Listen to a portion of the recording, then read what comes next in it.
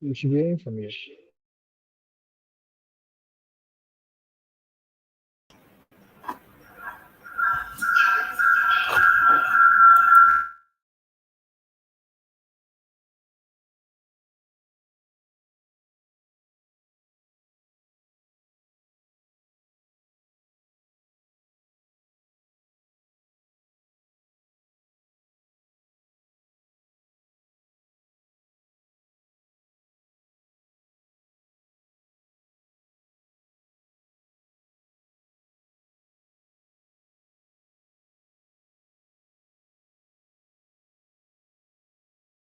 Hello? Hello? Okay. Yeah. What about the phone? You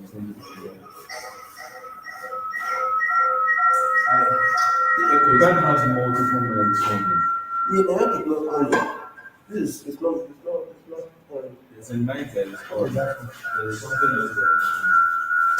But now the speak so. You can't speak.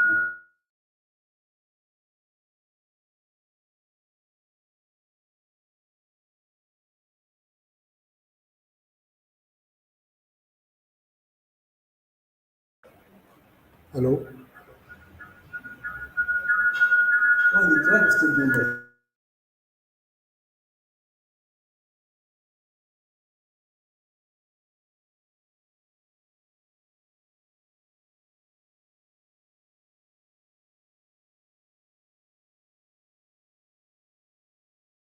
Hello? I can't hear because I'm not on the YouTube. Check the YouTube. See anyone can hear us. Understand? Yes, hello, welcome to Hello, everyone. Welcome to our machine learning conference.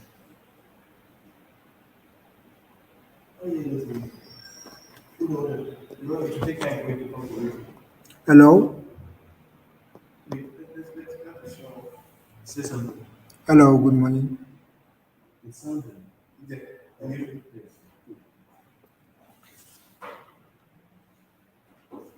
It's very sweet. Yeah, of course. Welcome everyone.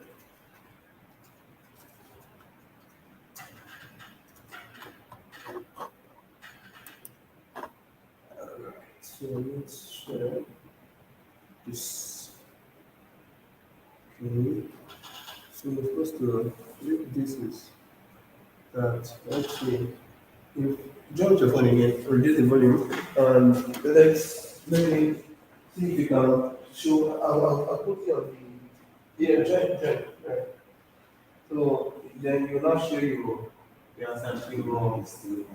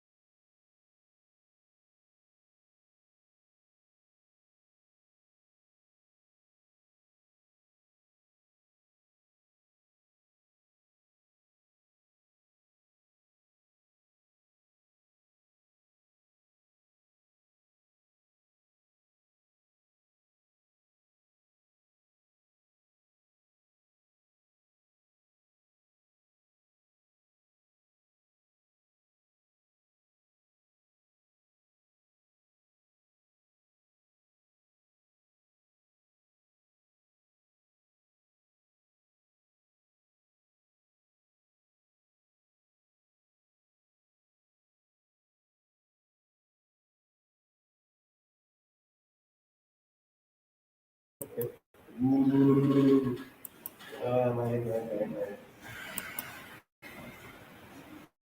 Let me check my phone. Any messages from anybody? Hi, I just started. Is this for Octave? Octave. Sure, let me send the link again to the WhatsApp group. No, it's not only Octave. Then when is the mic on? Mic is not on. How about the one of yours? There. It's all on the group.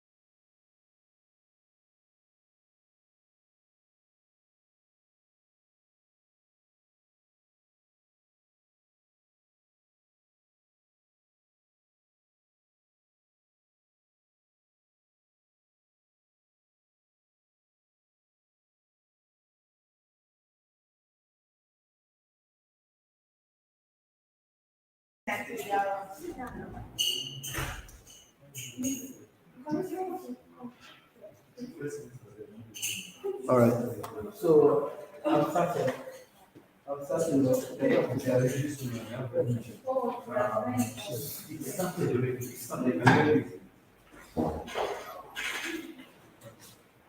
please, is anyone on the YouTube so you can okay, so is anyone on the YouTube? Are you hearing from YouTube? Thank you.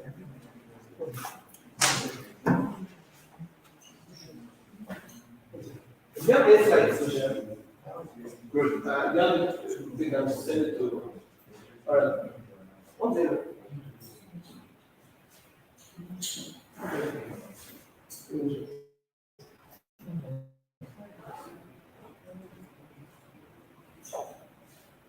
Next question.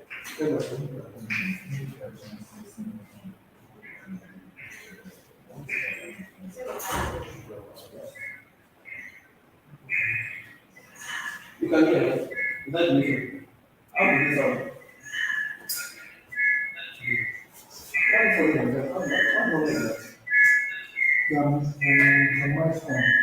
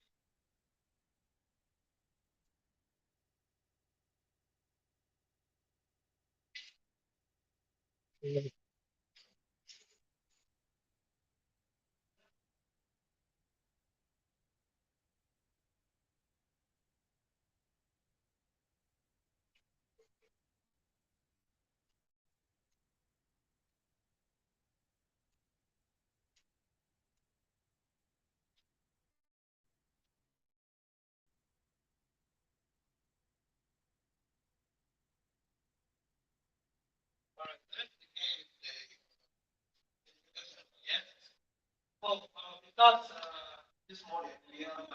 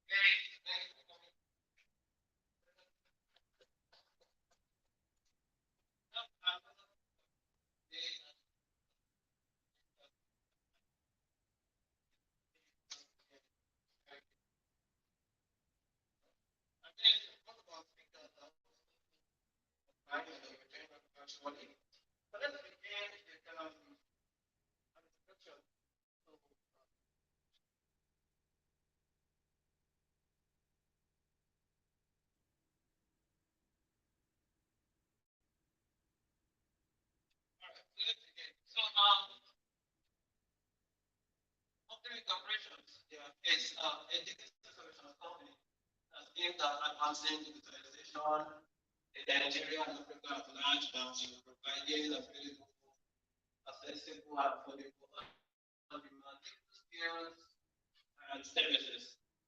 Okay.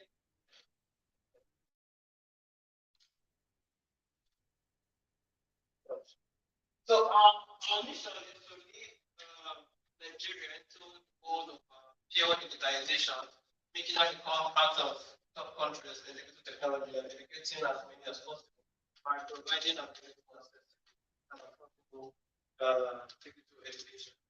Our mission is to be Nigeria's leading digital solution company because we want affordable platform for learning skills. So what problem we solving? And we can all justify that the digitization is epileptic in Nigeria and Africa at large because of the reasons stated now there is no accessibility of quality distribution services. And solution is to basically provide all these that are not available. And of course, thereby solving some of the sustainable development goals by the United Nations. So the program for today is machine conference basically it's part to demystify the topic machine learning.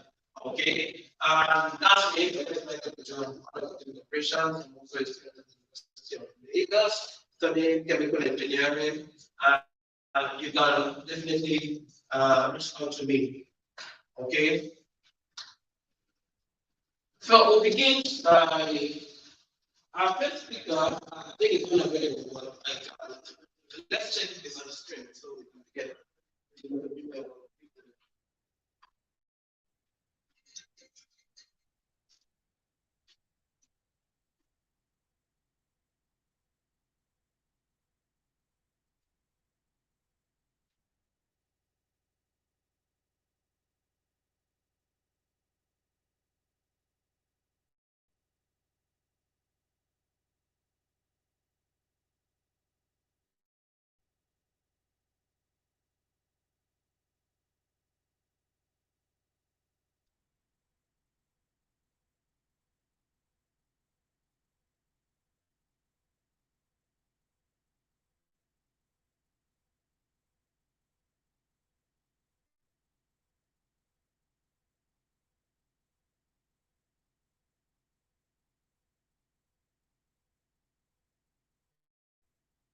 Right. So in the absence of the first speaker, can we start with our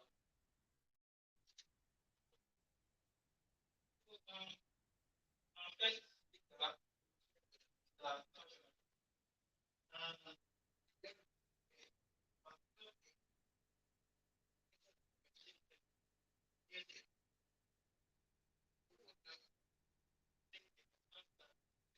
Actually, okay, fine. And this function is going to help us demystify how we can apply machine learning in music. So let's take a look at it.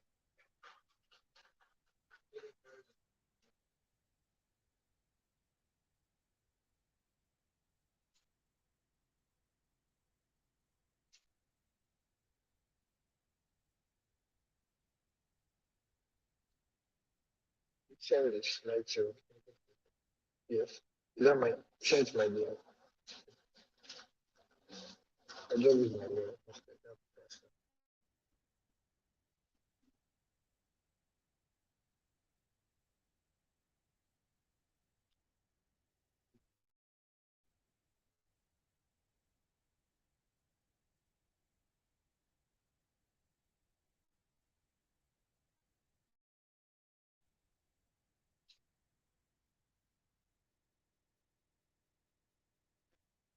For this one, we are trying to get started, so apologies for the delay.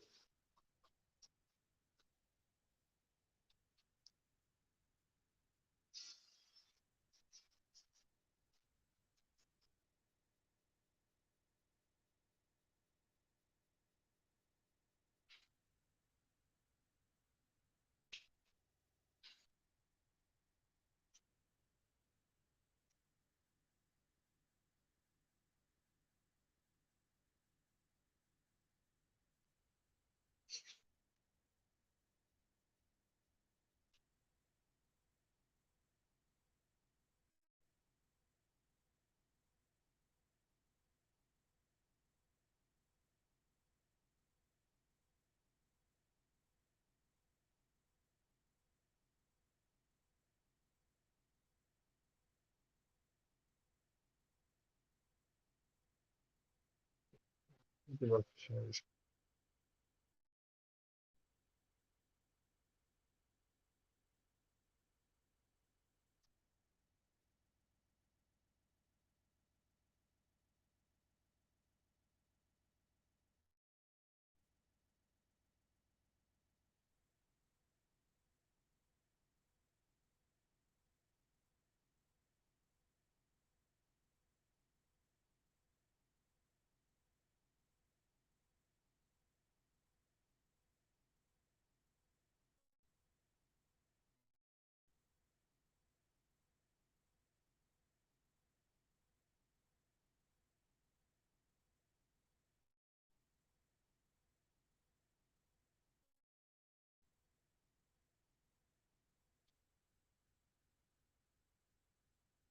Right.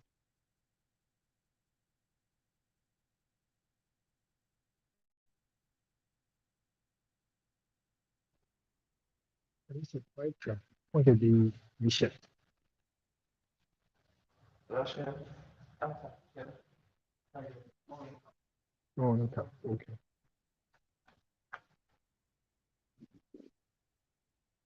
Sorry.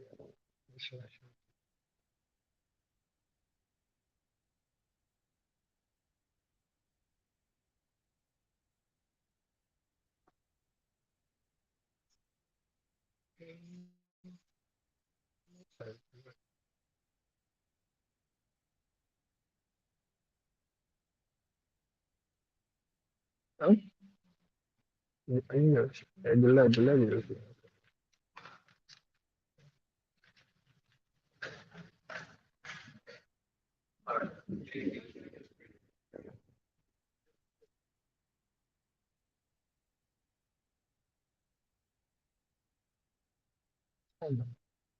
It, it, the thing, um, demotivate. I am also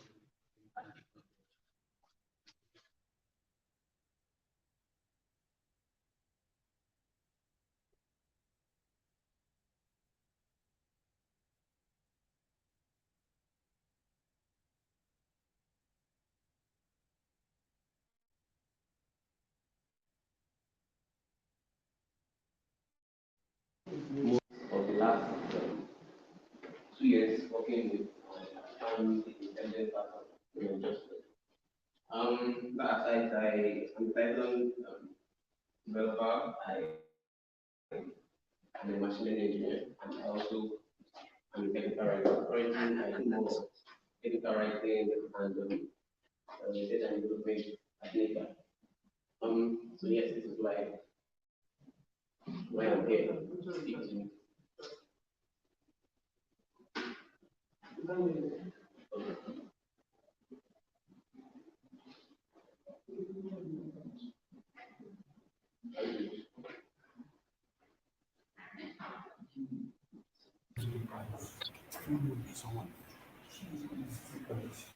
Okay. I can't hear you.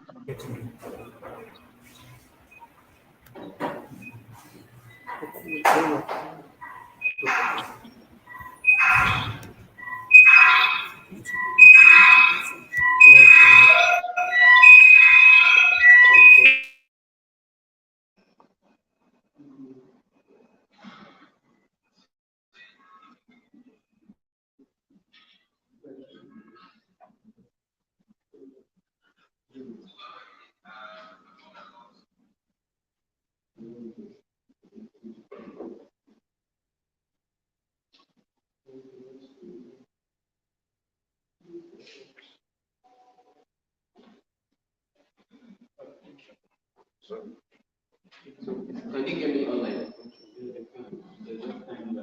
So,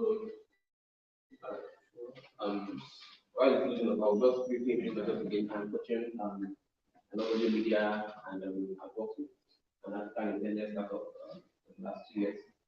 I'm also a private developer, a machine engineer, and a technical writer.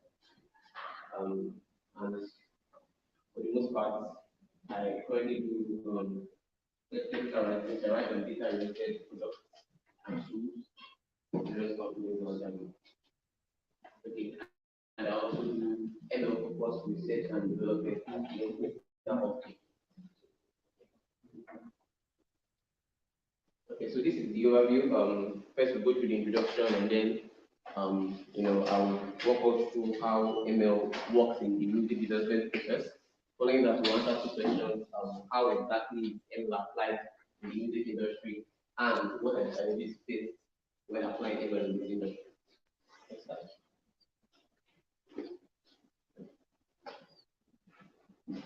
So first, before we move on, I want us to. I know most of us, they came out of us use music sharing platforms and adopting our name review or whatever they call it. So rap, Spotify rap, Deezer rap, all of that. So what artists did you listen to the most? Just like three people. Fine. You can also reply online in the chat. So anyone, what artist did you listen to the most in 2020? Anyway.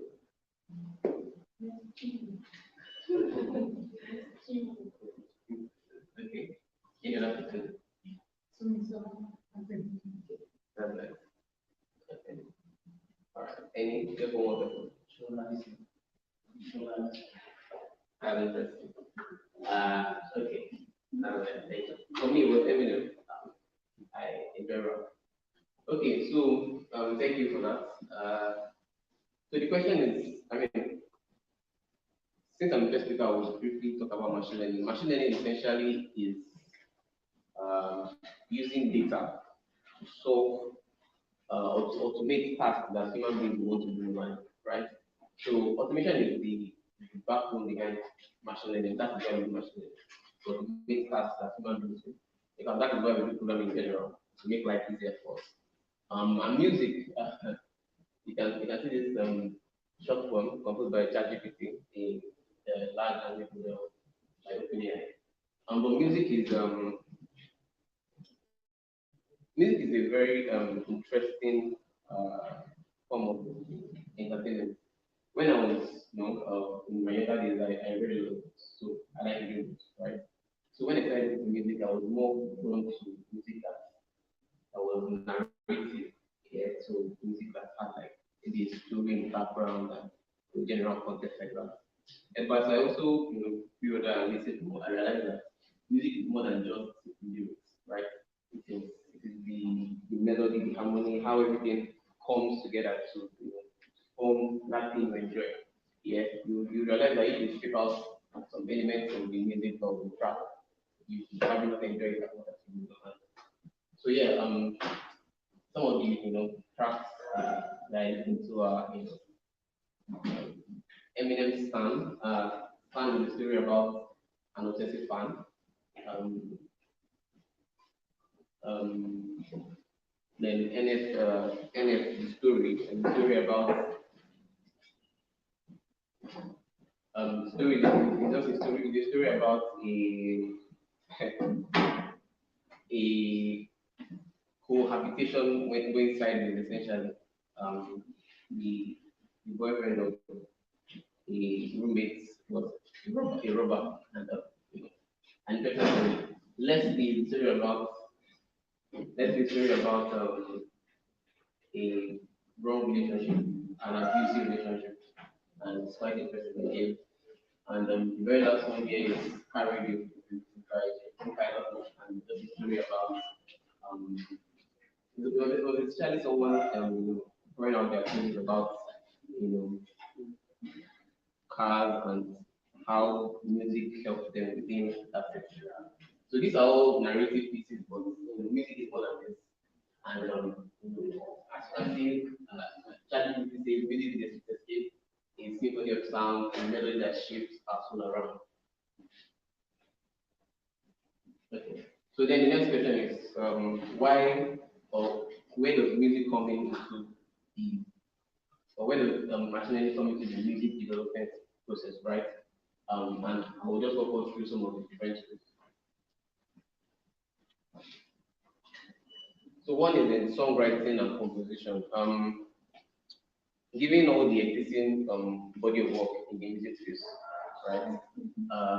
Machine learning can be used um, to analyze all the existing music data that we have currently, and then generate potential lyrics, generate or compose songs essentially from scratch, either through generative modeling or just text-based generating lyrics. So you can either generate lyrics or generate the audio in the background, or do both simultaneously. Yeah, machine learning helps in that regard. That point is a little bit it's contested because people feel like if you bring machine learning into that, you are like like reducing human creativity. So that's also interesting. Then you also come into play when you are recording and mixing. So most of the modern devices that is used in this in the music space have machine learning integrated into them. So analyzing the tempo, beat, and stabilizing everything as they're developing and recording the music. Yeah. And then it also comes into play in arrangement. So I mean, um, when music is being composed, things are changed and rearranged together until they get like the perfect arrangement, right? And machine learning can come into play to analyze, okay, what are the components of this music, how are the verses arranged, when the chorus come in, right? And then suggest to whoever you're working against what the best arrangement to be. Also in promotion and distribution, machine learning comes into play here, essentially in helping these artists share their content to the right audience. Because most of the artists that we mentioned here, I do not know them, right? But they are artists that I know, like the ones that I mentioned earlier, and with machine learning, given my existing listening history or whatever framework, yeah, the application can suggest to me music that I will actually want to listen to, new music that will most likely like get. So that's how training goes like that. And then the corporate section, I know TikTok is a big thing now. I think it's the current wave, and you realize that they fight songs, maybe skip it or add some elements to it, and then everybody likes it and they all share and share and share, right? But if someone wants to do that in a more nefarious way, where the person is trying to essentially modify someone's work and then replace it with their own music, right? Machine learning comes into play here to analyze new track. So we are bringing a new track here, we analyzing the new track, and then compare it to the song in the database to know whether the example is actually duplicates or whether someone is trying to. So that's how much learning helps in making it. Yes. So before I move on, I want us to quickly scan this graph. Um, it provides us some concept as to how machine can help in generative AI skills. So just it takes you to a Google experiment called the plot of graph. Essentially, what is happening here is um, there is blob-like structure, basically, and they each of them play a different part in the choir, right? So you see one playing part of the bass, then you see tenor and soprano, and you can quite literally modify, and then you can by just moving the different blocks, you can generate sound, right? And of course, if you can move them in an ordered form, in a form that is you know in a form that generates actual good audio, and even record that session and export it, right? Things like that. This is an experiment. That's why it's not that part of the website, but it is like a peek into the future of how generative AI can come into the music industry and help generate, audio and generate sound. So we can go to the website, maybe play around with it. Is it possible for us to do it? Just do that.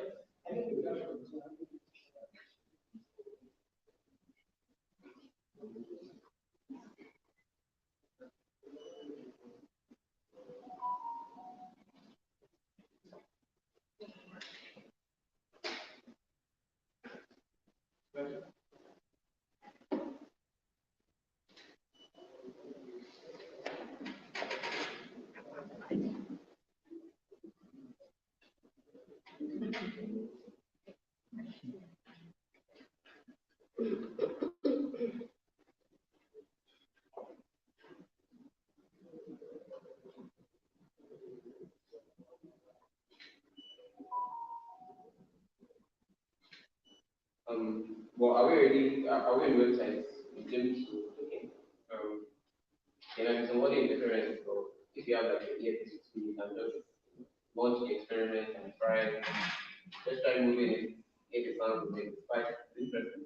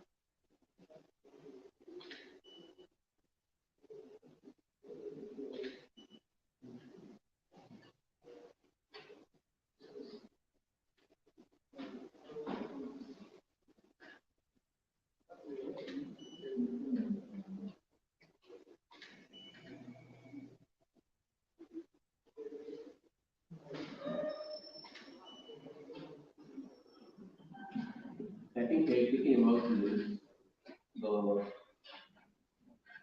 maybe I able to listen to it. Even you don't try it out now, I try it out with that. Just to see this in action, to see how you can actually generate sound by just moving these blobs.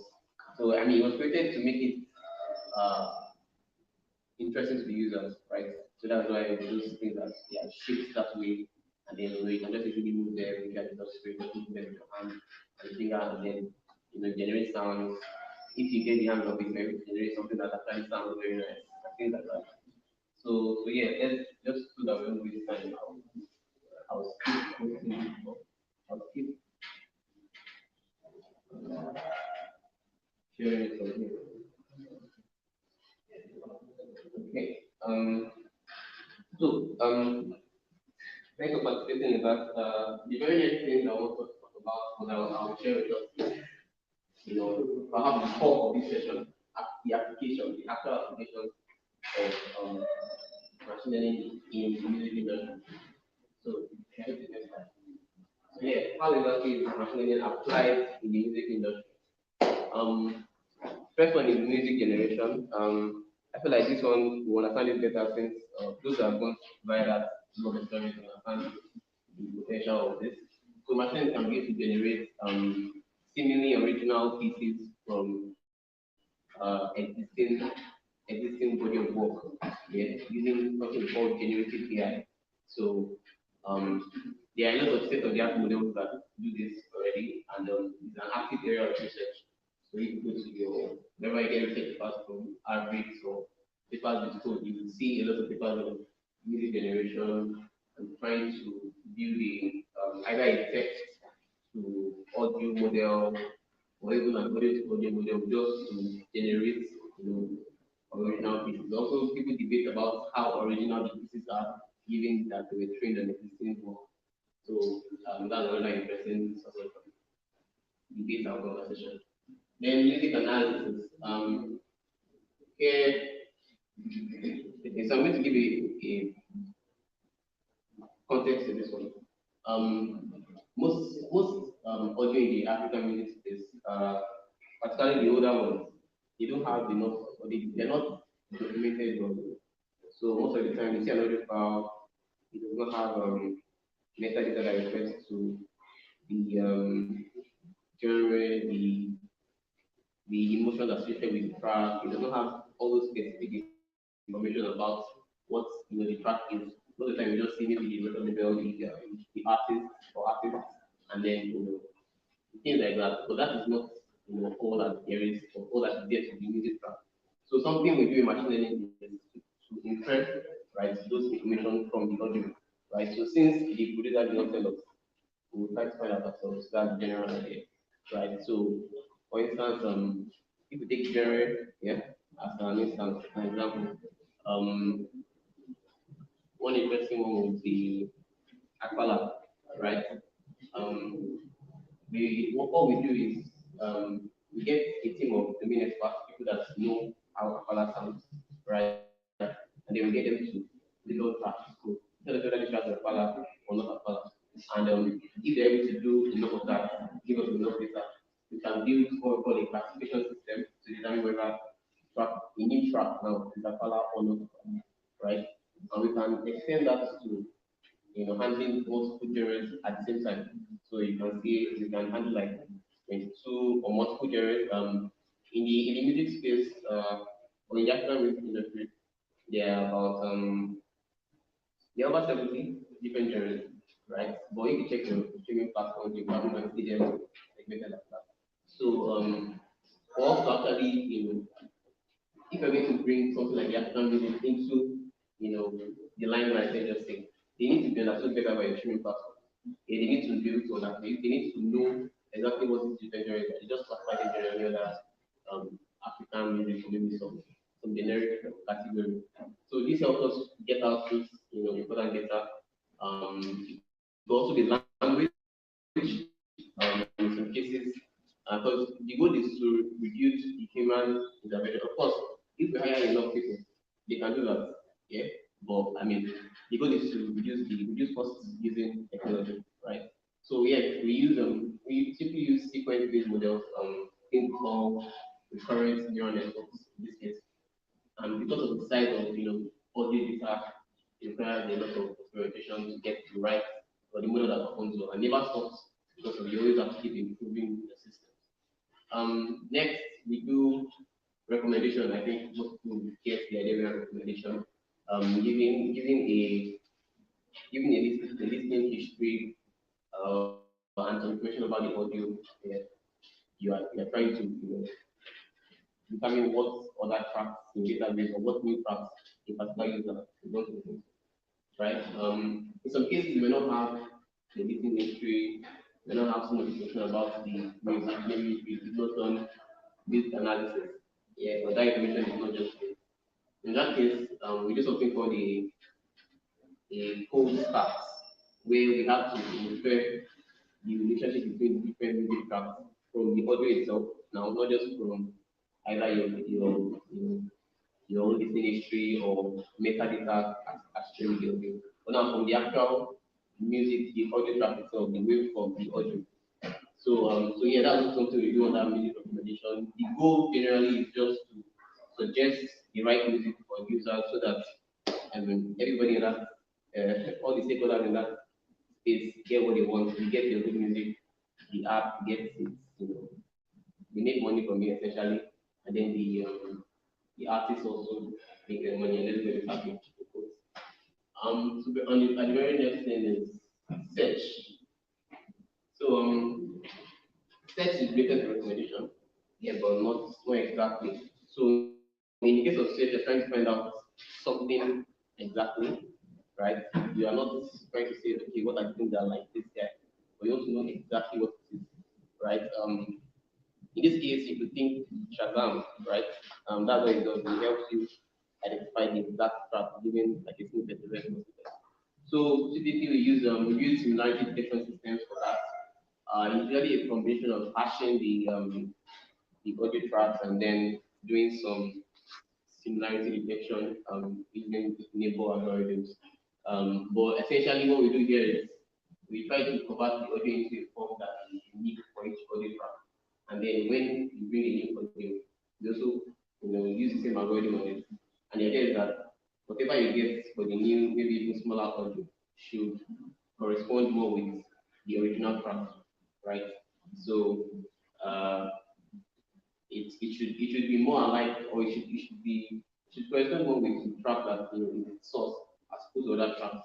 And there are different ways we go about doing that particular search, and it's a very resource intensive process because of the nature of audio files and the length of the hash. So there are various things to put into consideration when you're trying to optimize your system. But definitely that's what we do when we're doing search uh, in, um, in music and in music industry. So we have three more. There's transcription. So I mean, this is just the goal of transcription is to convert the music, the audio file, to text, right? So you are trying to get out the words that have been said, the lyrics essentially. Could also be from the perspective of converting the audio to sheet music. You see what we have up here. So imagine that you wanted to convert audio back to that form, that's like the traditional form of music, like when you're doing more classical music.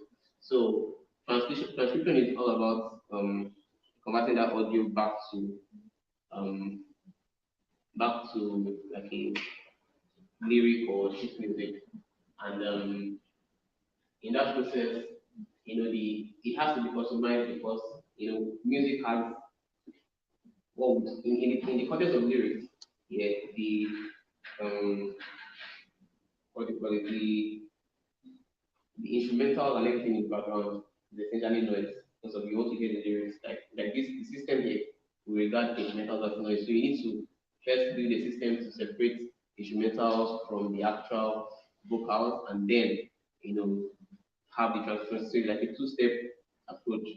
Remove the instrumentals, which is technically noise in this case, and then transcribe the resulting audio. So yeah, and then in copyright, I talk about this also briefly, but we can also build identification systems to determine whether a new track is um, just a derivative of something that's already in our system, something that is not unique and not original. Especially if there's no attribution. You get so in some cases they might say, okay, this is genuinely a remix and all of that. But if they're using it, then you can go through whatever copyright laws apply and then take legal action. Finally, we have quality control. In some cases, or on most platforms, you see some tracks flagged as explicit content, or just in general, we want to know how good the audio is, right?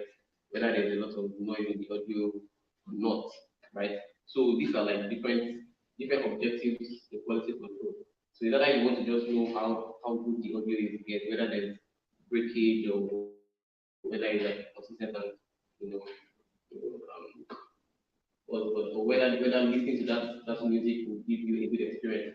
And in other cases, like I mentioned here, you want to know when explicit scripts are mentioned so that you know for the younger folks, maybe you don't want them to hear this kind of things, they can flag out some kind of music and separate them. So yes, these are just like 7 of the applications, but they are others. Um, so yeah, if you are interested, you can do some more research and find out. The very last section here would be the challenges faced in the process. The very first one is availability of data. Not just data, but like data that we have, um, data that we have the right to use, right? So, because you can typically find music everywhere, Telegram or normal internet, but do you have the right to use it? So you see, organizations in this space will have to be constant conversations with record labels and all of them to be sure that or to get the right to use the data for this work. Again, and of course, you also have to pay permissions back to those people for using the data. So it's typically a big problem, or is a problem in the industry.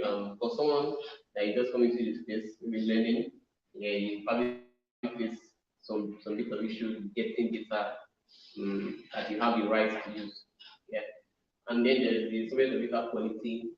This one is not necessarily in terms of the audio file itself, but like to build most machine system.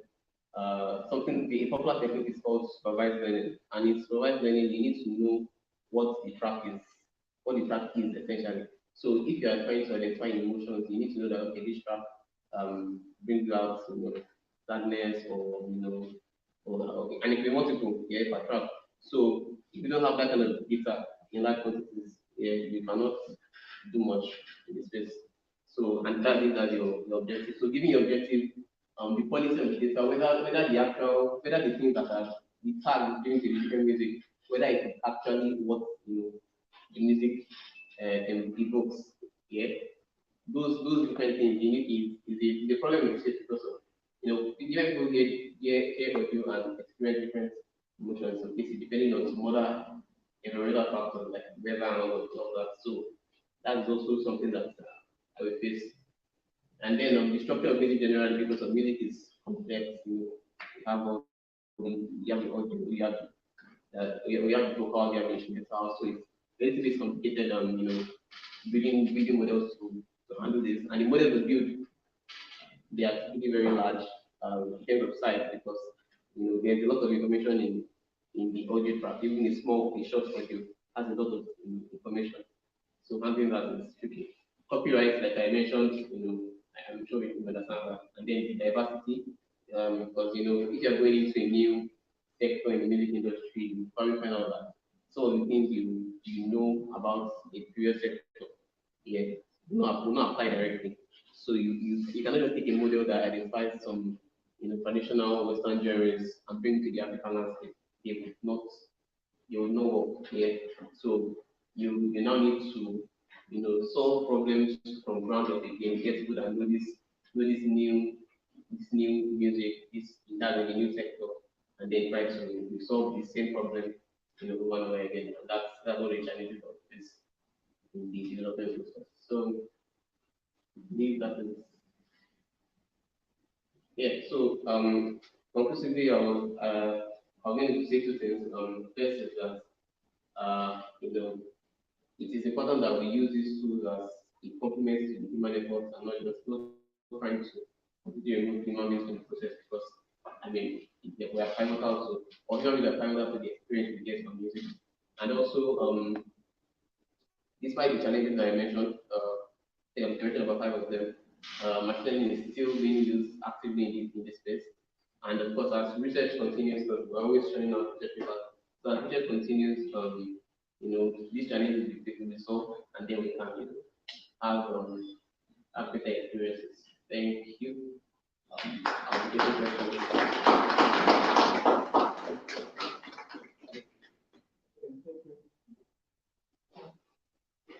So any so you can ask your questions.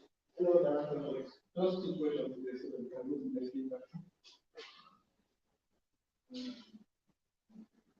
Anyone else like to Any so questions?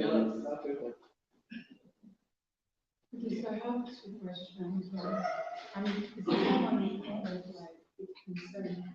So the first is, like enough data, you said we need like enough data set. The question is how much data set is enough for you to use as your test set, right? I'm referring to when you talk about the Apala music.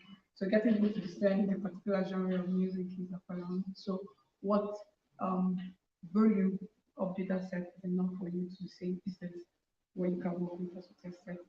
I don't know if you want to go first or Shaq second. So the second is like a concern, right? Because you said you've not heard of the music guys, the musicians, when you ask the question. So I feel like AI is creating um, an echo chamber, an epistemic bubble, more like where you only see people that kind of you. So how can we resolve this? First question, thank you. Any questions? So for the first one, how much data is enough? Um, I'm of the firm belief that there's never enough data, right? But based on my experience, if we have if we have up to if you have 500 to 1,000 tracks, we can build a model that is fairly accurate and identify these different genres. And not be at the level of a complete expert. You do well and you become presentation. So in my experience, that is usually a good range. And that's what we usually target. And yes. So for the second question, um, yeah, it's fair to say that the resulting echo chamber because of the kind of people that are in the space. Yeah, but that's why when we're doing machine learning, we try to make sure that we get people that are not they're not just tech guys, right? They're usually a content team. In fact, they're usually like they're usually like two content team to like, or two content team members are like engineer. So like they're usually more than the engineers or engineers. So I mean you won't find me what the artists I mentioned, their tracks are probably in my database, right? That's the Muslim database. But you won't find me going there to listen to them and then leaving you get. So I just inform the content team, we have constant communication. So I say this is my objective, we need to do this for the organization. And they're like, okay, how much data do you need? I said, okay, maybe 700, and they take it as a task while I do some other things to get. So they are domain experts. They handle the labeling and all of that because of they either have a music background, maybe they study music, or they are just well versed in this field as for their personal interest. So I think by collaborating with people that are already in the space, people that focus more on those kind of music or those aspects, we can avoid creating a system where we are building biased models, right? So yeah, it's always the combination of it has to be collaborative effort to avoid situations like that. So and that's why we always say in machine learning, domain expertise is king. If you do not know how it works, you probably just you never do what you actually talk about. So Thank you. Thank you very much. That was Mr. Fortune Adekobe, the machine learning engineer, and Oga everybody. So I hope you all enjoyed this season on machine learning in music. So let's call on the next speaker. That's Mr. Saham Hushan. He's the head of analytics delivery at Psycho-K, and we'll be speaking on the topic the application of machine learning in the manufacturing industry. So yeah, let's have Mr. Hushan. Thank you, sir. Hello everyone, hope you are able to.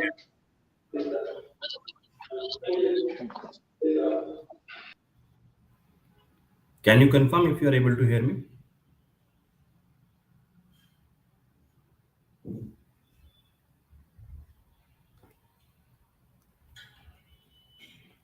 Are you able to hear me?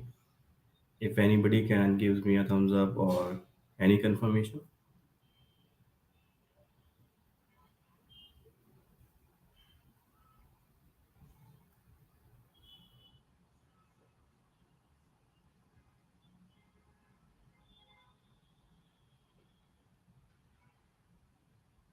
Mike, can you please confirm if you're able to hear me?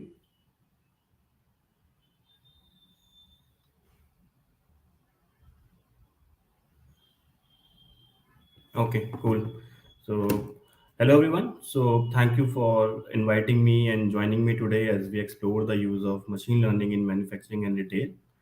As many of you already know what machine learning is, so machine learning is nothing but it's a subset of artificial intelligence that involves the use of algorithm and statistical model to enable system to learn and improve from data.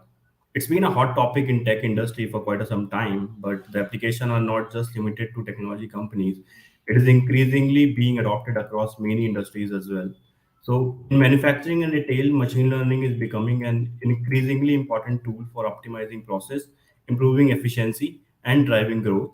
The ability of machine learning system to analyze large amount of data and identify patterns and insight that would be impossible for human to see on their own has potential to disrupt this entire industry. The opportunities that machine learning present in manufacturing and retail are enormous. Machine learning is being increasingly adopted in this area.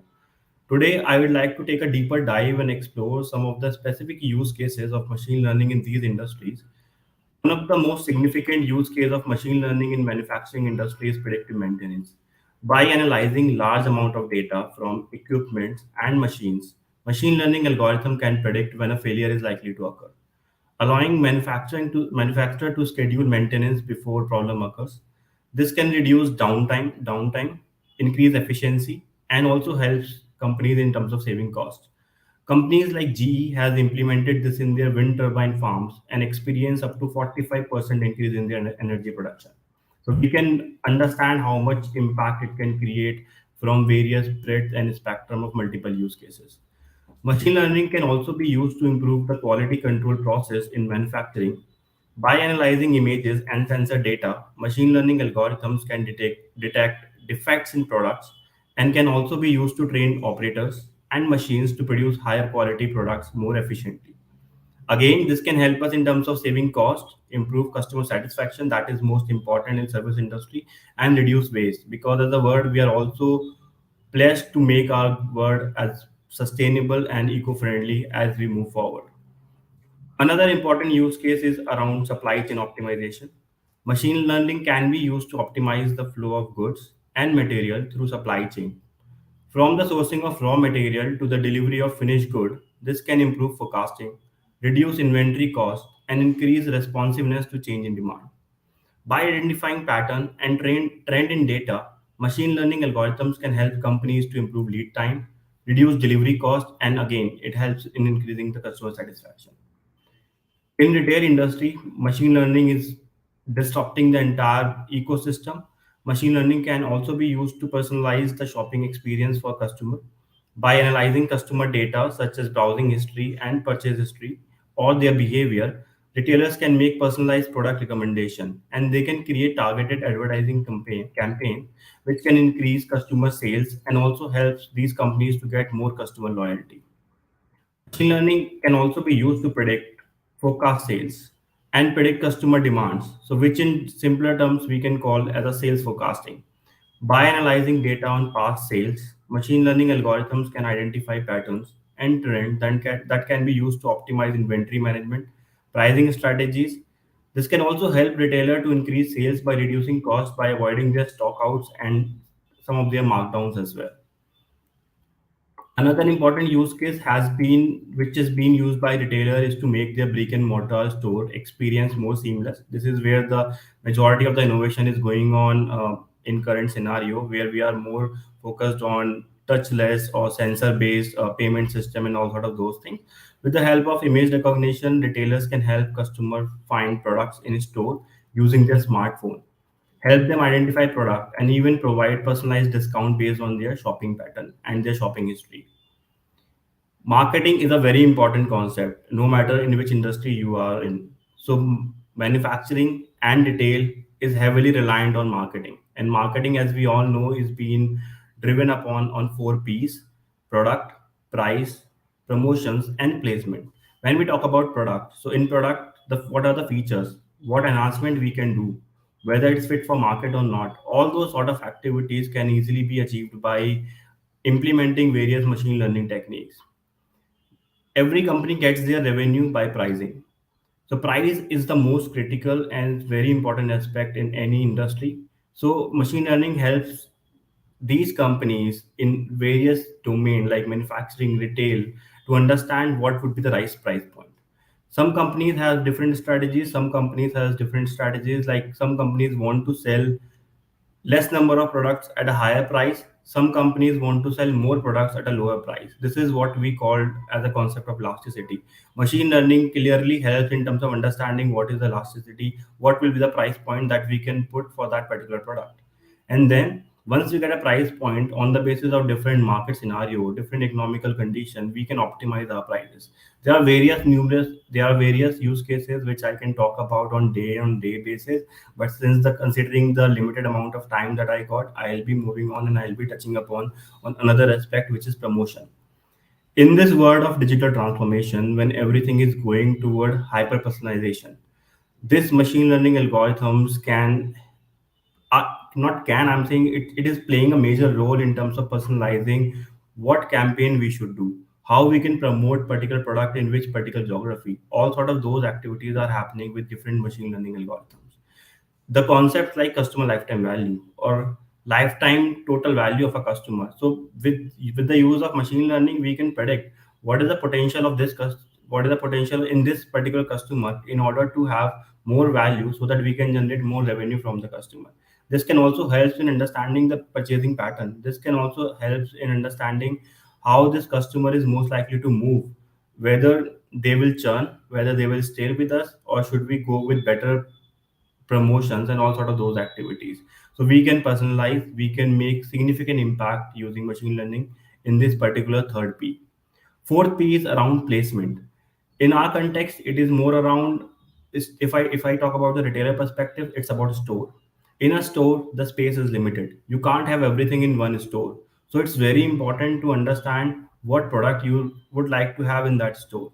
What is the assortment? So you cannot have every product with the same quality. So you have to understand the customer purchasing behavior. You have to understand what product are most likely to be sold out in this particular store. So this is where machine learning is playing a significant role and and creating a significant impact in terms of understanding customer behavior and optimizing the space in terms of getting the maximum out of it. Micro and macro spacing is another use case around this placement piece. So imagine if you go in a store, retailers know where you will be seeing, what will be your behavior, what will be your impulsive buying. So we are analyzing all the data, which is on the feeds. It would be images, it would be data, it would be your purchasing history, how you move in a store, where you look. On the basis of that, retailer tends to put their product on different shelf, and that's how they just make the better use of these opportunities by placing the right product, maybe sometimes at a higher price, because you tends to buy those products because they are in front of your eyes. So that's how machine learning is driving some saving significant value in terms of getting more revenue and better customer experience for the companies as well as for the customers as well. Now with the increased use of text-based innovation, so we all know this is one space where the majority of innovation is happening. And retail and manufacturing is no, I mean, we are not lagging behind in terms of using these innovations. So customer feedback and their sentiments about product, store, company is very important. If we are able to understand what customer is thinking about us, on the basis of that we can change our strategy. We can understand what we can do, how we can make their experience better. Now, nobody is unaware about chat GPTs and those transformers based natural language processing models which are coming like GPT-3. And couple of days back, we heard about that GPT-4 is about to launch, and we all know that DeepMind is about to get launched in this year. So exciting time coming for this particular space where a lot of innovation and revolution is coming, which is just disrupting this entire text-based machine learning algorithms. Which can be implemented in various use cases and various industries as well. When you talk about customer satisfaction and when you talk about customer service, so customer support is a very important aspect.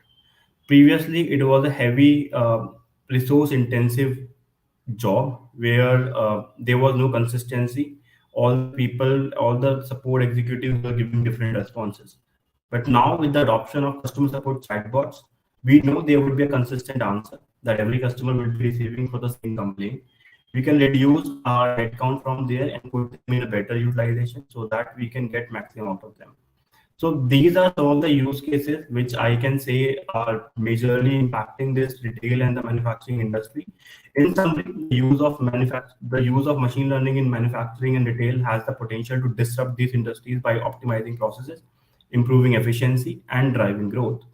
We have discussed some of the use cases such as predictive maintenance, quality control, supply chain optimization, personalization, sales forecasting, and image recognition, to name a few. However, like this, it was also discussed in previous slide that implementing machine learning in these industries also comes with its own set of challenges. One of the biggest challenge is the need of high quality data. If you don't have any data, you cannot train your model. In order for machine learning system to be effective, the large amount of accurate and relevant data is required from where our models can learn.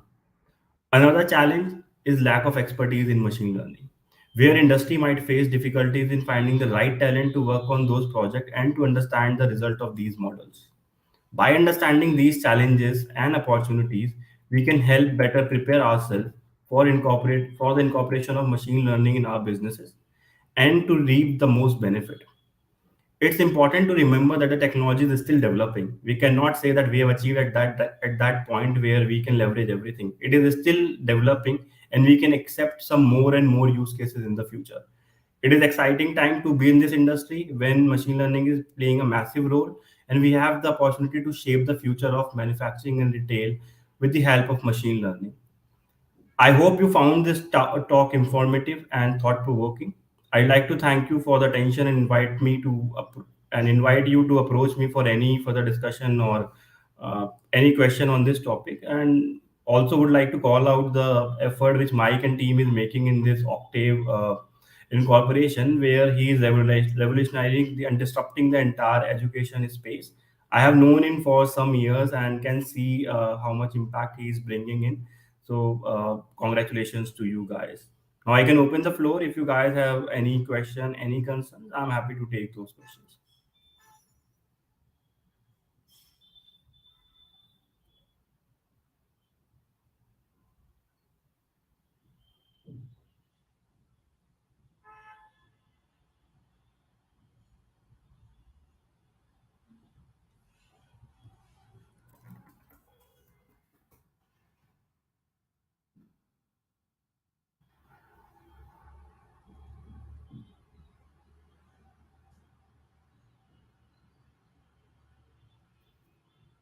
How is so? The first question is, how is machine learning used to reduce cost of production in manufacturing? So definitely, like I said, that we are using the forecasting. So forecasting is an important aspect which can help in understanding how we can effectively manage our supply chain in terms of logistic, how we can procure those raw material at the right time so that we can reduce our transportation cost, how we can buy those resources at the right time. So machine learning can help you understand those behavior. If there is a fluctuation in the price point, then you can buy those product at that at the right quantity at the right time, because you cannot do the bulk buying because you have to store those products. That is the biggest challenge in the manufacturing industry as well. So there are different use cases, but these are some of the significant use cases. If you can optimize your raw material or the raw resources, that what resources to buy in which quality and how much will be required at what amount of time, and by improving your supply chain network, that from where we can buy and how we can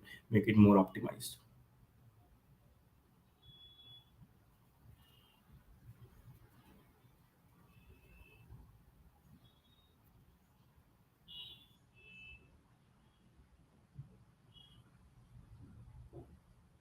I'm happy to take more questions if you guys have more questions around this.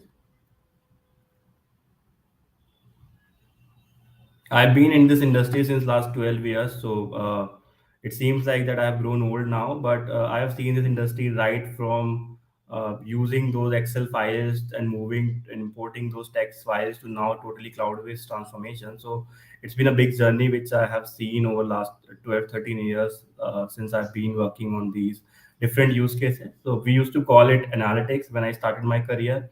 Then it has been renamed as data science, and now everybody knows it's like machine learning and AI. I can't see the full question. It says in manufacturing, it is important to keep the price as minimal as possible while delivery quality.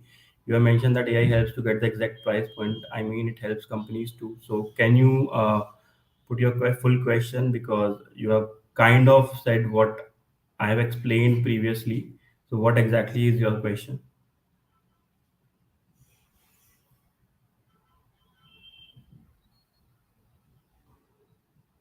So, okay, got it. So in terms of predicting the right price point, so the concept is pretty simple, that you have cost, you have running cost, which is your operating cost, you have your uh, I would say the cost for which you are producing your good, and then you have to understand your margins as well. So you cannot have same prices for same all the markets where you are operating in. In some places you can have higher margin, in some places you can keep lesser margin. So it's an state of art which you have to understand, which is something which you can achieve by implementing those machine learning and AI based techniques which can help you understand. So like I was talking about the concept of elasticity, where you have to understand, if I take my price point high, my the number of quantity I'm selling will go down. That's a clear relationship that you can see. But what would be that price point that I want to keep? Am I a more growth hungry, where I want to get more growth in terms of selling more products by lowering down my margin so that my revenue will go up, or I am more interested in selling less product and taking my margin high? So there's a trade-off which depends upon companies to companies. There are different algorithms, different techniques which can help you to get that right price point, and what would be the strategy that the company has to adopt. So that is something that can help you to understand in terms of how we can predict the prices. Another question is around the revenue, that can ever machine learning be able to help companies in terms of optimizing, in terms of getting to that point where it is generating the revenue? Yes, definitely. The machine learning and AI is helping companies in terms of driving more revenue. So imagine if you're having same prices for same location, for that matter, that is definitely not a sustainable model which can work. So you have to have different prices for different location, different places. So in some places where the purchasing power is high, you can have higher price point. Where the power is not that high, you can have lower price point. So that is something that can definitely help you to drive more value out of it. But it's fair to say machine learning is generating a lot of revenue and lot of providing lot of optimization and efficiencies in how we are operating. That is why every company is now going towards having machine learning capability in their own company, and that is why this particular area and domain is increasing. So if you search this on Google, so if you talk about machine learning and AI, that is one area which is in getting the most amount of attention and attraction from the people who are trying to understand what exactly is happening. And this is one space where the majority of innovation is happening. So be it your image based any product, or be it any text based product. So every different companies are using some way in somewhat machine learning capabilities, which is definitely making users, customers, and everybody's life a little easier every day.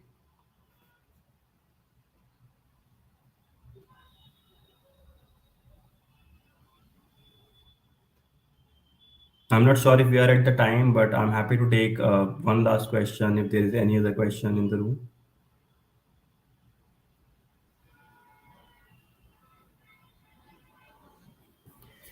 How's the deployment of AI system handled in manufacturing space? Is it more on premise or cloud based? So, it's a very good question, and in terms of maturity, it depends. So, if not everybody can start right from the cloud, because cloud has certain cost, and you have to understand how you want to use it.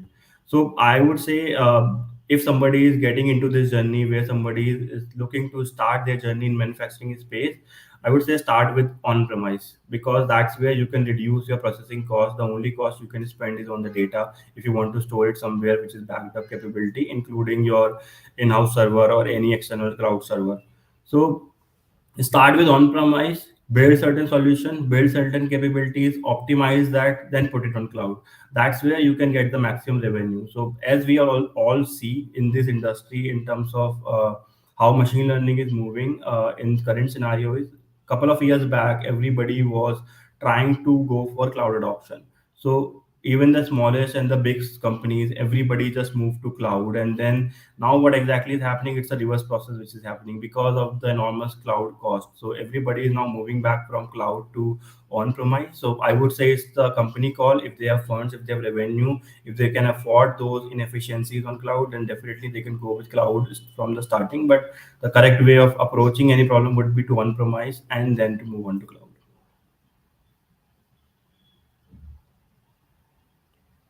So I got another question which says, let me give you a scenario. I have a traditional product of packaging and distribution. I learned about machine learning and of course I want to automate and enhance my process.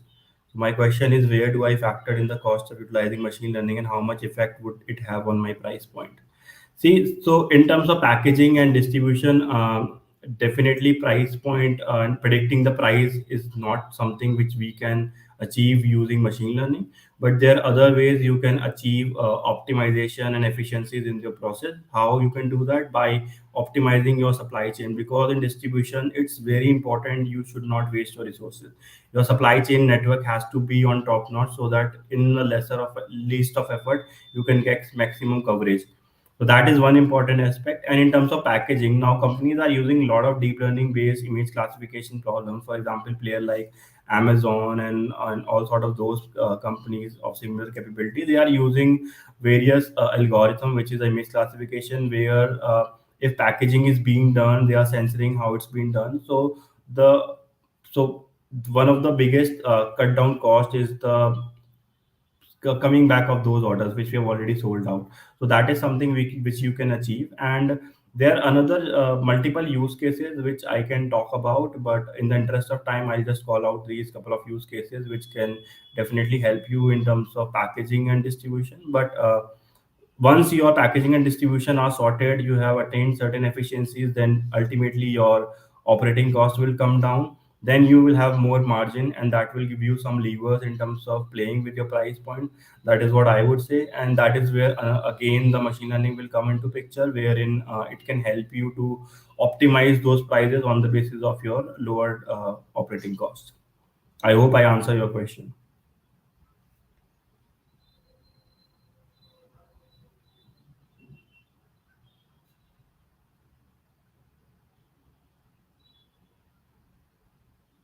Thank you everyone for this time, and thank you Octave Incorporation team for having me here. Really appreciate it. Thank you very much. Thank you everyone for this time, and thank you Octave Incorporation team for having me here. Really appreciate it. Thank you very much. Really appreciate it. Thank you. Yeah, thank you. So we're going to the next speaker.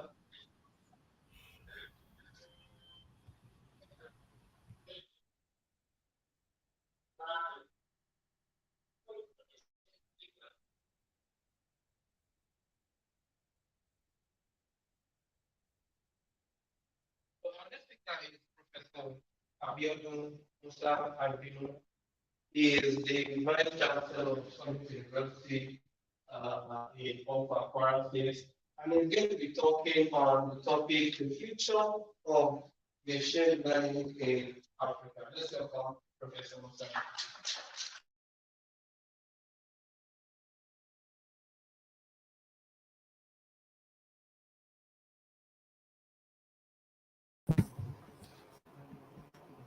Hi, everybody. I'm Abiodun Musa Ibino.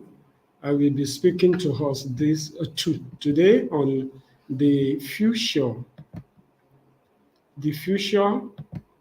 of artificial intelligence in Africa. Kindly confirm that you can see my slide.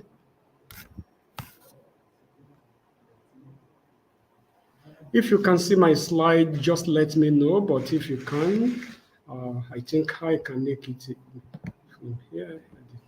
So, as I've been introduced, I will be speaking to us today on the future of art. Yeah, thank you for that. So, I'm the Vice Chancellor for Summit University of Kwara State, Nigeria. And that's the slide I will be using. And what do I do? I'm into mechatronics engineering, academpreneurship, artificial intelligence, spiritual intelligence, and borderless learning. Borderless learning. But today, let me quickly say one or two things about my university. That is, at Summit University of Art, we shall be developing innovations and inventions that will be changing the way we live in our community, we defend our nations, and work in Africa. We are presently looking at Africa as a whole.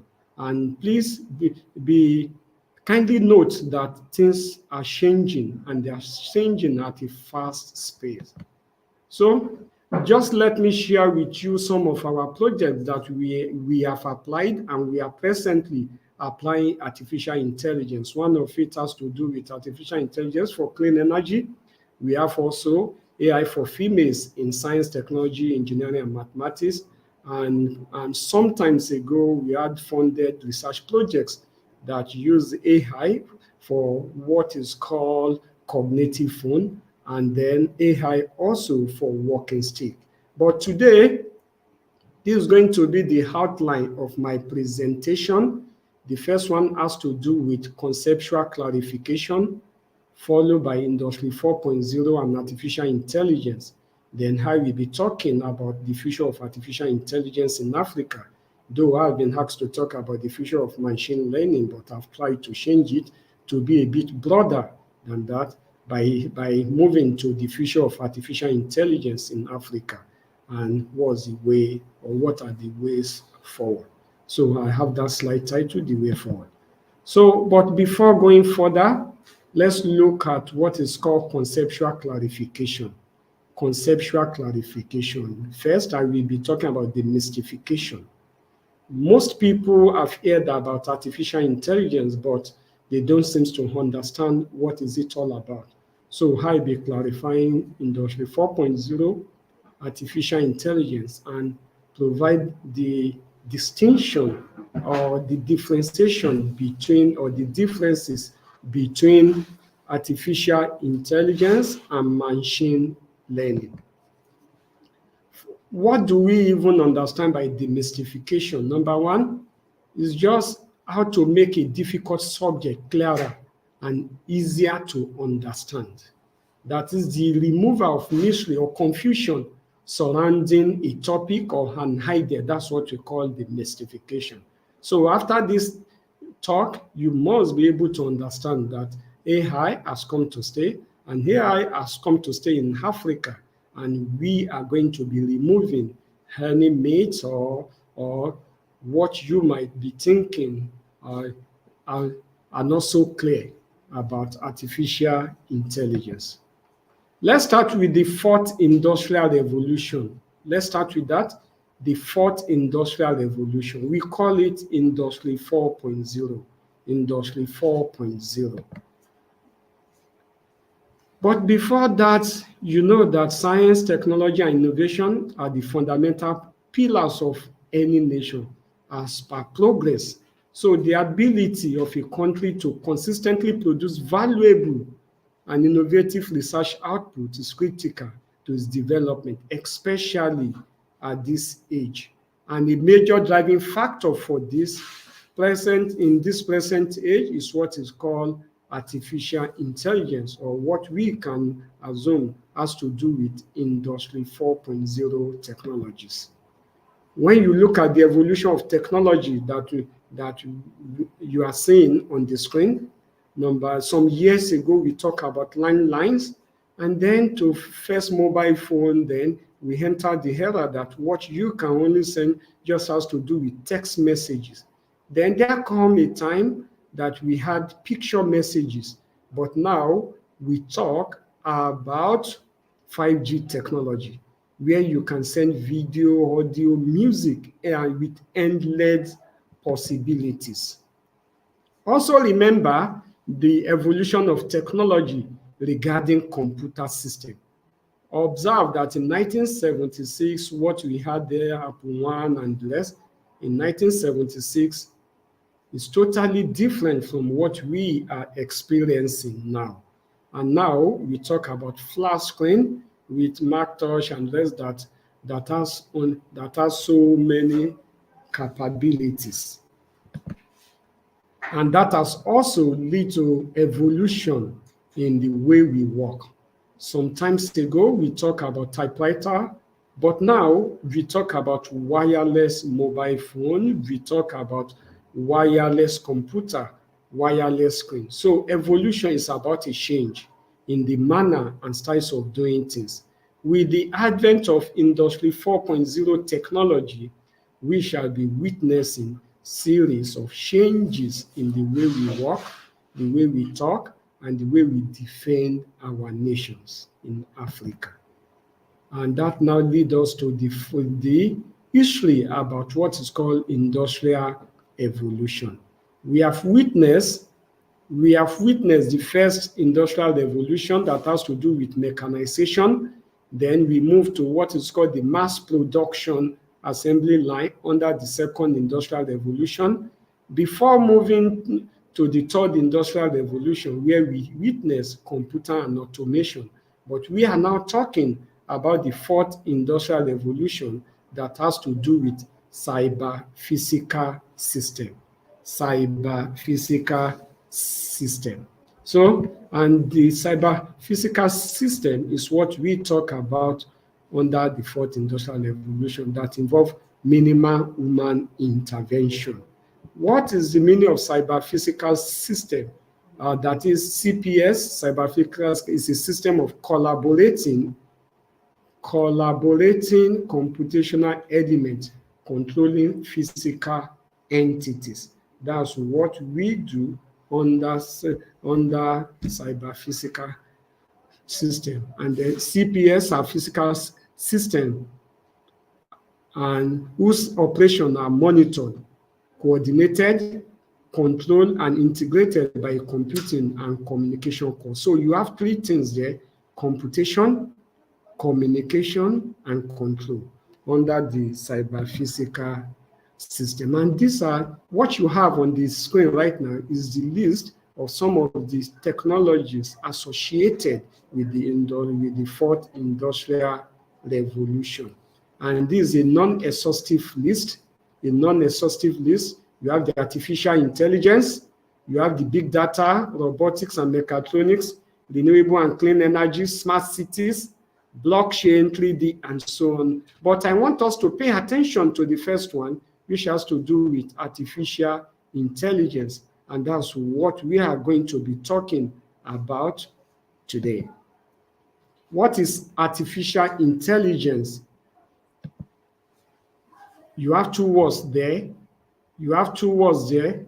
You have artificial intelligence. You have artificial married with intelligence, and we call it artificial intelligence. So artificial intelligence is just the transfer of intelligence in man to machine.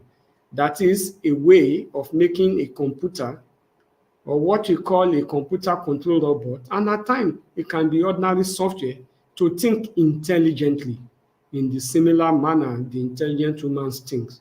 That is the act of creating machine that can perform function that require intelligence when performed by people.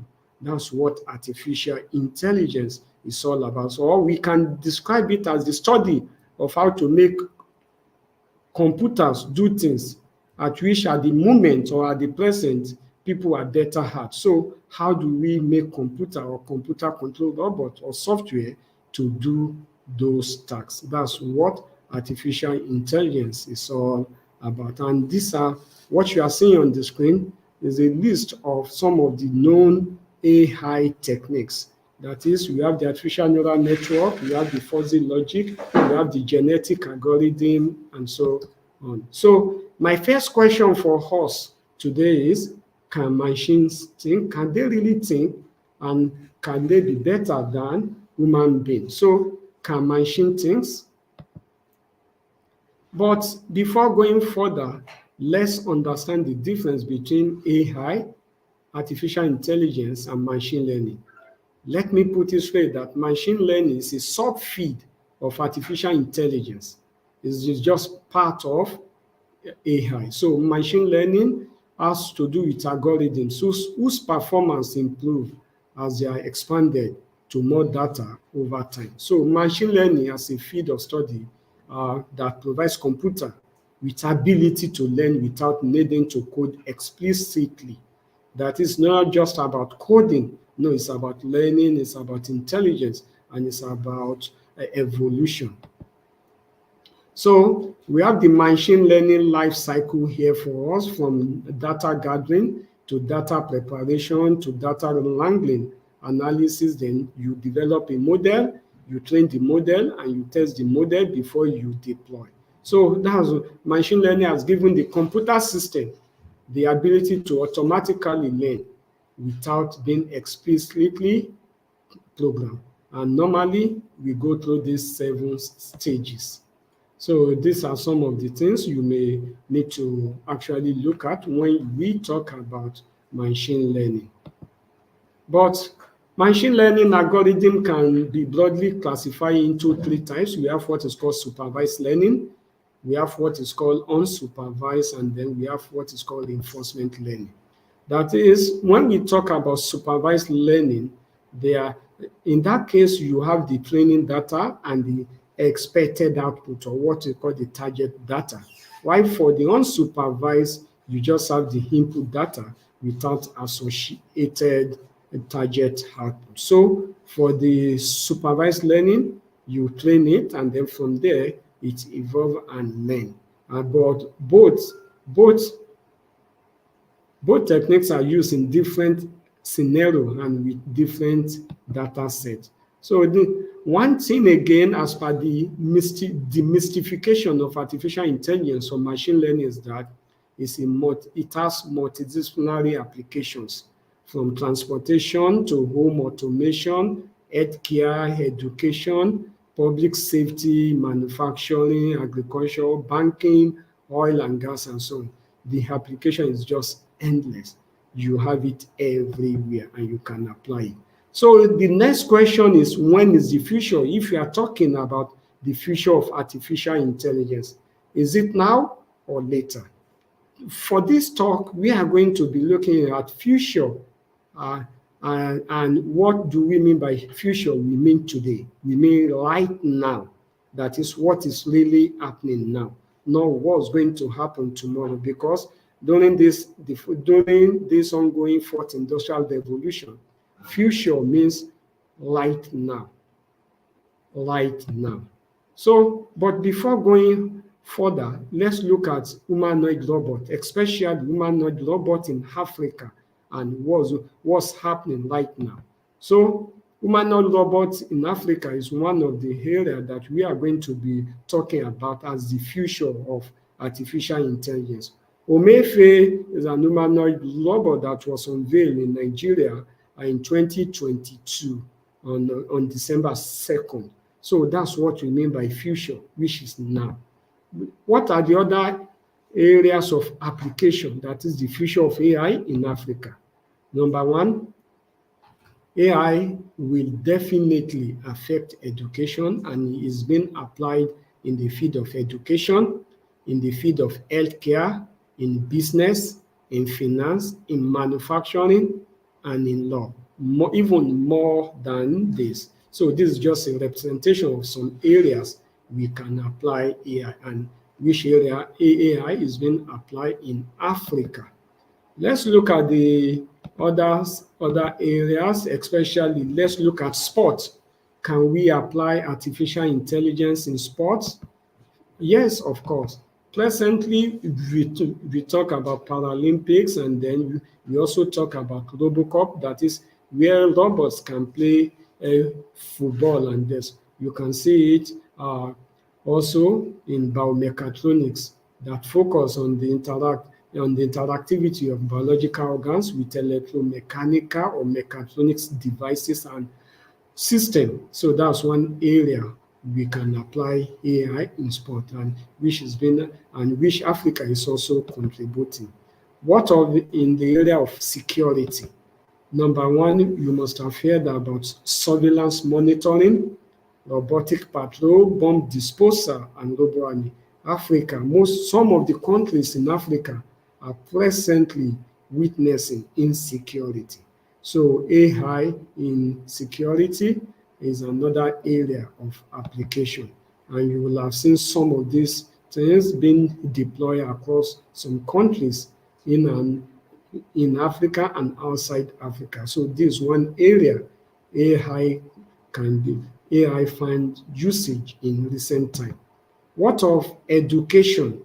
AI in education sector, number one, we now talk about self-learning, providing access, 24-hour access to teaching, to learning, and we talk about personalized training and universal access. If it's about personalized training and universal access, then AI has come to stay in Africa and especially in achieving this. What of in agriculture? AI also has lot of roles to play, and then we talk about smart livestock now. Smart livestock farming allows the farming industry to leverage on artificial intelligence and digitization. So we talk about smart livestock, and we talk about precision livestock and precision farming. So that's another area that AI will definitely be disrupting Africa continent and the rest of the world. What of in health sector? AI in health sector is another area. We talk about AI in healthcare for mining medical record in terms of virtual healthcare assistant, chatbot, treatment design, and so on. And then other roles of AI may include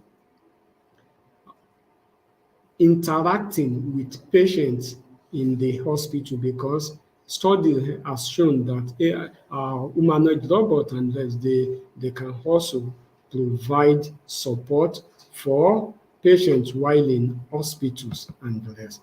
And then for prosthetics and the rest, you can see AI being deployed there. So AI will also definitely affect the healthcare sector in Africa and the world at large. What of in transportation? Yes, that's another area we will soon be hearing vehicle-to-vehicle communication system, and that's V2V. And we also talk about V2I, that is vehicle-to-infrastructure communication system. As of now, in Africa, this may still be in the laboratory, but very soon AI will definitely play a magnificent role in transportation system in Africa. And one of the areas that we are looking at presently in our university and with our partnering university, it is in the development of an intelligent navigation scheme for autonomous vehicles in outdoor environment that are suitable for Africa and for deployment in Africa. So under that one, though, in my university, we have been working on that, and we call it V2V communication system, just as it is called in other parts of the world. And we are presently developing an algorithm for that. These are the other areas that we have applied machine learning and artificial intelligence in recent time, in diabetes classification, in voice recognition, in vascular intersection detector in retinal fundus image for the detection of diabetic retinopathy or for the detection of diabetes, and then voice activity detection, especially regarding isolated word. And now we are presently applying it for pipeline leakage prediction and detection, and also plant leaf disease identification. That is, applying AI in all this. You have mentioned that AI has come to disrupt the technologies in Africa and the way we live and the way we work in Africa.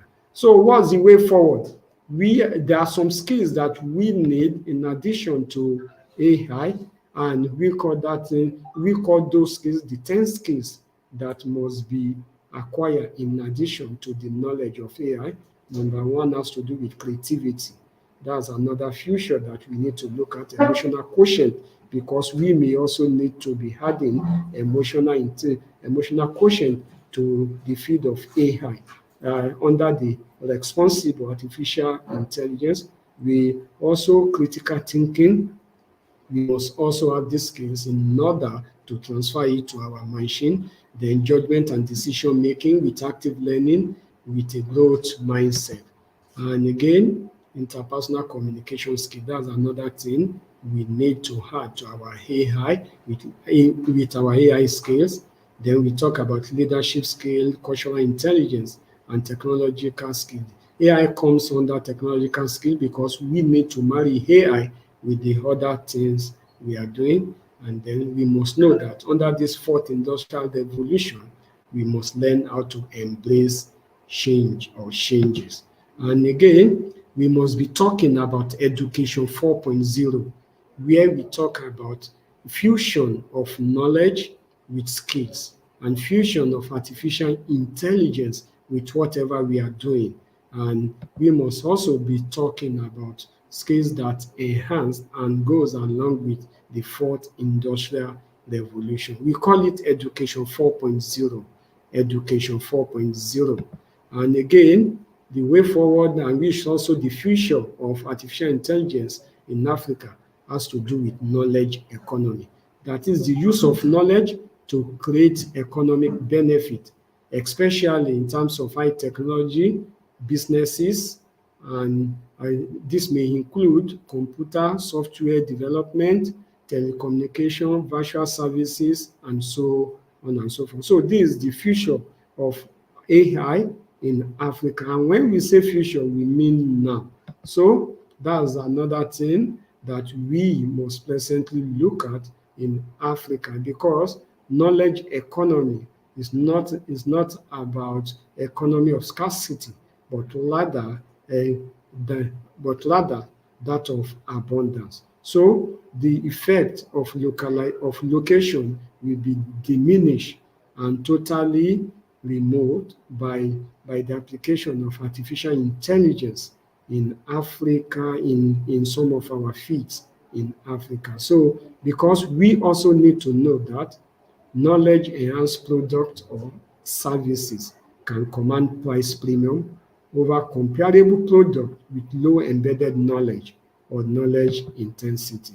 So in conclusion, machine learning or artificial intelligence is a method of teaching computers to learn from data without being explicitly programmed. That's machine learning. And we must not forget that machine learning is a subfield of artificial intelligence, and that subfield involve building algorithm and models that enable computer to learn from and make decisions without human intervention.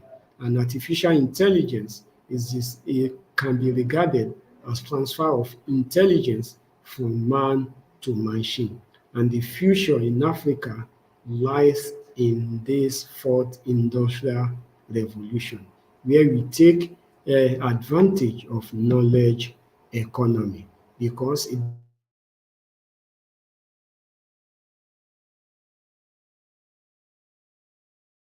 doesn't matter It doesn't matter how many resources we have in Africa. What really matters is how to use them. So if we don't master how to use them by the application of artificial intelligence, those resources will never be enough. Thanks a lot for listening, and I can take questions and comments. Thank you.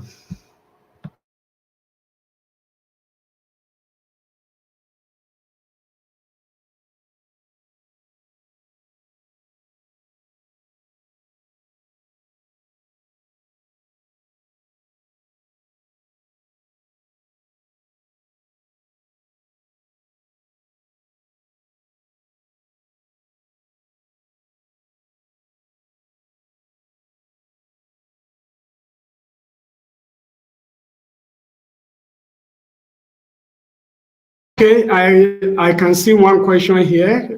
Please, the question goes thus: can you throw more light on AI with education? I want to build a data model for my final year project. I want it to solve a problem in my university, but I have no idea on what to do. Okay, that's the first question. And okay, I'm going to regard this other one as a comment. Unless we know the problem, we can share insight on it. I totally agree. That's the right question. That's the right answer. So one thing, when we say AI can be applied in education, yes, in addition to final year project and the rest, you must define the problem, because based on the problem, that's when we can know what solution to suggest. Are you building a model? If what you are to build is model, I will definitely recommend artificial neural network. But if what you are to build is more or less an optimization, that you have a model or you have an equation already, or what we call you have the objective function, then what I will recommend will be genetic algorithm or any of the evolutionary algorithm. And when what you are doing or what you want to do has to do with imprecision, I will definitely recommend fuzzy logic. And at times, you may need to combine more than one approach or more than one technology in solving your problem. In that case, I will definitely recommend an hybrid system. It may be a neurofuzzy system or the hybrid of artificial neural network and genetic algorithm. So thank you. Okay, unless we really know the problem, we can share insight. So please, we must, you can throw more light on the question, please. Okay, yes, I will appreciate any. Okay, please, there's this question. Please, I have a question on algorithm implementation for obstacle avoidance, autonomous robotics. I will appreciate any insight on it. Okay, thanks a lot for asking about obstacle avoidance. What type of algorithm you are using? We have a lot of algorithm out there. Some are even open source. Try YOLO V. It may be YOLO. Try any of the journal version, or if it is about obstacle, you may also try yeah, you may also try slam algorithm and rest. So, but I will advise that when it is about obstacle avoidance, then it must be an hybrid of image processing and AI, except if what you are using has to do with just sensors, that you may have to acquire the sensor reading and be able to profile that in order to detect the obstacle. So I will share more. Okay. If any, please share insight. I've mentioned try YOLO V algorithm and then try SLAM algorithm. Okay. Okay. Yeah. Please, there is this question on, I will like you to shed more light on application of AI with regard transportation aside from building automated vehicles. AI has a lot of application in transportation. One of it is route optimization. That is, how do you visit some places and using at the least cost? So that is, whenever you use map algorithm or Google Map on your phone, that's one application of AI, because it helps you plan your movement and also give you the shortest route to your destination with information. Part of what we are presently working on at the Federal University of Technology, Minna, under the AERG, that is Advanced Engineering Innovation Research Group, it is what they call road anomalies detection. When you look at some of or most of some roads in Africa, you will see that some of these roads at times seems not to be motorable, very bad and less, and this has caused deaths. When you say that, very high death rate, or he's responsible for a lot of accidents in Africa. So we are presently developing an intelligent algorithm that we able to detect what is called potholes and some other road anomaly. Not only detect it, update the database using the citizen sensing approach, and with this, we will be able to advise other road users on real-time basis. That's also one thing we are doing. And then we have also worked in the recent past on vehicle manifest, on e-manifest. That is, you have what is, you enter a vehicle traveling to another point. How do you ensure that you are safe? It's about safety on the road. And aside that, we have also used it for communication. That is, under the V2V, that is vehicle to vehicle communication. How will your vehicle be able to tell other vehicles of what that vehicle has experienced on the road? It's about experience sharing, information gathering, and information exchange. Another question here, what areas in education can machine learning be applied to? When we talk about virtual learning or e-learning, we have applied AI to mental health information, because most of the students are in remote area and they need to learn on their own under the personalized learning approach, and they are being faced with lot of issues by just capturing their face using the camera on the laptop, on the phone. You can analyze the state of their mental health and give appropriate recommendation or suggestion. That is one way. And then, how do you advise what for your course taking and rest and planning? Yes, right now I'm not using the slide. Presently, I'm not using the slide. So I've finished the content of but the slide will be shared after this talk by the organizer. So you can also use AI for note taking and planning. And apart from that, you can use it to plan your reading style and reading time. That's one. And in recent time, we have also applied it in what is called internet optimization. The coverage or internet penetration in some villages or rural or remote areas in Africa is still very low. So how do your system detect which network to connect in order to give you optimal experience? So that's another area we have applied AI in recent time. Okay, there is a question that how do we apply AI in traffic jam on Lagos Street, and what model are necessary for that? Presently, even with your Google map and the rest, Google map will give you best route to take at any time t that you are using Lagos Road, and that one will show you what area or what route or what street or what street to take. So with that, but don't forget that one is still manually done. So what we are looking at is what we call citizen sensing approach, where your vehicle can make an informed decision on its own. That's another area that we are looking at. So with traffic jam, I will just advise you that you can use the Google map. And then you can also use it to plan your movement. Please, what do you think about using AI for remote invigilation? It's not what I think. AI has been used for AI is presently being used for remote invigilation in some universities in Nigeria, and I can tell you that it has shown very good results. And even during COVID, we deploy some in some universities in Nigeria, and I can tell you the result is fantastic. How can we have AI conference in Nigeria? Okay, let me use this opportunity to invite you to our upcoming conference at Summit University in the month of June 2023. Summit University is located at Offa.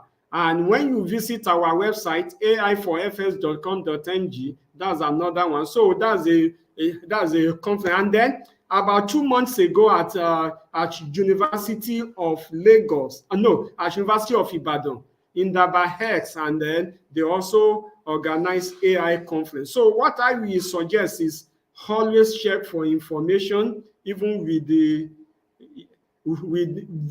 organizer.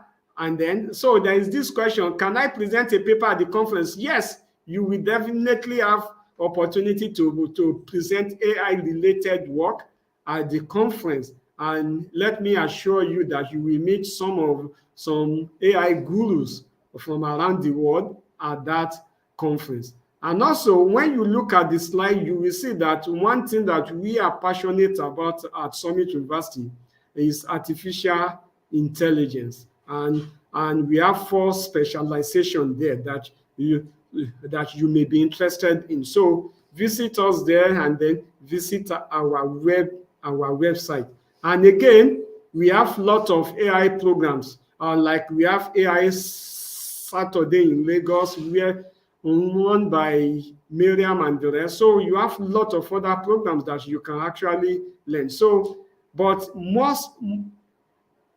what areas? Okay, most importantly is that for us to navigate, for us to develop Africa, we need to stop talking about natural resources. We must be talking about what is called knowledge economy. And knowledge economy has to do with the 4th industrial revolution.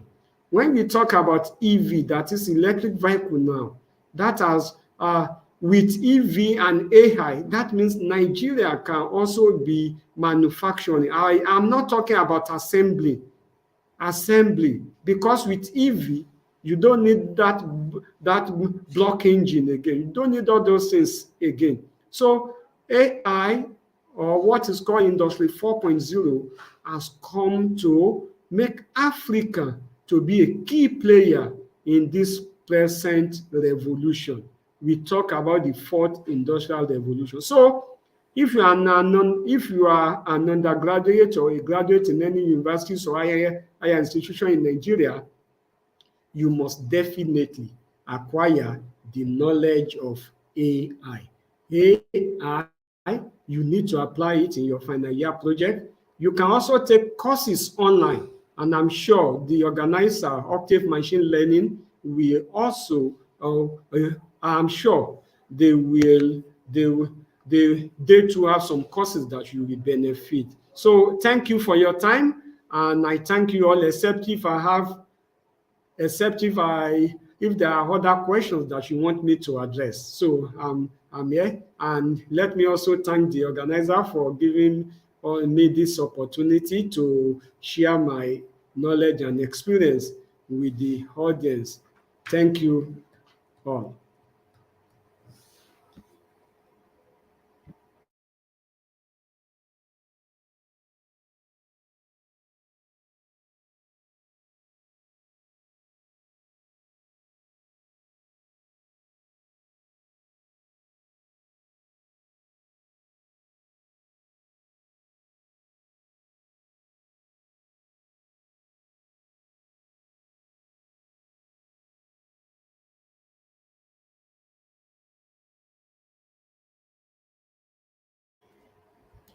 Or do we have from the audience any other question that you want me to treat?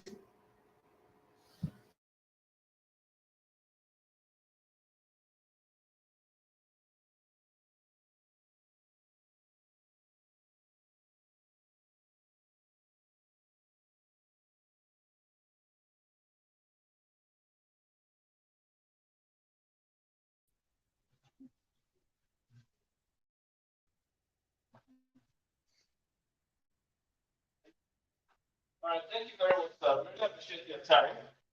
We enjoyed your season. It was very educating, very rich in knowledge. Thank you very much for your time, sir. Thank you, sir. So the next speaker for this machine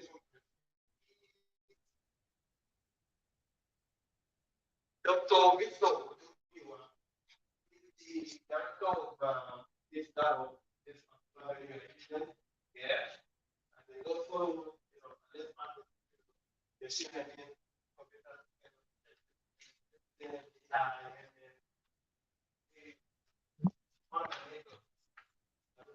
Like, so let's go on with Victor. go, go to pleasure.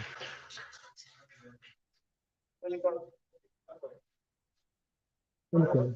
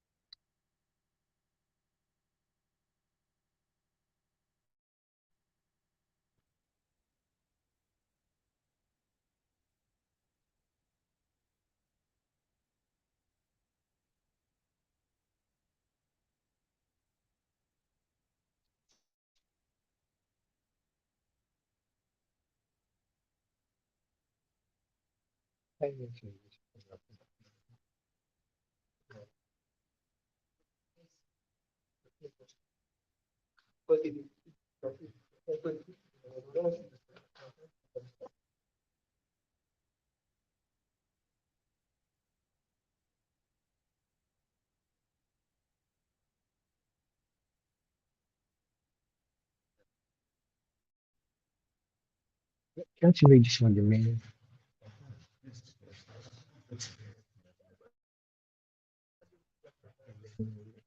Which one now? So good afternoon, everyone. But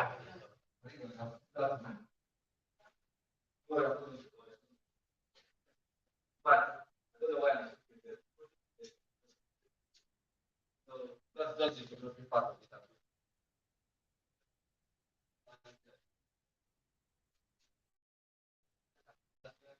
My name is Victor, like I said. I direct this. So, my desk. Yeah, I'd like to thank the last speaker as well. Presentation. So I'm going to go question.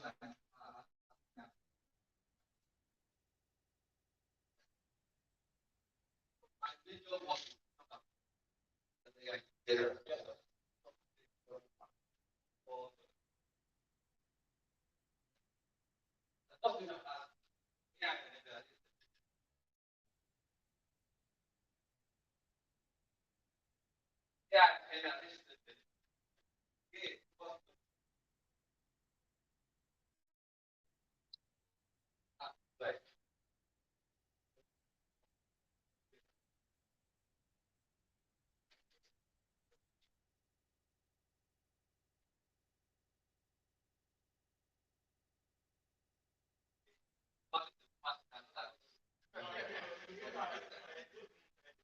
in fact, you're very difficult to understand. I was wondering is don't believe or just don't believe. So here I generally follow every part of the world. I want that world there. Yeah, I want that.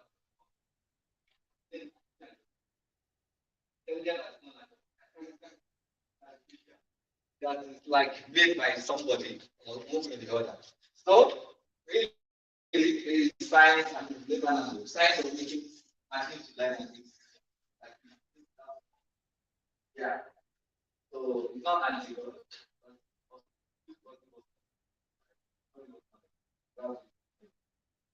so just science of making machines to learn and making systems like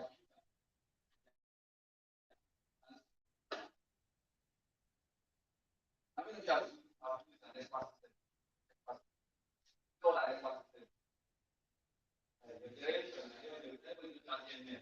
You know that before you start something that the AI has been for long. So AI before, I mean, we used to have expert talk about knowledge representation. Some people just go online, just focus on lines of code. And put something that they think, well, you don't know what actually happening. So actually, before that, we used to follow this.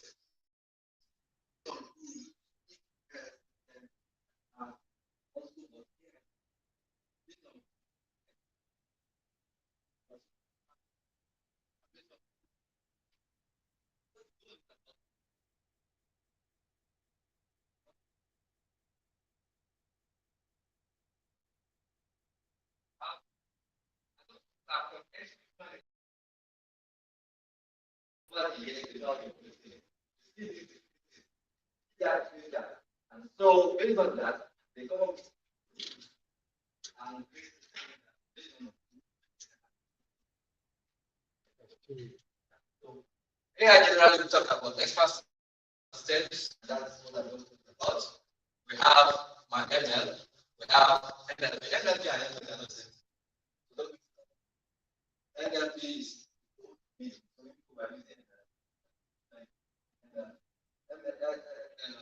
NLP on its own. Robotics also on its own. Of course,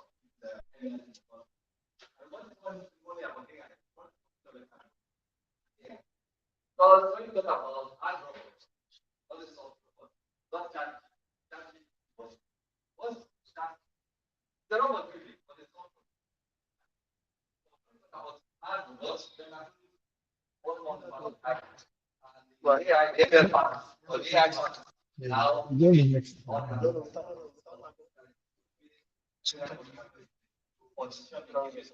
You need to know. It is. Okay. You can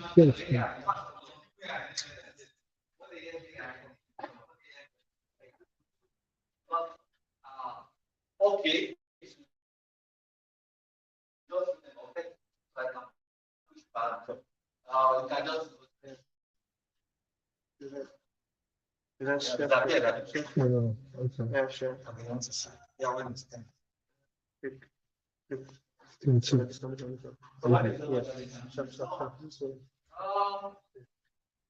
I would say that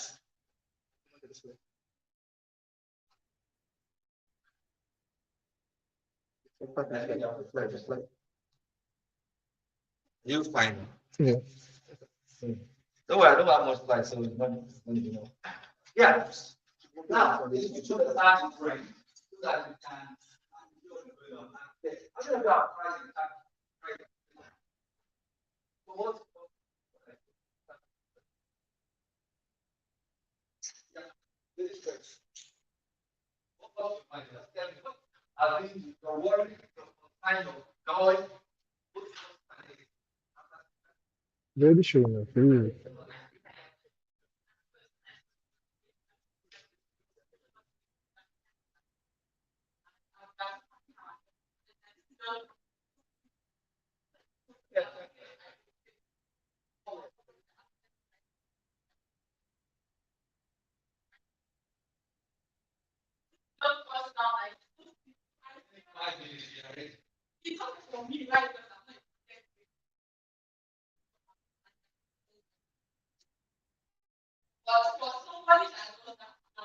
Okay.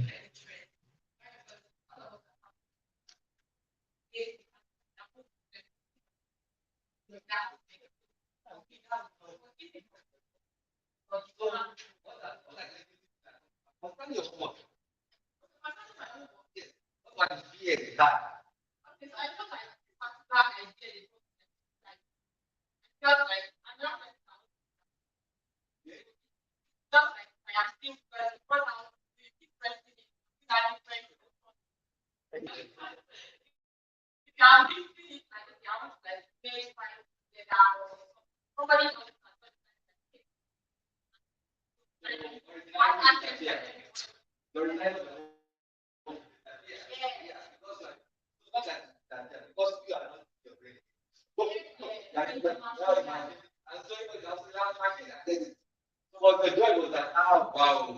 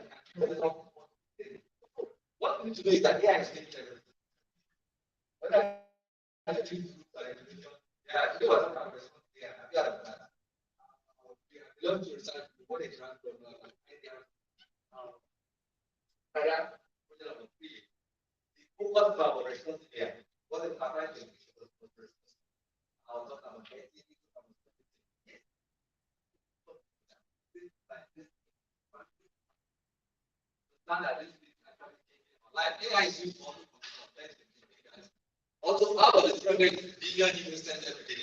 ML text at least app.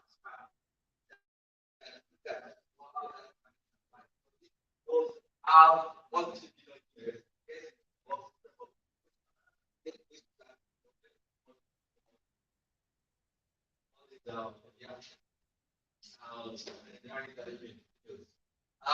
the context can say about this prioritizing AI technology and machine learning for their success. Other than any other department. Yeah. In 2020, there was 4.2 billion digital pointers. don't fear and no longer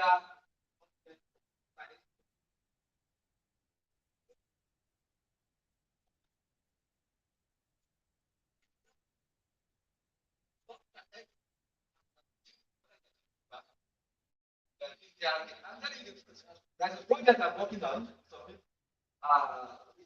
we are working on for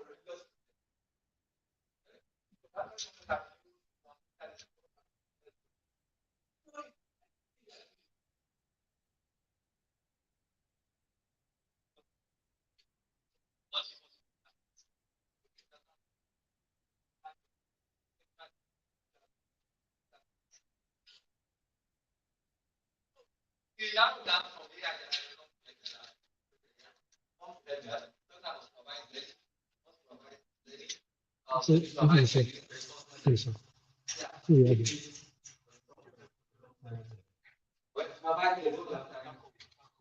Okay.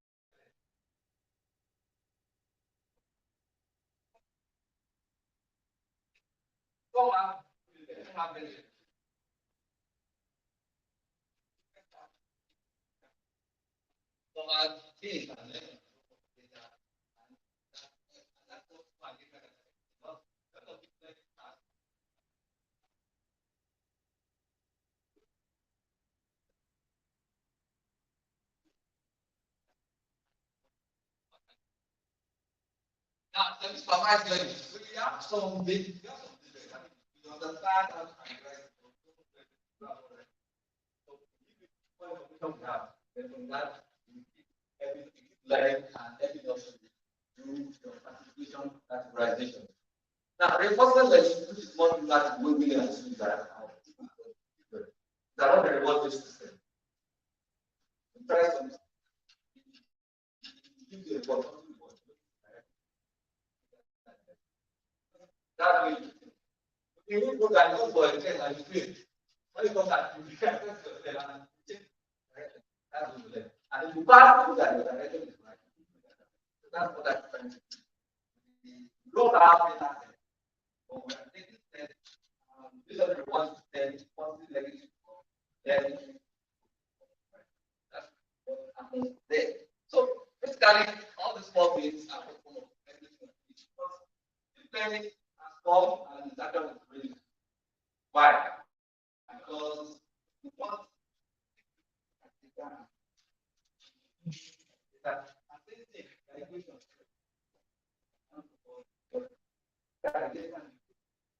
why? So what I'm trying to get my team is good.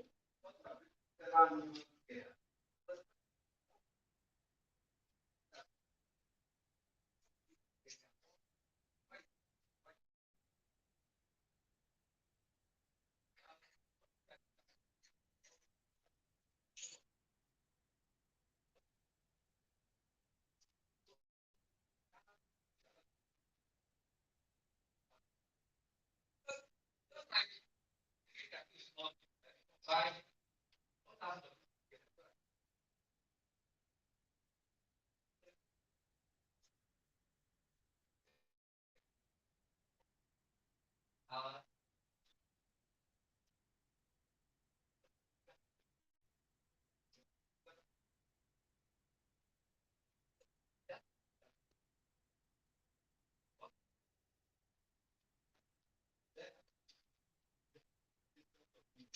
And I just provide then based on the activity, I don't see the practice and don't know the thing. Or it's also provided when you have the kind of how are they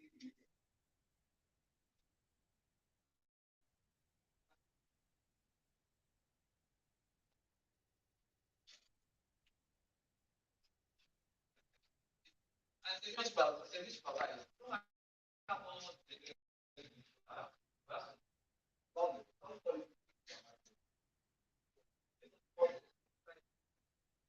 involved with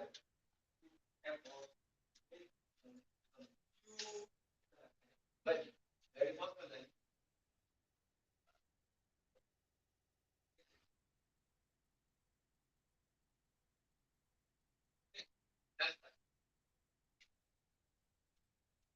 those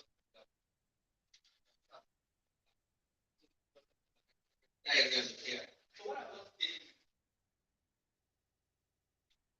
you are the third part, you are not the yes, what you want to think that you understand foundation.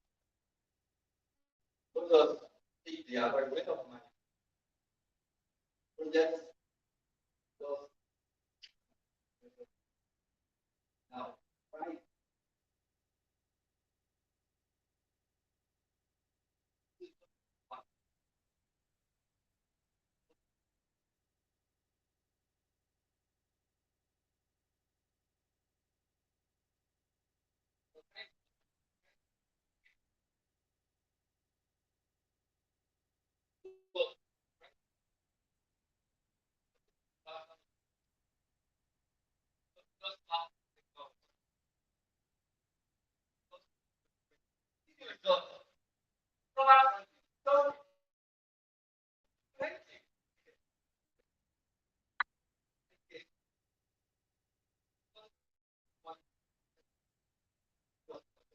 Yeah, they don't care whatever, just want to get it.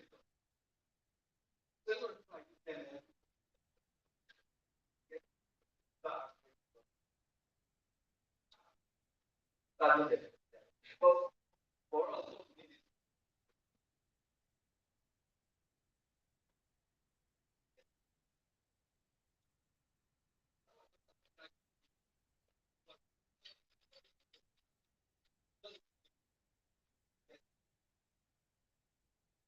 now, person, so after exam, the guy go for the class and get the exam. So, what is the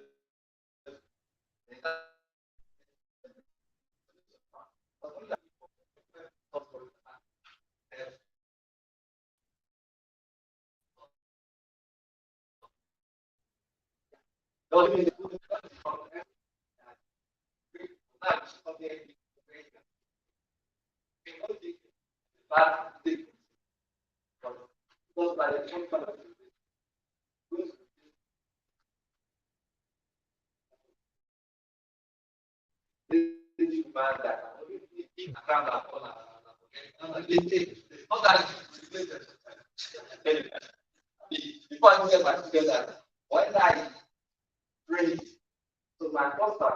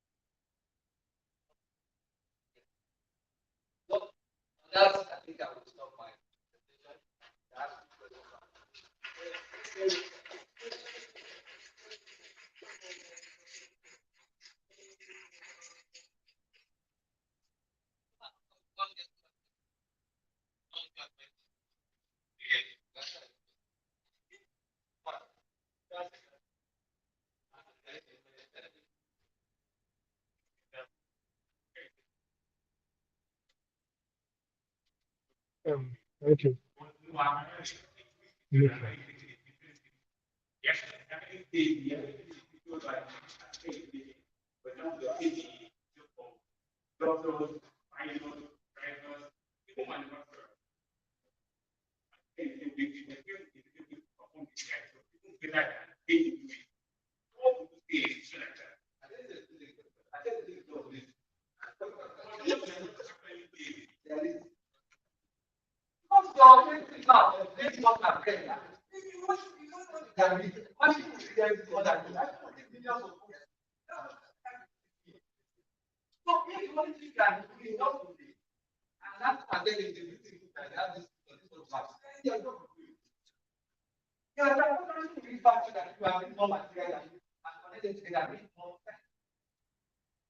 But I was also that involved.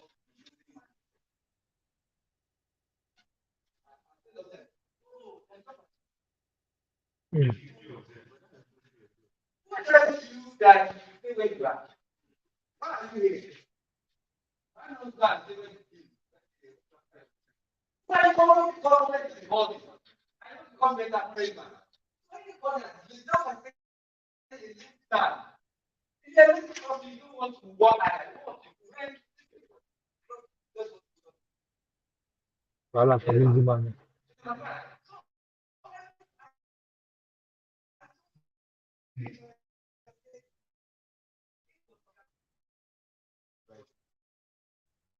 Yeah, but see agent of the body agent of car. I think the people that actually are using them. One thing is that so it took some people over some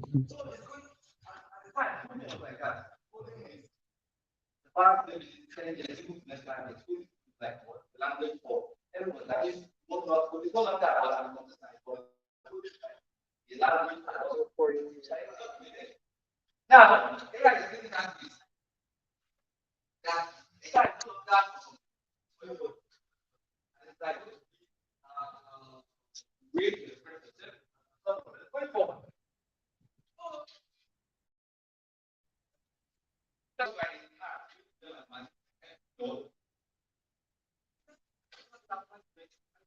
No. Let's go to the after 10 years.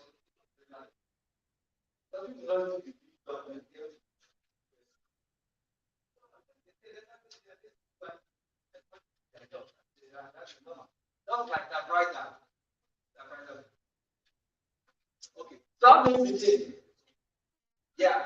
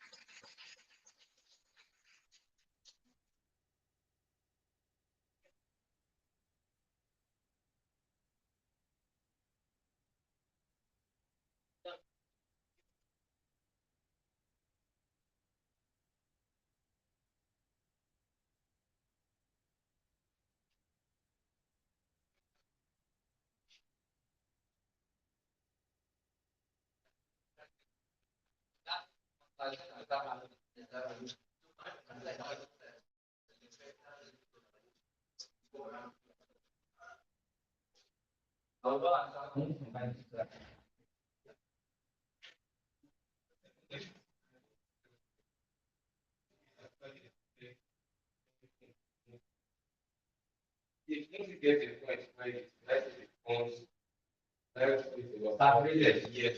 Well, I was able because what? When the movie started, only take part in it.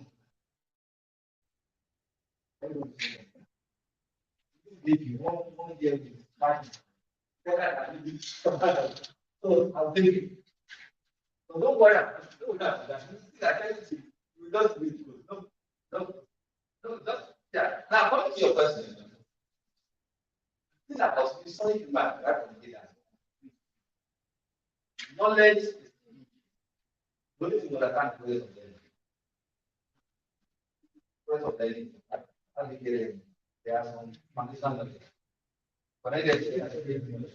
And knowledge has not ended. The knowledge will be so that never will have come. So what in my is trying to do to find out. So I want to say that I apply idea that from what we do to my that idea. Because I want to have I want to say you human civilization. So what I just say is that once you understand how to learn and create this knowledge, any system big around that, all about knowledge, knowledge. And every new knowledge depends on. Okay, so I'm done there. Thank you.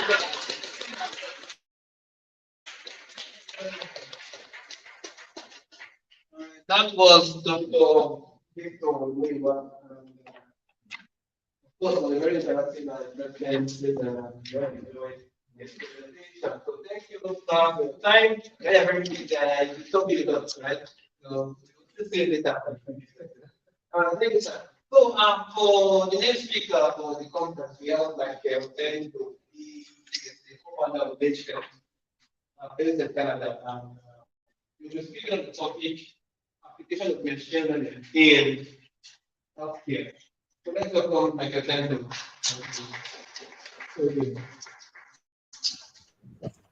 Hello, can you hear?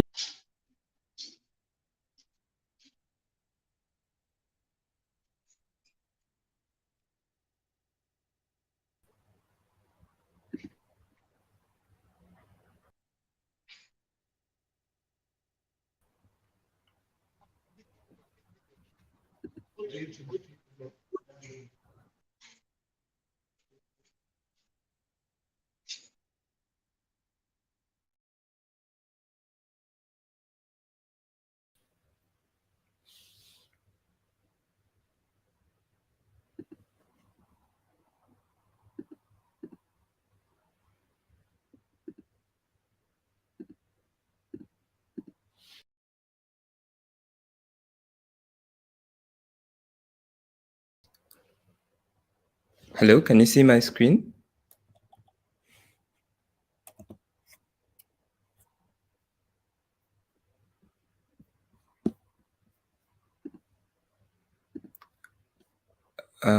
Could someone please confirm if you can see my screen?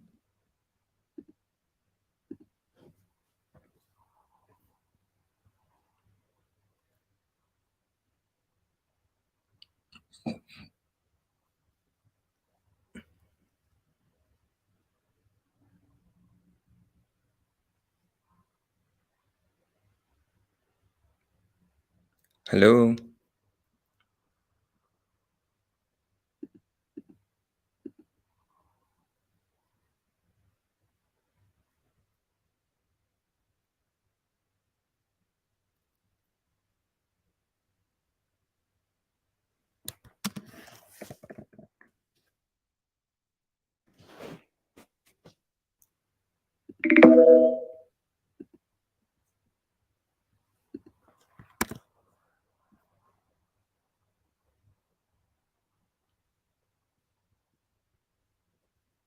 Okay, thank you very much.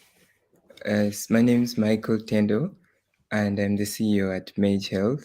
We do is we're trying to build the infrastructure to enable exchange of healthcare information, because as you all know, the bedrock on which machine learning sits is data. So in the case of healthcare, electronic medical records are crucial to make machine learning work. in order to build all the applications that we're going to discuss today.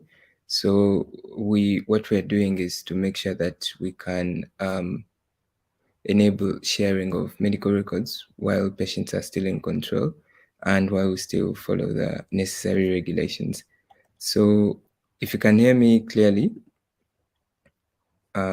just confirm with a comment and then I'll start my presentation, which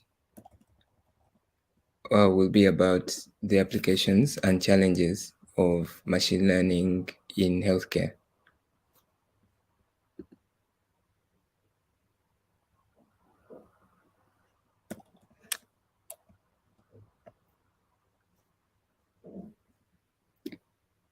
So, okay. Yes, thank you very much for this opportunity. And the presentation will be mainly in two themes. First, the applications and also the challenges that we face. So the applications will be talking about the current uses that are being implemented and also the potential applications or the possibilities that may not be currently in use. And then also we'll talk about the challenges and how we can fix them, basically why we don't have these in all the hospitals yet. And that'll be it. So to start off, the applications, we're going to split them into three sections. Clinical practice is basically what happens when you go to the hospital today to see the doctor.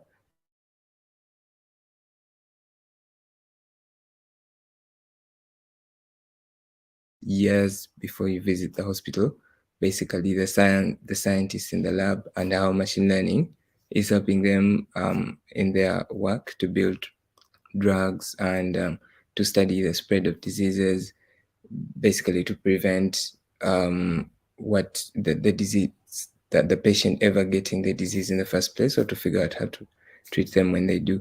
And then analytics will be looking at how we can use the electronic medical records that we already have in order to make the environment safer and in order to identify ways to prevent the spread of disease. So we'll start with the applications in clinical practice. And one of the applications is in diagnosis. So with the electronic health records that we've gathered for, I guess, decades now, all that data that we have, we can use it to identify the best path forward when we identify the symptoms. For example, you walk into the hospital today, identifying what specific drug will be most effective to you might be as simple as the major symptoms. For example, with several diseases, say right now, since it's winter, it's kind of flu season.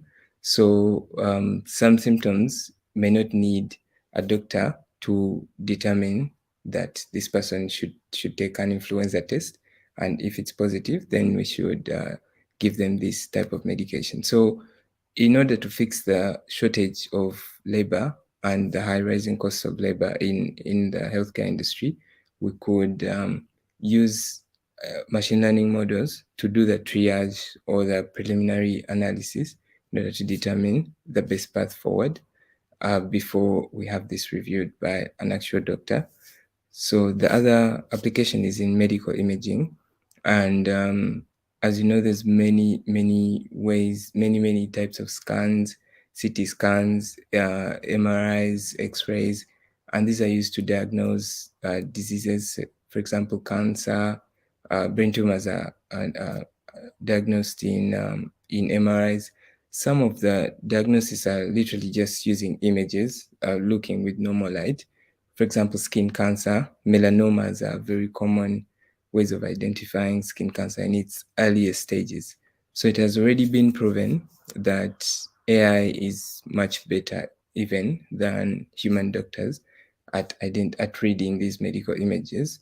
For example, with breast cancer, Google developed a model that identified 97% of the cases from mammograms, And then there's another model that was published that identified 95% of melanomas, which is the earliest stage of skin cancer.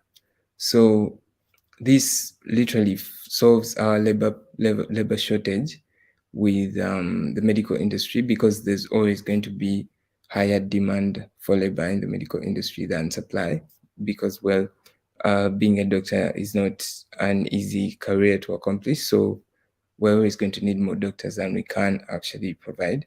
So these models can slowly start to substitute in for human doctors, and this solves our problem. So the other application is precision medicine, and this is a relatively new field of research where you go to a lab, and they take a sample of your DNA and they analyze your genes. So genes usually have certain biomarkers which identify how susceptible you are to certain conditions, and sometimes how certain drugs might be effective on you. So using that genetic analysis, they can choose what drug would be best to prescribe for you. And this might not sound like a big problem when you think about normal diseases like the common cold, but with diseases like cancer, you can't afford to pick a treatment and then switch later, because it's literally going through hell with treatments like chemotherapy. It's going to be terrible for you to go through that, and then you discover that you didn't the treatment is not working, and then you have to switch a treatment after you've lost all your hair and your immune system is failing. So choosing which treatment to apply, this is common even with HIV. Basically, diseases that affect the immune system, it's very crucial. And using genetic analysis with AI, we can use those biomarkers to determine what's the best drug to prescribe for a specific patient. So we'll now look at some of the applications in research. And in research, I believe the most commonly known application is with drug discovery. Very recently, with the development of the COVID vaccine, it's known that vaccines have usually taken almost 10 years to develop, but the COVID vaccine was done in less than 2 years. And this was because how vaccines work is they have to train the immune system to fight the virus. So they develop a drug which is going to bind to proteins on the surface of the virus, such that the immune system can recognize the weak points of the virus to destroy it. So this means that they have to understand the structure of the virus, which viruses are very, very small, very, very, very tiny. I can't emphasize how small they are. So it's very hard. They can't just look at them under a microscope. It takes a very, very long amount of time to understand the protein structure of the virus. So with machine learning, they use the parts that had been recognized so far in research in the lab, but that had been around maybe 10% in the short time that they had that. And then they predicted the structure of the virus, or the possible structures of the virus, and then use that information to go and develop a drug without waiting for the chemists in the lab to build the full structure. So this sped up the process tremendously. And that's how we have the vaccine after just 2 years. The other application is with epidemiology, and this is from epidemics, the spread of diseases in the environment. So just like with COVID, they had to figure out what measures are going to work best with stopping the spread of the disease. And how they model this is using computer simulations with the normal rate of spread that they've measured through different points of contact, and then they simulate that over multiple patients, and then they try to anticipate how far the disease is going to spread in how fast and what interventions. are going to work best to stop that spread. So this, again, we can't find a better example than the recent outbreak of COVID, and it has helped a lot. That's how they got to know that we should use this, we should do this, and this is the percentage in the reduction of spread that is going to be caused by this particular intervention. So the other application that we've talked about, because of the fact that we have the electronic health data that we've collected over the past maybe 2 decades that we've had computers and we've been collecting data, we can now use that data to analyze patterns in the clinical notes that are provided by doctors, the diagnosis and the relevant prescriptions that were provided, to sort of have that autopilot feature onto the diagnosis process. So we can start with some of the applications that we can derive from health data, and one of them is with insurance pricing, because if you look at insurance at its core, it's basically people coming together to share the risks of certain diseases. So they have to set a single price for everyone, but some people will not need that insurance and they will end up paying for other people who will get sick, and but it's a zero-sum game. So all that money has to come from someone and then pays for someone. But that's kind of unfair when you think about it, because some people, it's already clear that their genetics or maybe their environmental factors do not result in high risk of certain diseases. So they should be actually paying less. So that's one of the things that we're doing. When you share your medical data, we can customize your insurance quote so you can get a cheaper price on your insurance.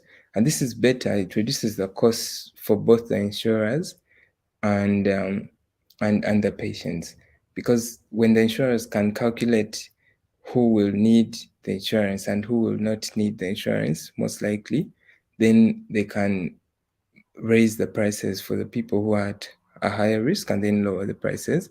So it means that it's easier to market the product, the insurance product, because everyone will come and get the quote that they deserve, and they'll be happy with the result, rather than everyone going around saying, oh, insurance is fraud and everything. And then on the side of the patients, well, they're just happy that they got a quote that they deserve, right?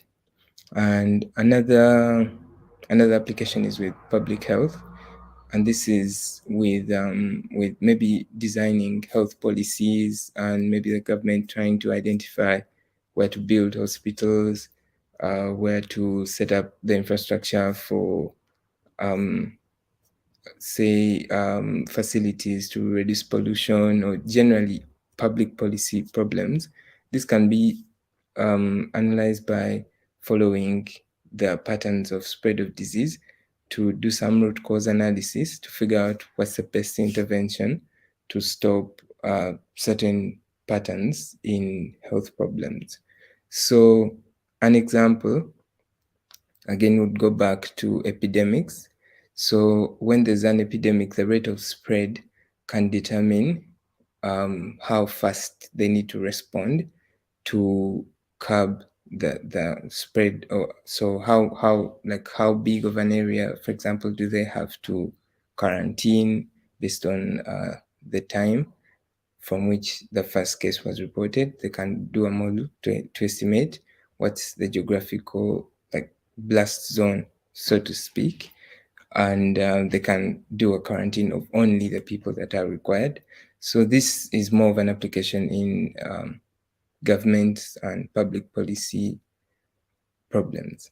Another very common application that we must be familiar with now is now that there's a perpetual use of fitness products, everyone has a computer on their wrist storage, collecting information about the fitness data throughout the day, and that's valuable information. But it turns out to also provide critical information that could save a life. Very well popularized by Apple Watch and Google Pixel. They were all doing a lot of marketing about car crash detection, which is pretty funny because someone would ask, why would I need to know if I'm in a crash? It's pretty obvious if I am. But the selling point is you may not be able to make a call and then the device makes the call for you. So, that's something.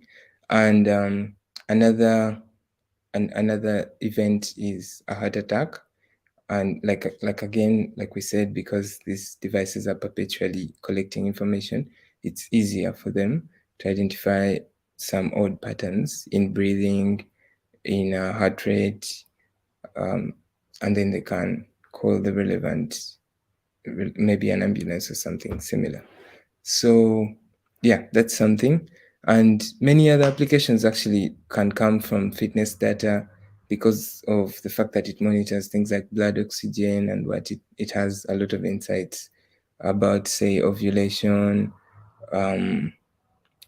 or basically any information about weight improvement can be derived by advising you on which diet to follow, what percentage of body fat, and these are all usually estimates. Like an example is the heart rate itself.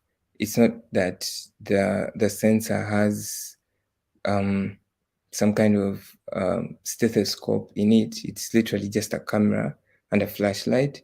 So it's using computer vision to study the patterns in the flow of the shades of red to know how many times blood is being pumped across. So yeah, that's an application of machine learning in itself, because computer vision is based on neural networks. So that's something. So one of the challenges that we have, the reasons why some of these things are not yet in application is, first of all, data availability and quality. So this data is very, very hard to get. And even when you do, usually it has missing values, or because of the fact that, hospitals are not technology companies, so they would not have taken great care about ensuring that the data is consistent.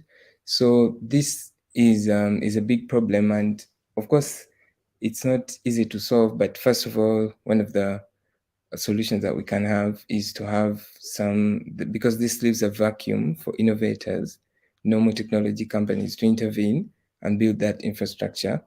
A perfect example would be when banks used to do checks and all that manual paperwork to move money. And banks, as banks, were very comfortable because they were profitable enterprises. So they weren't going to come around and find a way to invent this thing called fintech, right? There needed to come a new cohort of companies, technology companies, that would build these solutions, and then the banks would just adopt them. So it's the same thing now with hospitals, because data is kind of the currency of machine learning, right? So it's similar to how money was literally the currency of the economy and its flow had to be digitized. Same thing now, to move from just collecting that data and keeping it to actually using it. The regulations, first of all, have to be in place to ensure that patients are still in control of how their data is shared, and then technology companies have to build the infrastructure of managing this data flow, which is what we do.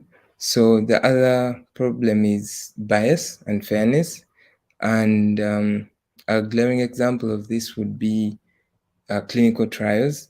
Up to now, it's only less than 10% of clinical trials that involve Africans. So this means that the drugs we take literally haven't been tested on our physiology or how we would react, basically our because our physiology is different because of the environment that we grow in, right? So it's not just about the drug, but also the textbooks that the doctors will read in the university will have diagnostic procedures that are very different from reality, right? An example, was when I went to the dermatologist at some point and I had a certain rash. So its name was, it literally had the word red in it. So for the doctor to diagnose me with that specific condition, they had to know, they had to see red rash. But on black skin, you can't, black skin, when you get a rash, it's not red, it's just black, right? It's just other types of skin types which usually have red rash. So this sort of exclusion of certain demographics is reflecting in these ML models, and it's going to be a very big problem if it's not taken care of. So it's something that just needs to, we just need to build standards of data quality, and we need a bit more research in and develop some metrics of analyzing bias in data and making sure that the data sets that are used to train these models are very representative of reality. So another concern is with privacy and security. And the only way out of this is with regulation.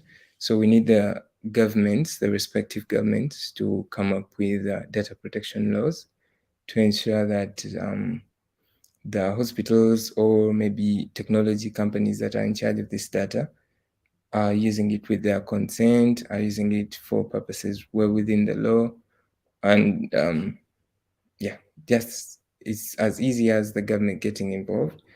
And this is something that is very crucial, because electronic health data in particular is very, very sensitive data.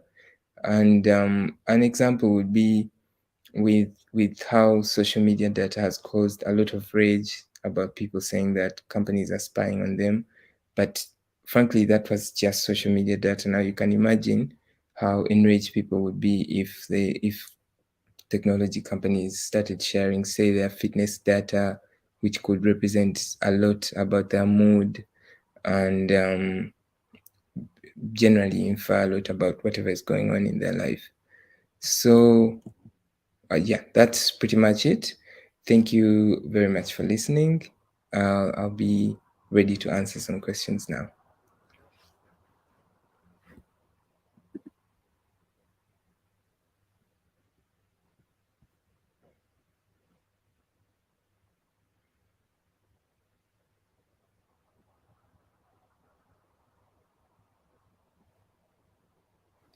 Yes, I noticed someone asked about insurance pricing based on previous patient records. I would like to mention that this is dependent on access to the patient's history. So yes, what needs to happen then is the patient has to consent to sharing their medical records, and that's what we're working on. We want to build a central database for what someone's medical records. So when they sign up, they request their records from all the hospitals, because it's your constitutional right to request your medical records from any hospital you've ever visited, and they have to provide them, right? But no one is going to go around knocking on hospitals' doors asking for their records, right? So that's the solution we want to build to help you get control of your records. And then when you do, what do you use them for, right? Why would you even want them? First is you're going to get a lower quote on insurance. So if you consent to sharing your records with with us, really, not directly with the insurance company. So we calculate an insurance score, which then we send to the insurance company, and the insurance company will give you a cheaper quote, kind of like how loans work. And most of the analogies that I'll make here will be very similar to the finance industry, because the finance industry has integrated with technology very, very deeply, right? The relationship is 20 years old, literally, right? Because the first e-commerce transaction happened before 2000, right? So this particular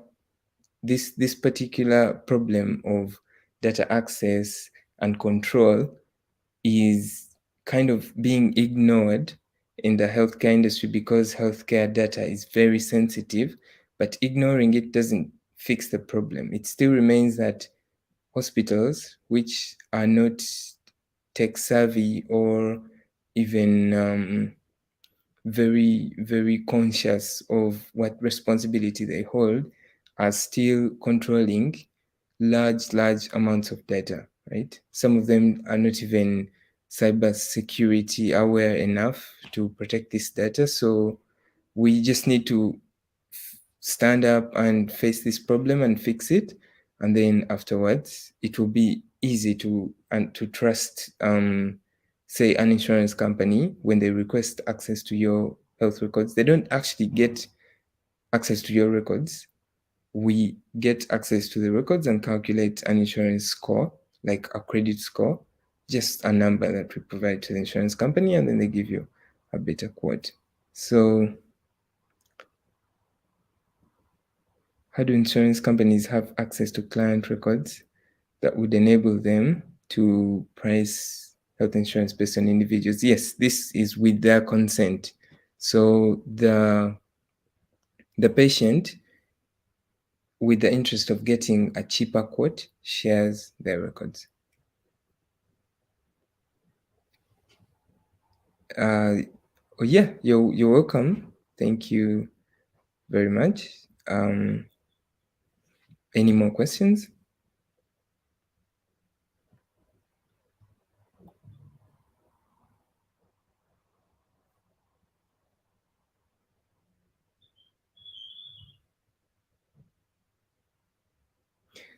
Yes, we often hear cases of negative health conditions that do not show any symptoms until it gets to a very critical state. This is very similar to the problem I mentioned. Yeah, more because questions are on the way. So more questions are on the way. Okay, thank you. So because of the fact that clinical trials are very, very, very biased data sets, so pharmaceutical industries will release drugs because the FDA, that's the authority in the US, has approved them. But that does not mean that we have done enough research and clinical trials in Uganda, for example. So when we train our doctors on these textbooks that have been written that by people who have only done clinical trials on a specific demographic, there will be very limited, that tunnel vision will be focused on that specific demographic, and it will actually hinder the diagnosis. So you go to a hospital and they will still not diagnose you for that specific condition that you have until it's too late, right? Because the textbook said it has to be a red rash, right? But on you it's a black rash, because I've literally never seen a black person with a red rash ever, right? So the issue really is to be addressed in the same way that bias is. And I've seen a number of companies that are doing it. There's a company here in Dubai called Nabta Health, and what they're trying to do is to include more women and Black people in clinical trials to try and balance those data sets. But it's not an easy problem to overcome, really. So how can AI help detect these health conditions early enough? So diagnosis in general is really broad, right? But it depends on the conditions. So we can use AI to determine the best path forward or the next point of care. So an example would be, we can use AI to recommend what test to make, right? But until you test positive for a certain condition, we can't base off of just symptoms to give a prescription. But we can use AI, especially because of the fact that there's a huge shortage in for medical practitioners. We can use AI to determine the next path forward. So this would mean that instead of consulting with a doctor, you just go straight to the lab and take a test, and if you're positive, then you get the prescription. So AI performs very, very well in providing a prescription after a test has been made, because that's literally just a one-to-one mapping in most cases, right? But confirmation without a test is still not possible. And I'm not saying that it substitutes human doctors yet, but it sort of shortens your visit to the hospital.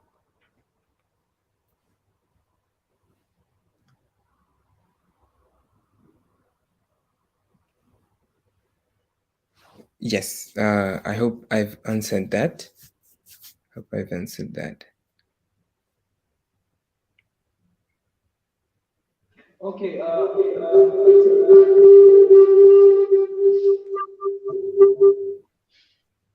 Yeah, thank you very much, Michael. We really appreciate your time. Your You will. presentation was quite lovely, interesting, and quite detailed. We now understand how machine learning can be applied in the healthcare sector, and we hope to build different solutions to actually, solve complex problems in terms of healthcare here in Nigeria and Africa. So I really appreciate your time, and I'll move on to the next speaker. Thank you, Michael. Thank you. Okay. So, Okay. what's the next speaker for this conference? She she also one of us at Octave. She currently works at the business transformation analyst as a mother. And name is Ms. Faith Ajiboye, Femi Ajiboye. And she will be speaking to us on how we can use data and analytics for business decisions.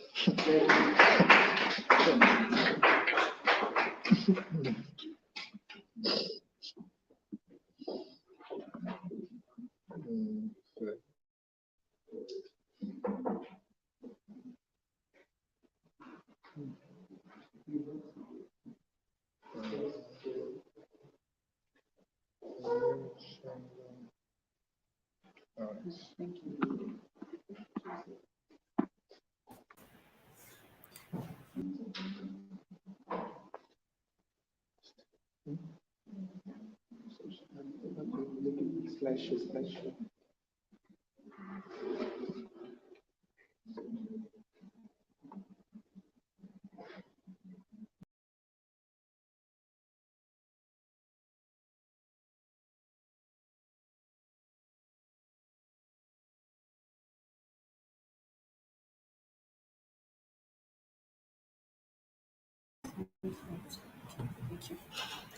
Hi everyone, good afternoon.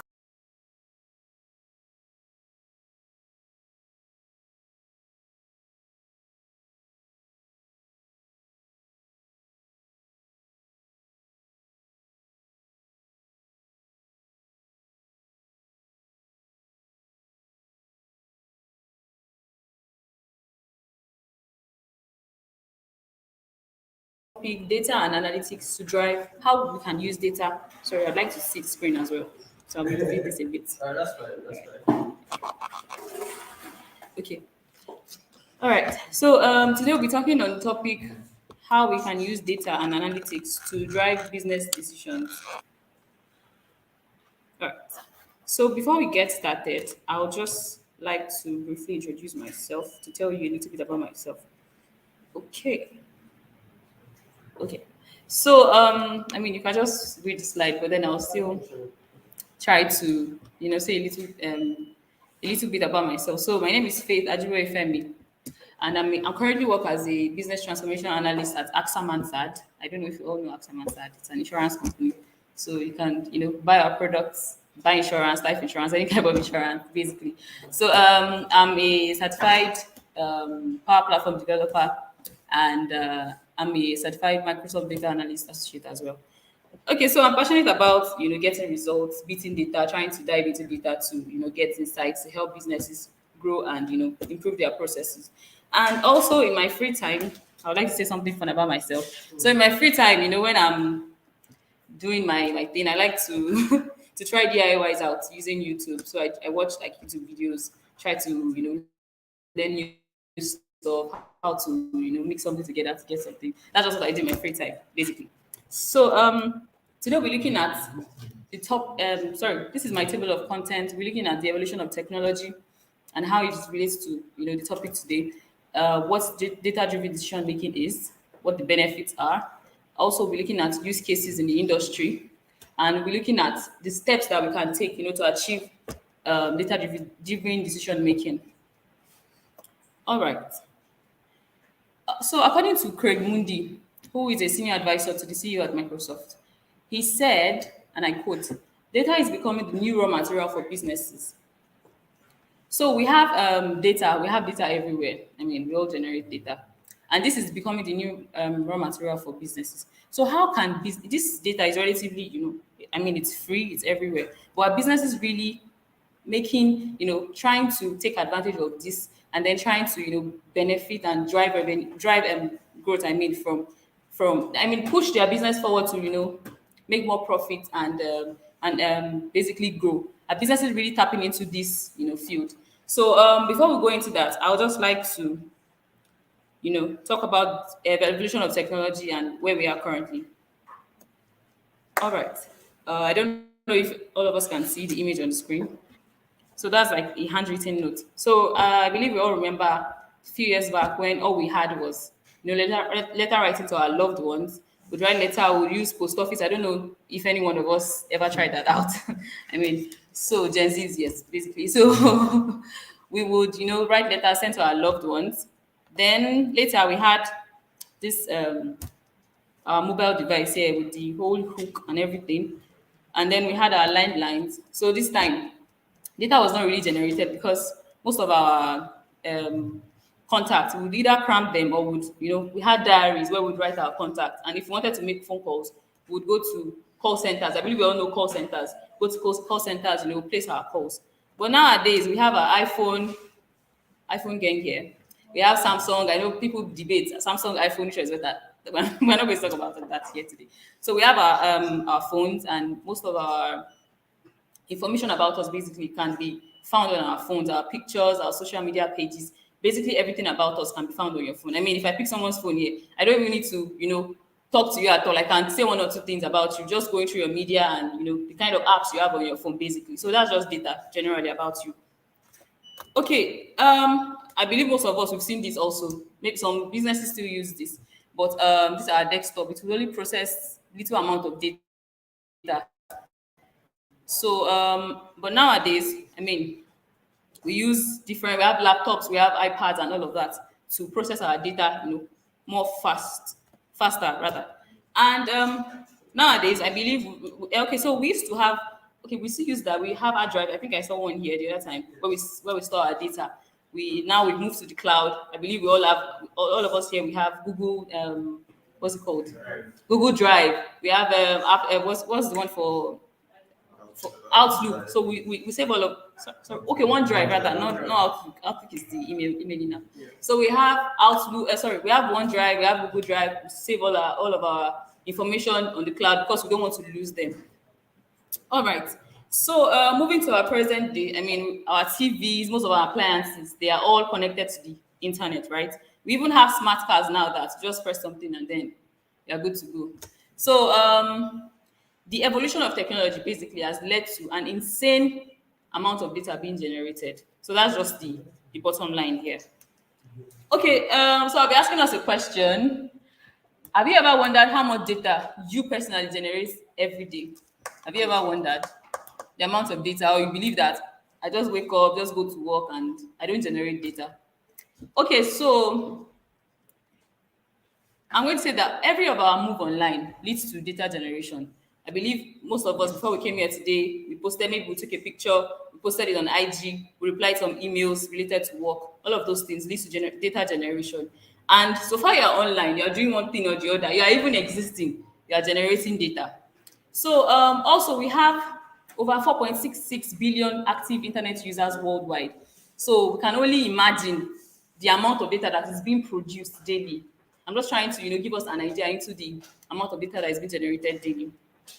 All right, so we'll be moving on to evolution of technology, which is the internet. So we'll be looking at the year 2020. I believe we all know this year is a very spectacular year, right? Who can tell us what happened in year 2020? Okay, let me just help you guys out. Okay, so COVID. I believe you all know COVID. So COVID, kind of shut down the world in the year 2020. So we're looking at what happened, how the trend basically, how people started generating more data during that period, 2020 as a as a study basically. So 2.5 quintillion bytes of data were generated every day. That's, to some people, it sounds like jargon. So I'll try to give us more context. So 2.5 quintillion bytes of data is like one 1 million terabytes. Okay, let me come down a bit. So that's like 100. That's like 1 billion gigabytes. I believe you're all familiar with the word time gigabytes because we subscribe. We do 1 gig and all of that. Yes, MTN cheats. Yes. All right. So for Twitter, over 5,000 tweets were generated every internet minute, seconds rather, in the year 2020. For every second, and for each day, we generated over 5 million tweets. That's for Twitter. So for Google, 3.5 billion searches were made on Google. Then for WhatsApp, I believe we all use WhatsApp. So over 41 million messages by WhatsApp users in one internet minute. Then for Netflix, 404,000 plus users streamed on Netflix for every minute.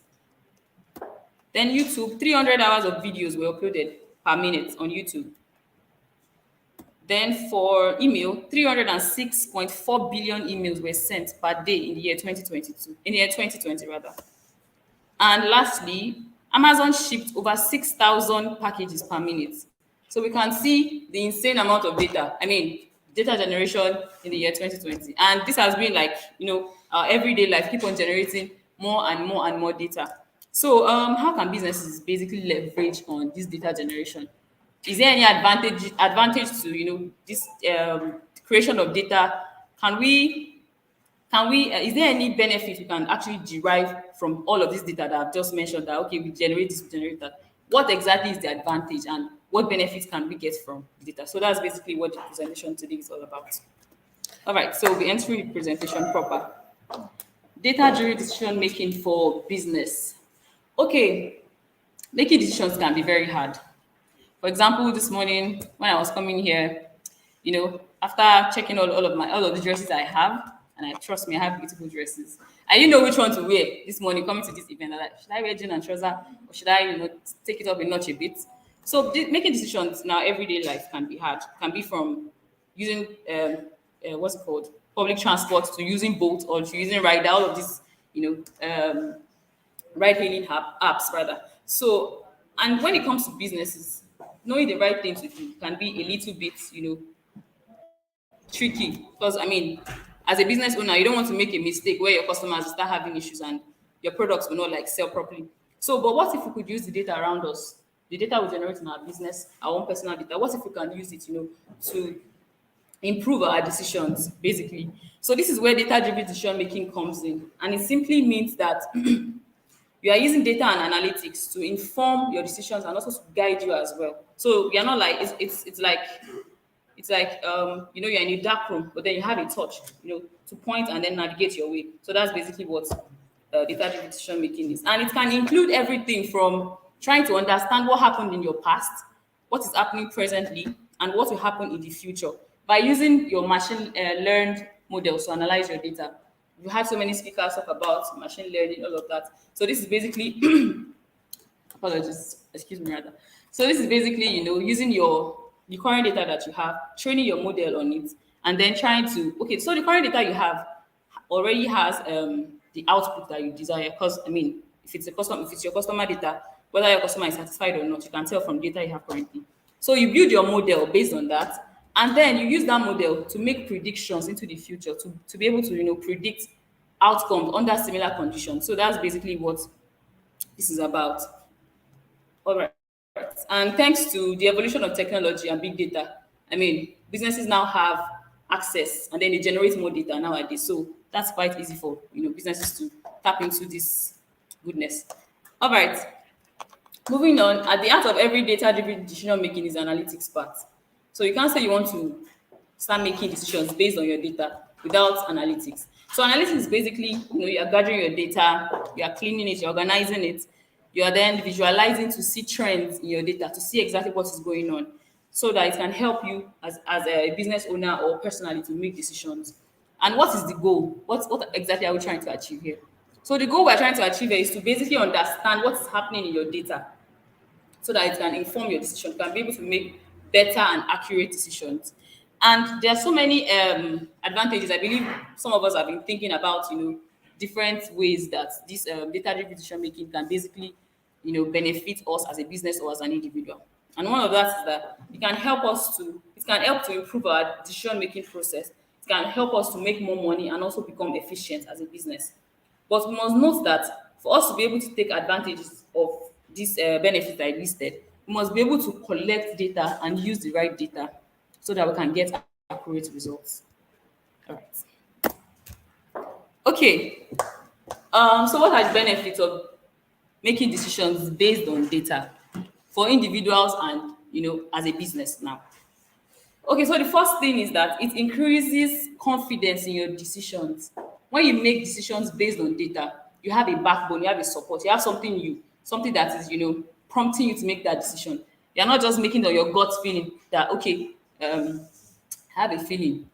If I walk on the road in the night without, any help, nothing's going to happen to me. You're not making your decision based on your gut. You actually have something to back you up. So it will definitely increase your morale and your motivation, to take bolder steps. So that's basically one of the benefits of using DDDM. Also, secondly, more efficient allocation of resources. All right, so when you use DDDM, that's data-driven decision making, in your everyday life and in your business, you'll be able to locate the areas in your business that need you to, focus more attention on, and the areas that are, doing very well. I guess we understand that. So also another point is it enhances your strategic planning. It helps you, to come up with a long-term plan on how you want to run your business or you want to run your daily life. That's another advantage. Another advantage is that it improves customer service and experience. Sorry, excuse me. So it improves customer service and experience in the sense that once you be able to determine the needs of your customer and how best you can meet these needs. You can also, anticipate their needs. For example, maybe at a particular time of the year, that maybe during rainy season, definitely people will buy more umbrellas, or if people that can't afford umbrellas, they'll buy, I don't know if you know these nylons that they sell. So you see people on the road, selling at that particular point in time, or a little bit towards that period. So it will help you to to improve your customer service and experience, and you can also anticipate the needs of your customers, basically. Also, it helps to make faster and better decisions in the sense that when you have all the information you need to make your decision, when it's at the tip of your finger, you'll be able to make faster and better decisions. And lastly, it increases your efficiency and improves your accuracy. So when you rely on your data, it's definitely increase your efficiency. You will be able to, you make less mistakes, and then you'll be able to allocate your resources more efficiently. So that's just that, basically. All right. So we'll be looking at the industry use case. I have 3 industries here, and it's going to be like I won't say call and response, because I mean we're not singing here. It's going to be like an interactive session, basically. Okay, so this is how we're going to do this. I'll talk on the problem. I'll mention the industry, the problem, the solution, and then anyone in the audience can just tell us what benefit you think that business derived from a solution that was provided. So we'll start with Walmart. I believe we all know Walmart. We're all familiar with the brands here. Okay, all right. So the problem, executives wanted to know the type of merchandise to stock before the storm. So let me give us a little backstory. So in 2004, during there was a hurricane called Hurricane Frances that happened, and so executives in Walmart, they wanted to, know what their customers would like to buy during that weather condition or during that period. So what did they do? This is the solution. So their data analysts mined their their customer records for the historical customer records that they have, and they were able to discover that most of their customers. So they okay. So let me put it this way. So they mined records of customers under similar condition. All right. So they mined records of customers under similar weather condition, and they were able to determine that during this period, when they're anticipating a storm or hurricane, customers usually buy pop tarts and beer during this period. And what did they do? They sent truckloads of beer and pop tarts to their location, to their store locations. So who can tell us? I don't know. Like I said, I was going to throw it to the house. Who can tell us the benefits you think one might derive from using data to make this business decision? Anyone at all? Yes, please. I think at that particular period, enables them to actually know the products to actually push out at that particular time, and it also enables them to actually bring more sales to the company as well. Thank you very much. Thank you. I really appreciate that. Okay, so one of the you mentioned one of the benefits already. So another benefit is that they were able to anticipate their customers' needs, right? They were able to anticipate the customer, and they were able to, they were able to make decisions. They were able to, send products, and then that in turn generated lots of revenue for the company. So that's an advantage. That's an example, rather. So we'll be moving on to Amazon.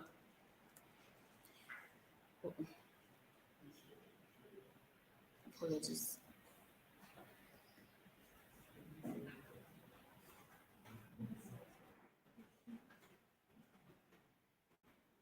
Apologies, guys. So for Amazon, the e-commerce they needed to generate more accurate product recommendations for their users. This is the problem. So what did they do?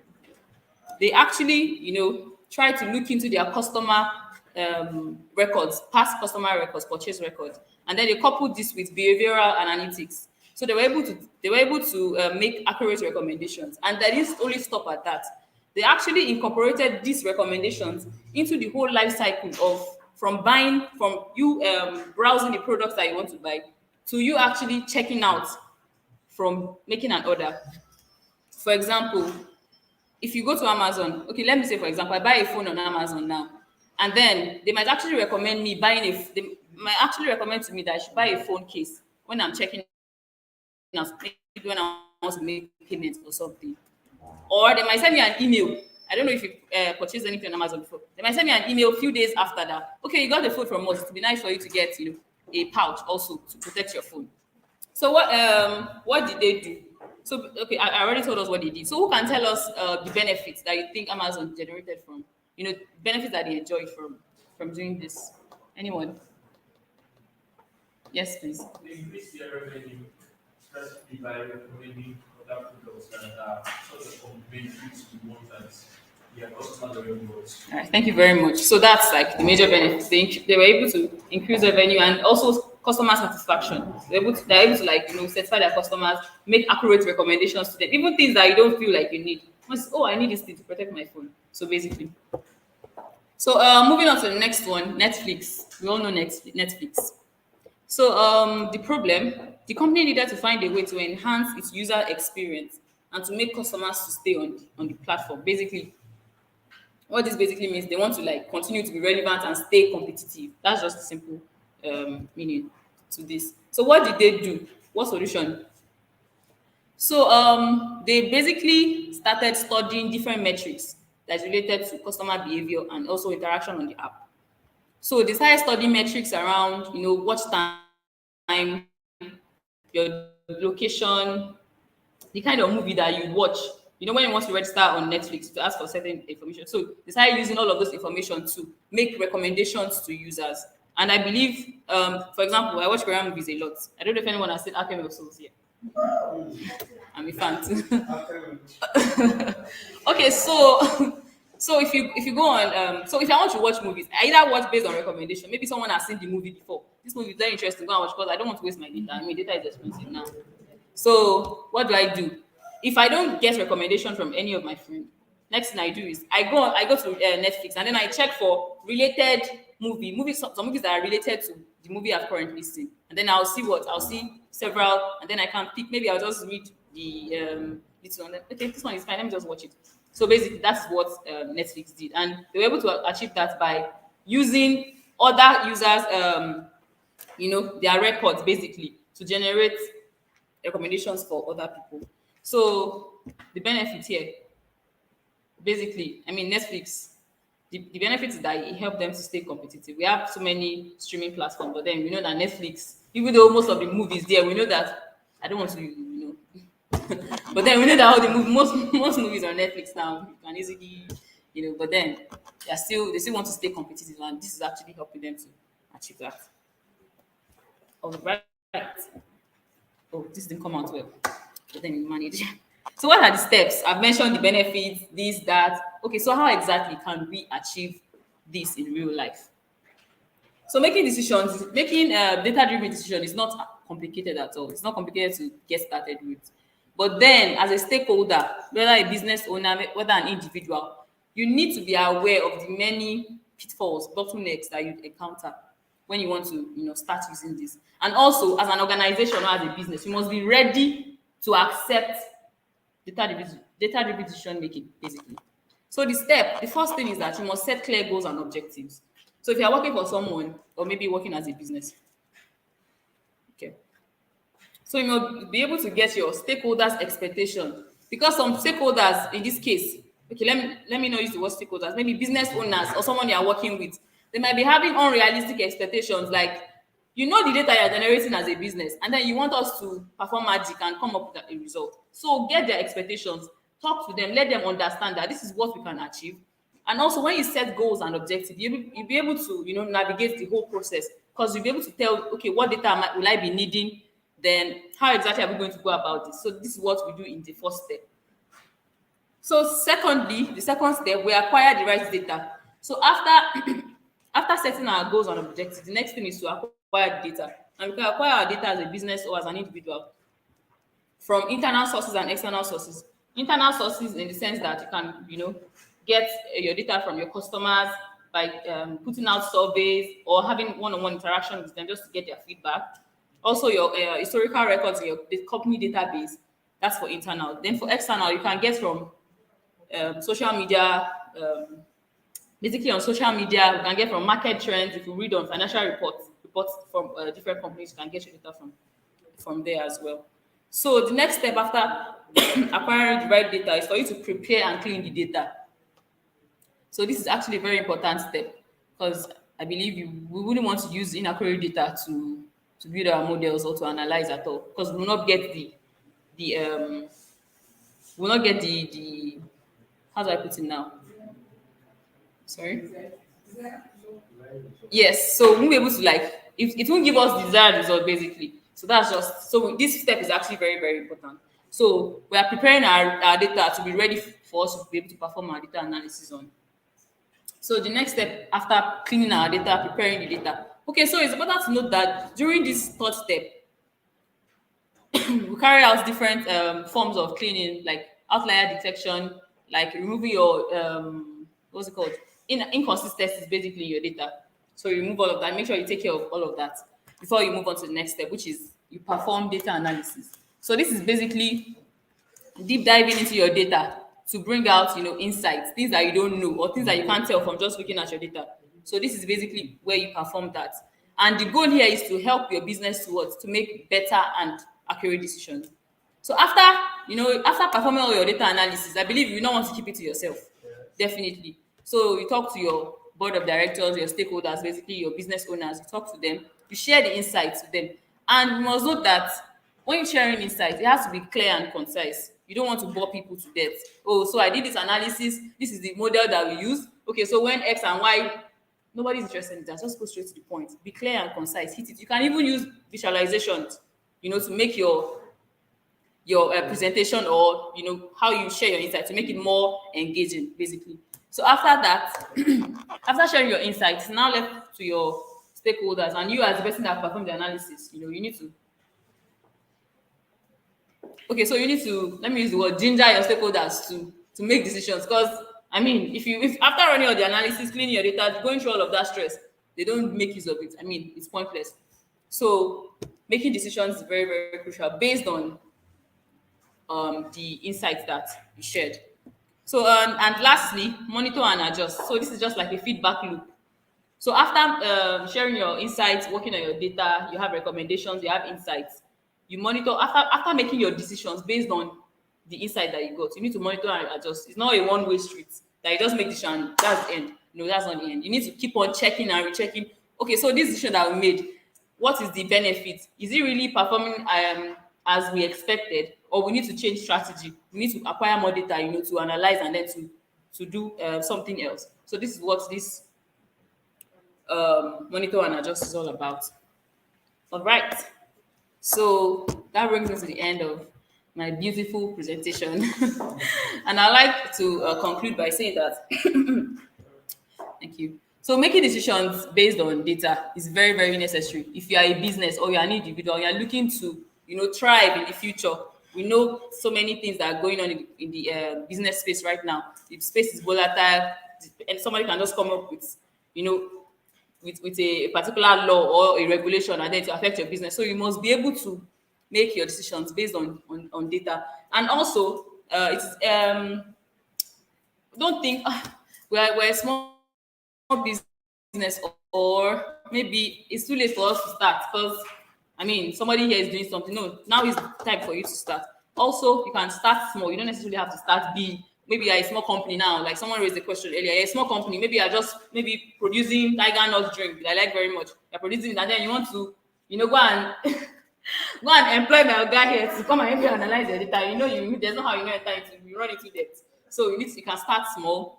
So just from little, you can start with your Excel sheet by yourself. Just check up some things online. Start from anywhere. As an individual, basically, you can even, try to check up things, try to analyze the way you live your life, basically, what you do every day, just to help you to make your decisions better. So you start small, get your feet wet, get your hands dirty, and then before you know it, you're already unlocking great insights that is going to make impact in your organization and your life. So thank you very much, everyone, for listening. Okay, so if you have any questions, comments, maybe I said something you don't agree with it, now is the time to talk.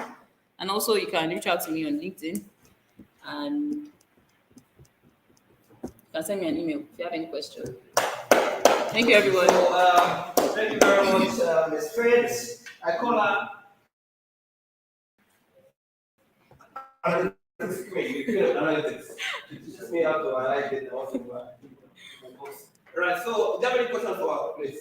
Even those on YouTube too. Let's have their questions. So, any? I have a question. Please ask you. When you clean the data, how can you handle missing value data sets? Okay. So when you are cleaning your data, to handle missing values, basically, depending on the amount of data that you have, if you have a very like small data set, then you need to be careful. Because I mean, if you are removing it's going to definitely make your data more smaller. So, but if you have like a large data set, you can basically remove those.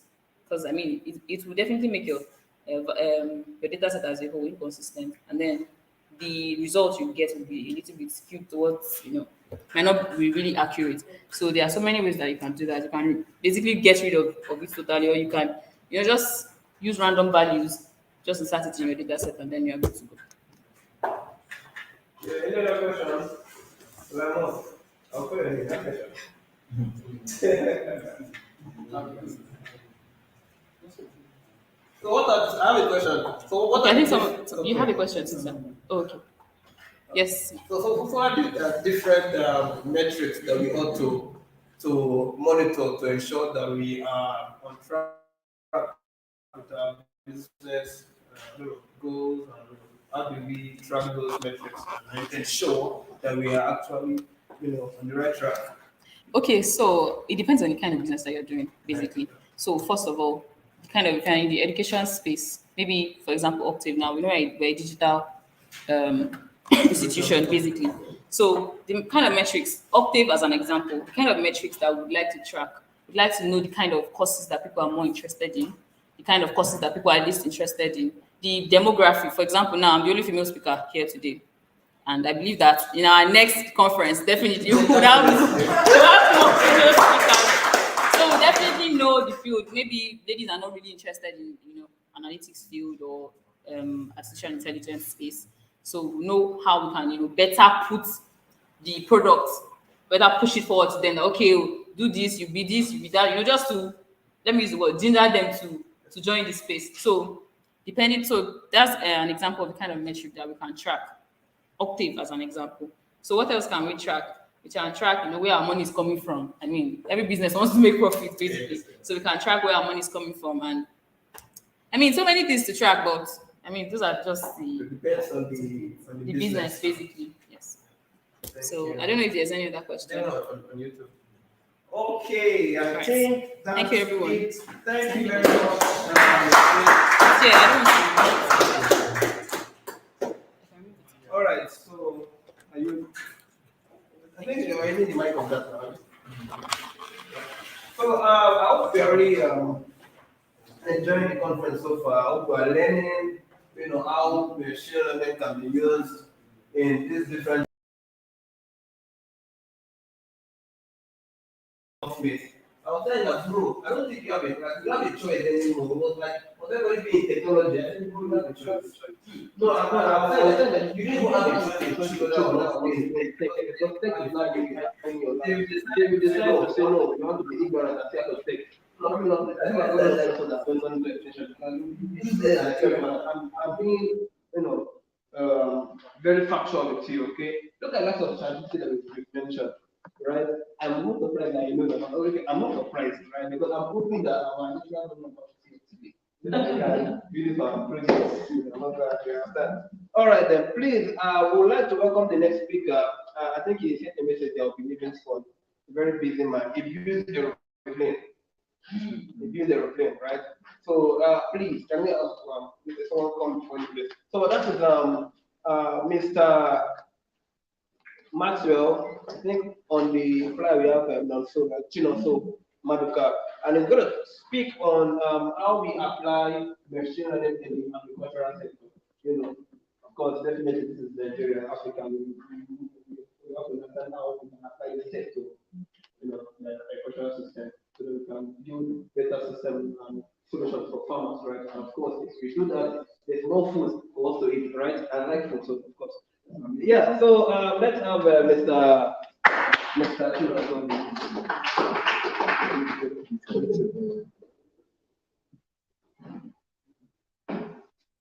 Well, we have to go to YouTube.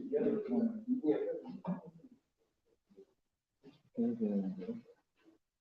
I'm not sure. Can you hear me?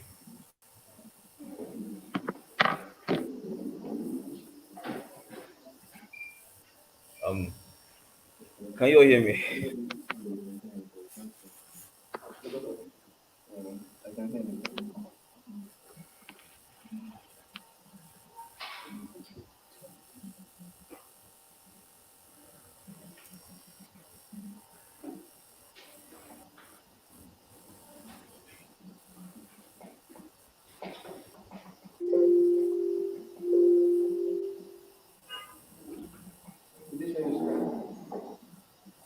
Babe, my ring.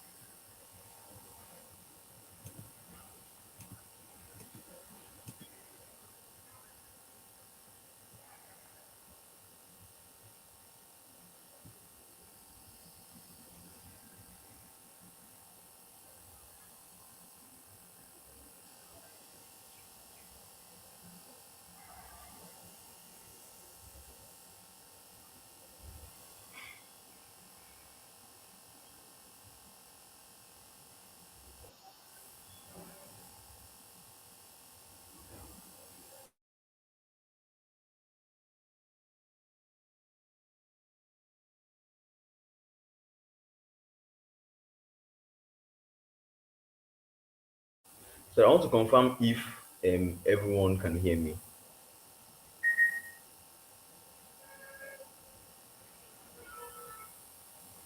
Like, can everyone hear me? I'm sorry, my slides are not exactly complete, so I might be freestyling this class very well, but trust me, there's a lot in store, and there's a lot I actually like to talk about based on the topic. My name is Maxwell. I just want to confirm if everyone can, if like can signify. Okay, thank you. My name is Maxwell. A robotics engineer and avionics engineer. Um, co-founder of Neurospace. Originally founder of Spatial Nova, but now co-founder of Neurospace and CTO of Neurospace. With at least 5 years of experience in avionics and robotics. Developed software for avionics companies, and wrote code for robots. I'm extremely interested in problem solving and making hardware and software communicate. And we are working on a very interesting solution at Neurospace, and I would like to talk about that solution that we are working on. Sorry, hold on, please. I don't know. So please hold on.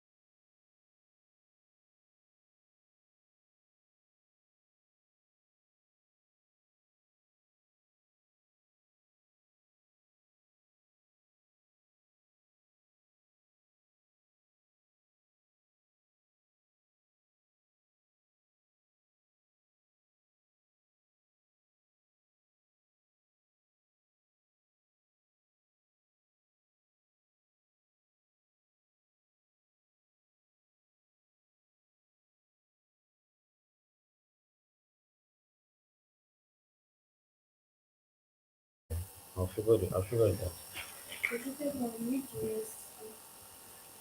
Okay, sorry, my slide. I'm having problems opening my slide, but we are working on getting it live now for everyone. So let me talk about a bit about what my company does. Um, we are an aerospace company. We build drones.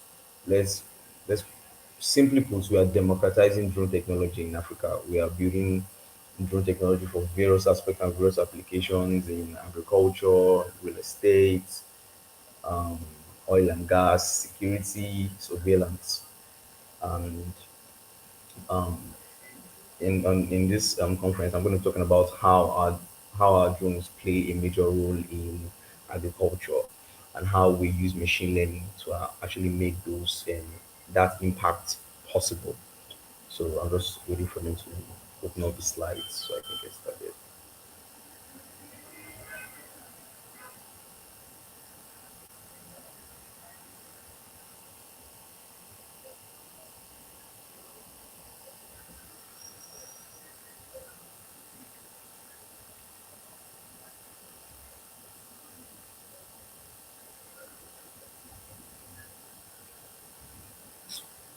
It's working now.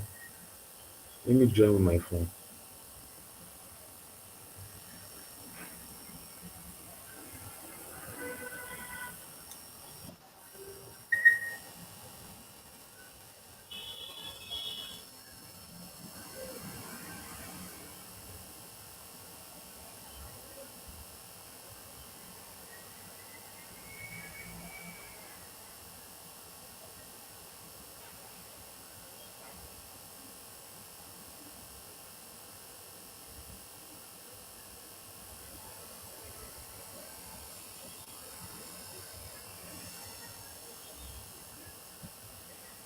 So machine learning in agriculture. First off, we start by precision agriculture.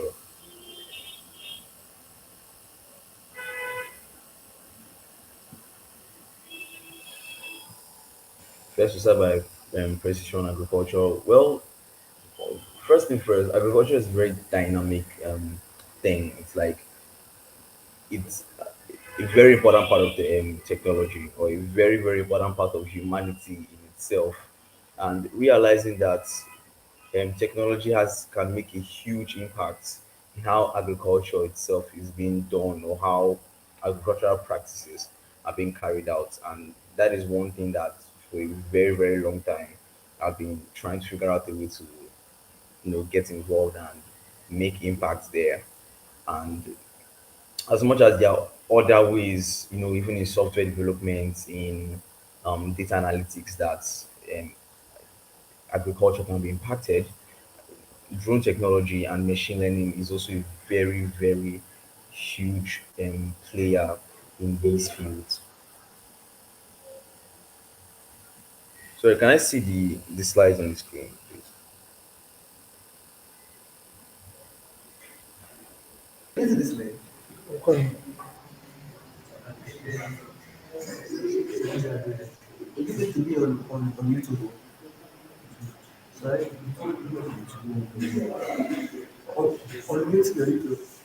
Sorry, YouTube.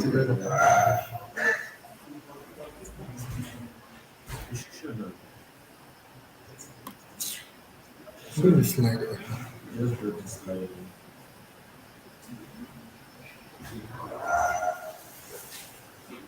Yeah, share your present.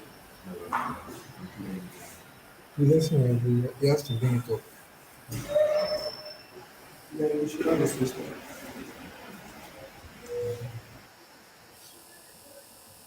Okay, so next slide, please. Next. Okay, so first of all, we start from precision agriculture. Machine learning algorithms are used to analyze data from sensors on drones to map out crop growth patterns and identify areas of the field that need attention. So, as much as data sets are being trained, um, I've worked with machine learning engineers like one I will mention, Seriki. He's an amazing machine learning engineer that I've worked with, and he has written data like trained data sets to be able to identify defects in rice and defects in maize, and also growth patterns in those crops as well. And then we have to upload that data into our hardware, and it can carry out that action using the drone. And that process in itself is called precision agriculture. Um, there are various tools that can actually be used to carry out these processes, like from the hardware base, like from the hardware side. We have tools like the Raspberry Pi, which is used to process this data and it's being mounted on the drone to carry out the data. If you have a webcam, and there's a camera which uses sometimes thermal cameras that can be able to read or take those readings and then process those readings based on the data that was trained. These allow farmers to actually target specific areas for fertilization. It saves on resources because now there was a particular time there was a complaint, like someone reached out and said he's using a lot of fertilizer, using a lot of fertilizer for his crops, and sometimes he's fertilizing places that don't. Sorry, pesticide. He's using pesticide on places that don't even need, you know, um, that pesticide. And I was like, okay, what if a drone can be able to help you take readings, and then let you know, okay, these are the places that need pesticide, or these are the places that need more fertilizer than these other areas. And that is a huge problem. That is a huge problem solver because now people can save more on resources. It's better for the environment because less chemicals that are used in the soil, the better for the environment, the better for the soil, and it's better for irrigation, pest control, leading to efficient use of resources and increased crop yield. Next slide.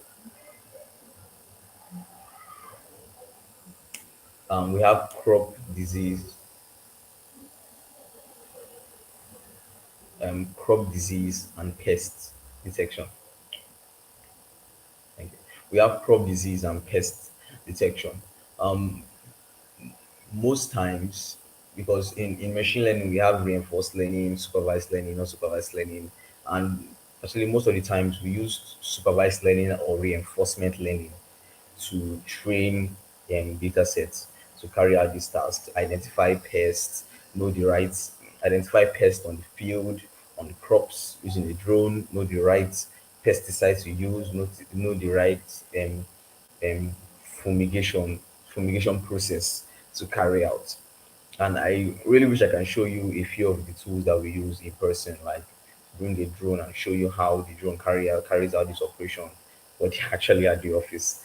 Um, but we have tested live. Yeah, I think we actually have tested live how drones can be able to reduce the use of pesticide in farms and also disease and pest production and um, pest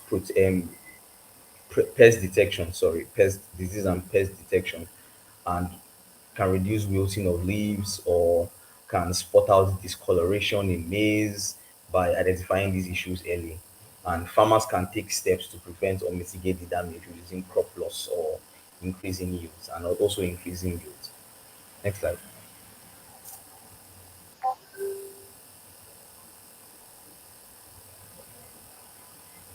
Yeah, weather forecasting and prediction. So we are it's a bit far, not exactly very far from it, not very far from it, but there has been a lot of research done out there, like a place in Texas. I know many of you are heard of Texas, where they use drones and then the chemicals are being poured in the atmosphere that can be that is used to produce rain. Like that is amazing. They use this to produce rain.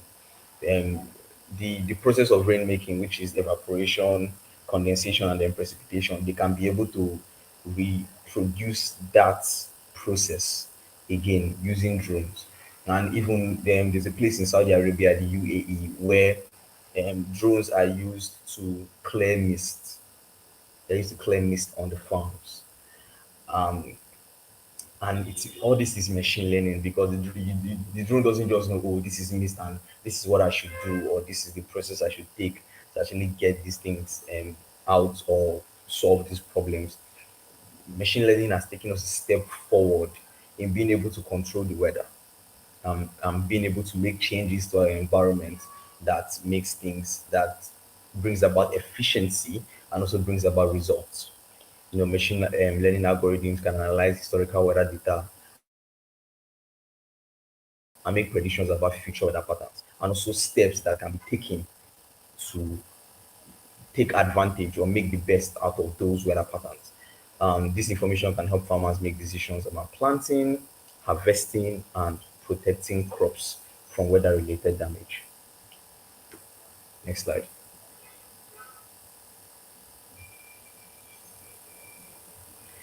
Machine learning is playing an increasingly important role in agriculture every single day. Even currently, we're even looking at enrolling, or enrolling is not the word, hiring um, machine learning experts out there to on our team at Neurospace, because if we are going to be making applications in security, if we're going to be making applications in agriculture, machine learning has a huge role to play in these things. I myself have been playing around with a lot of data sets and playing around with a lot of hardware that can help a machine learning model and a drone come in contact and carry out an operation. And our drones are automated. Like all our drones are automated. Even the drones that is for videography are automated drones. And those drones are the ones that we actually use to carry out these operations and do all this like cool stuff. I call them cool. I call it cool stuff.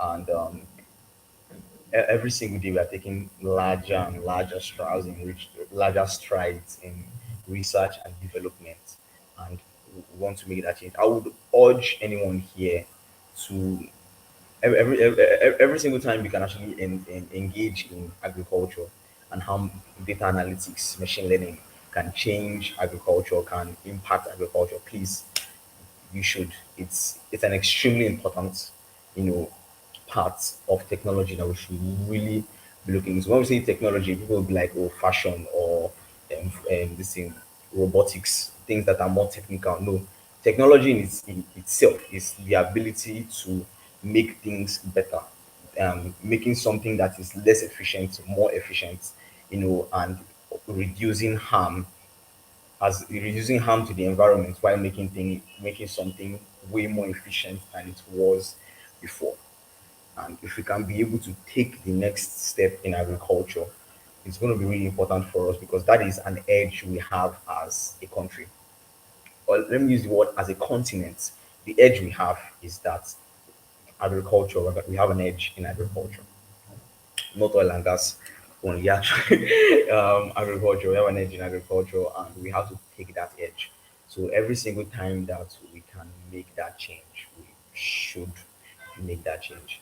And actually, my New Year's resolution is to take as much questions and talk to people about how drone technology helps make changes in these aspects and in these fields, and also how machine learning, even how front end, how machine learning, data analytics, or whatever stack you are a part of, how you can impact or make an impact in this field of life. Thank you. If there's any questions, I'm taking them.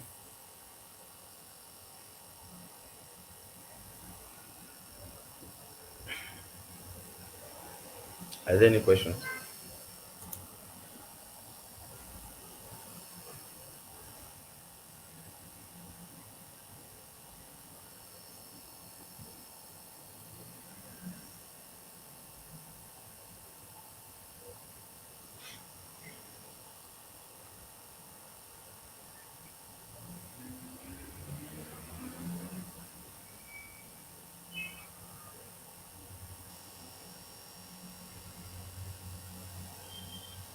So,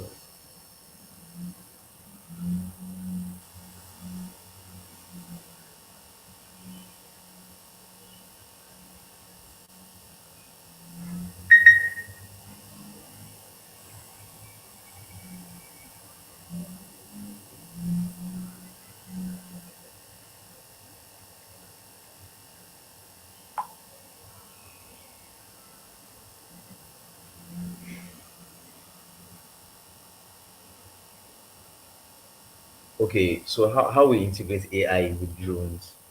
A very interesting question, actually. So, there are a lot of tools that are out there.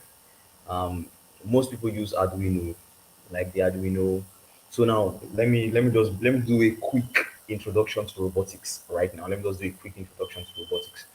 So in robotics, there are controllers or processors that are being used to be able to interface the software with the hardware. It's like a body and a spirit. Yeah, that's the best. It's a body and a spirit. So most times we have the microprocessors and then we have the microcontrollers. The microcontrollers, they can be called microprocessors or microcomputers. The microcontrollers, we have the Arduino Uno, the Nano, the Mega. There are a lot of them. There's the 80 Mega, which we use in our flight controllers. It's like the most versatile out there. I think let me show you one. Let me show you one.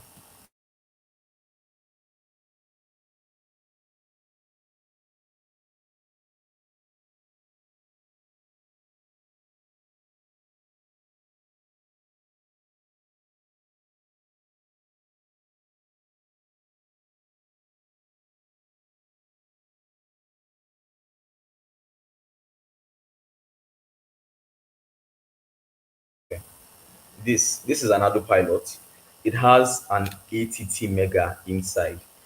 This a microcontroller was used to build this, and this is how most times we interface with. This is how most times we interface with the AI, or this is where most of the boards are being connected to. Every single thing, both the software and the hardware side. This is where it's being connected to, and there are a range of them.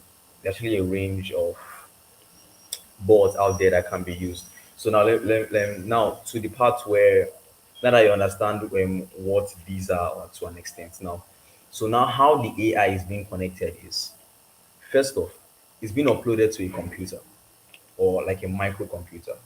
The microcomputer that we use in this case is called the Raspberry Pi. There are a lot of Raspberry Pis out there. There's Raspberry Pi Pico, there's Raspberry 3, and Raspberry Pi 3, and we upload them into the Raspberry Pi.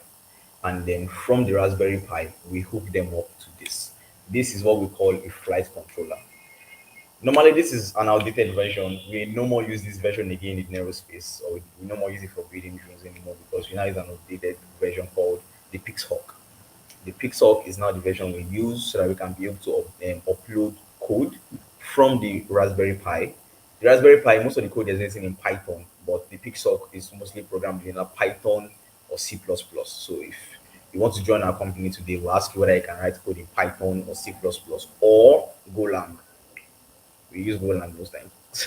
So yeah, um, and from there we upload the code from the Raspberry Pi. The Raspberry Pi works hand in hand with the flight controller. We automate a few processes on the flight controller so that it can carry out its operations well. We normally we automate all our flights, and that process is called mission planning.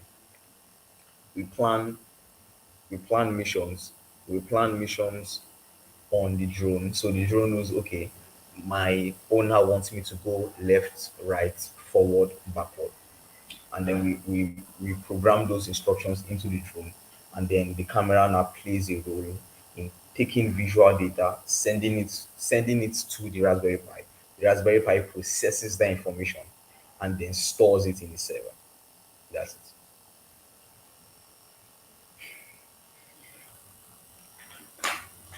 Any more questions?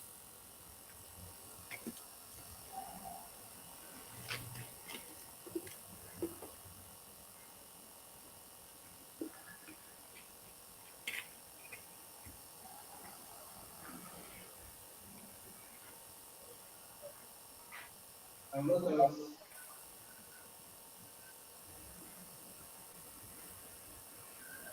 I'm happy to take any questions from drone technology to machine learning. If you're interested in how we carry out operations in or how we make what we do is possible, I'm open to take the questions. Okay. All right, thank you, thank you. Yeah. Let's go to the next speaker. So our next speaker is Mr. Zion Kibori. Alright, so in the end of data science pro, and we'll be speaking on the topic machine learning for mission critical application.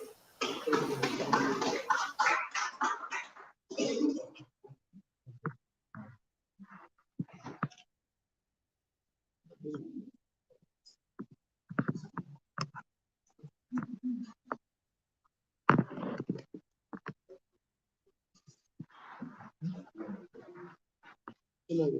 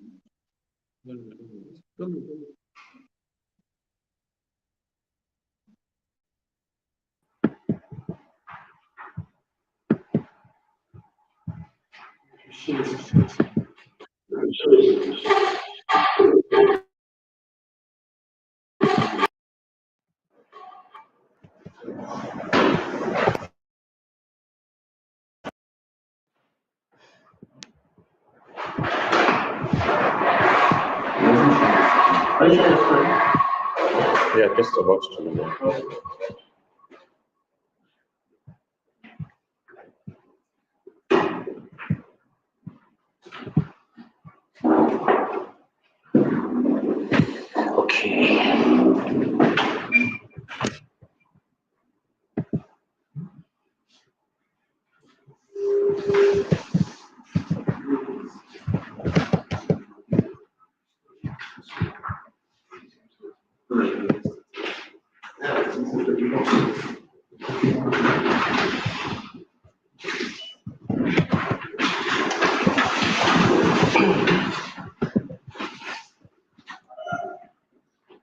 Okay, everyone. Good afternoon, and it's a pleasure to be here. Thank you, Mike, for inviting me. It looks like we've had a lot of interesting sessions, and I see that so many of us are glued to these sessions. So today I'll be sharing with us on the topic of machine learning for mission-critical applications, and we'll be looking at some really interesting things about how to build, really critical applications and infuse machine learning into such systems. My name is Zion Piboi, and I'm the principal data scientist at Curriculum. I lead the data science team. So Curriculum is a Canadian data analytics and data science company. We build the analytics and machine learning infrastructure for fintechs and for several industries serving underserved markets across Canada, Africa, and Southeast Asia. So moving on, I think I have a. Sorry, just a second.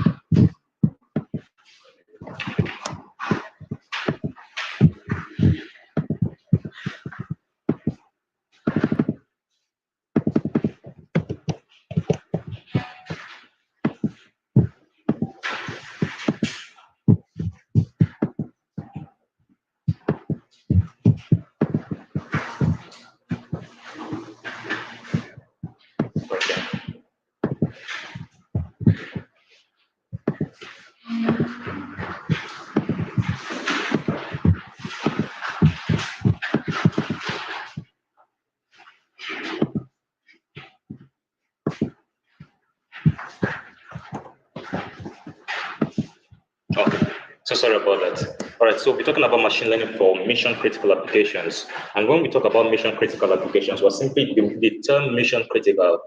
We are really referring here to the kind of applications that organizations utilize, by which if you stop running those applications, the missions fail. The organization literally fails at what they do. Take for example, I'm sure most of us here we use Uber or we use Bolt to book rides. So probably some of us came here in those rides.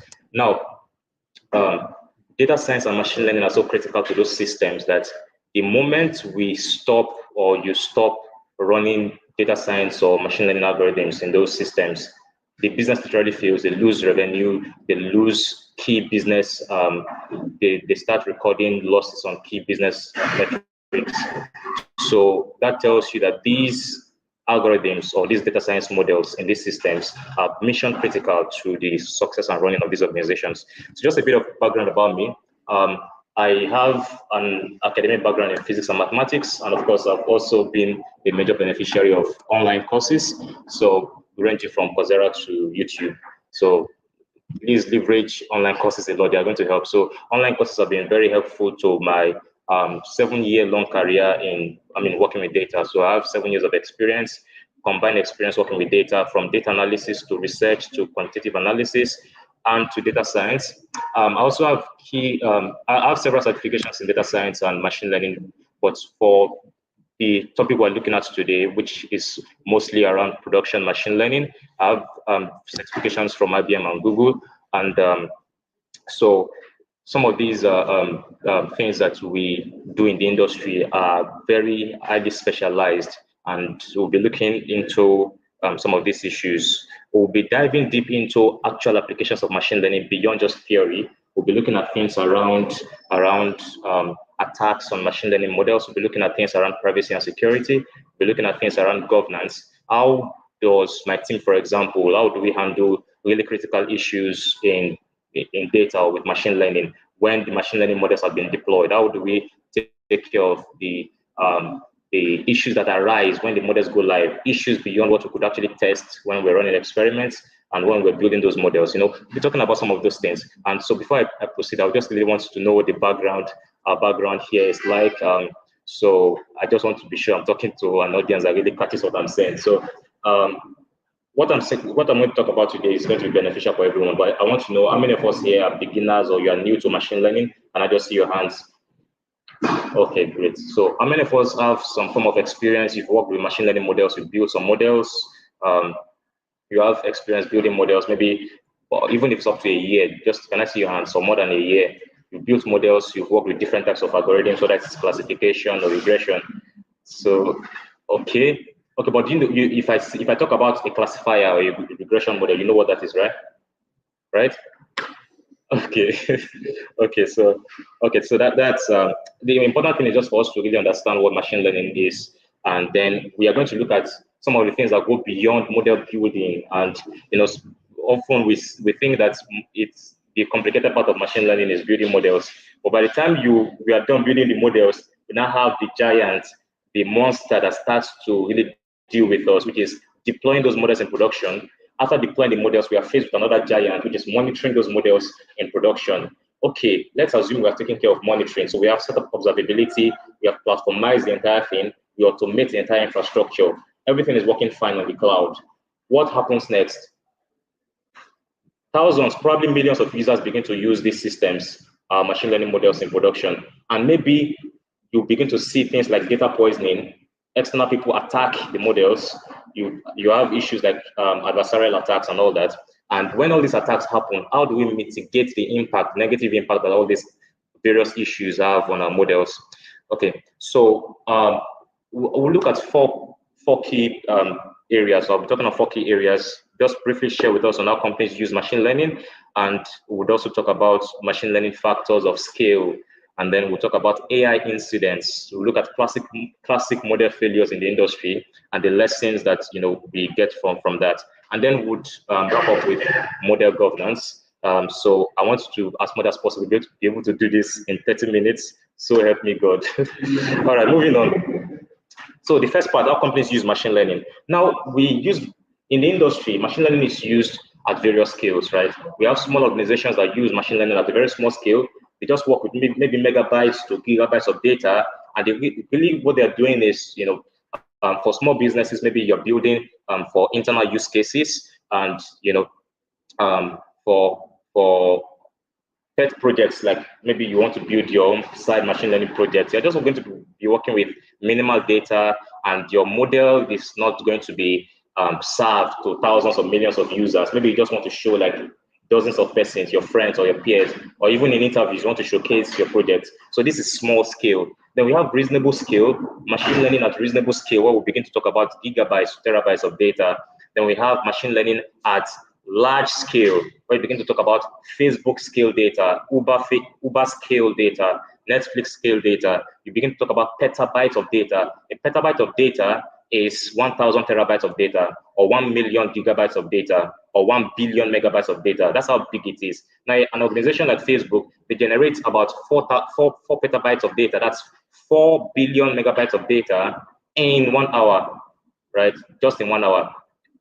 That's the amount of data that is generated. Now, as this scale of data scales, as this utility of data scales, so does the investment in the infrastructure for housing and maintaining the models on top of that data scale also. So it scales in proportion. So which means for small scale, you can just use very little Amazon credits to deploy models in the cloud, right? By the time you get to reasonable scale, we're going to talk about, okay, now we have to now set up an infrastructure. We have to start thinking about costs and all those things. We have to make sure that Amazon does not wreck our budget and send us back to the village. So then when you begin to talk about large scale, right, these guys are operating with data centers across the world, and the investment in the data infrastructure and the machine learning infrastructure is in billions. They can throw that money into those projects because they have what it takes to do that. I don't know if we're following. Are you guys with me? Yeah. All right, moving on. So for small scales, simple use cases, like I mentioned earlier, you have, for businesses, small businesses, you have internal use cases like ad hoc analytics. So let's say you are the only data scientist in your organization, and your CEO probably, or you'll be MD or head of operations, just says, we want to know, what customer performance is like. I want to know what churn rate is like. Very simple machine learning use cases, the ones that anybody that is entering into data science generally builds, like customer segmentation and things like that, right? So when we begin to talk about these various use cases, then these are just simple internal use cases. Then when we get to ad hoc, when we talk about other applications, not just use cases, we deal with things like web applications, or general, maybe Android applications or iOS applications, the things that you can build using OS-specific machine learning frameworks, like like TensorFlow, or like Core ML for Apple, right? So these are the kind of tools that we use in these cases. Now, when we get to the to medium scale or reasonable scale, this is the level where you begin to deal with gigabytes to terabytes of data. We have dynamic pricing model, which is a model that operates in Uber or Bolt when you want to order a ride, and it dynamically adjusts prices. The model that does that is an optimization model that optimizes prices in such a way that it is fair for you as a rider, and it's also fair for the business. You have recommendation systems. Now, these are the kind of various systems that we can run at a reasonable scale, where you expect to have tens of thousands to hundreds of thousands to even millions of users on the platform. And for this kind of systems, we now begin to think about, okay, let's create an infrastructure to house our data, to house our models, and to also automate the entire pipeline, that we are working with. And in such organizations, we only talk about dozens to maybe 100 or 100 plus team members. You're not really going to be talking about thousands of team members. By the time you get to FANG scale, the big tech, the big guys, Facebook, Amazon, Apple, Netflix, and Google, you begin to talk about petabytes of data generated. You begin to talk about large-scale investment. These guys are building applications such as ChatGPT. How many of us are aware of ChatGPT that has taken the internet by storm? They are building, these are large language models that not just millions of people are using, but potentially billions of people are using those models. And what that means is that you have to be able to create an infrastructure that can handle or that can scale to the size. You have to be able to invest, and because these big tech guys have the money, they can throw the money into They can throw billions of dollars investing in infrastructure. Okay, so I think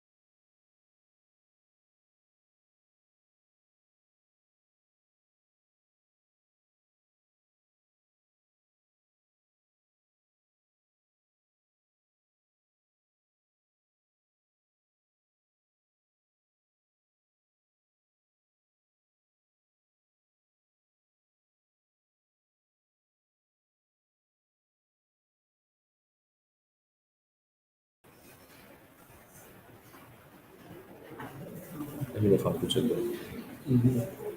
Let me check this out.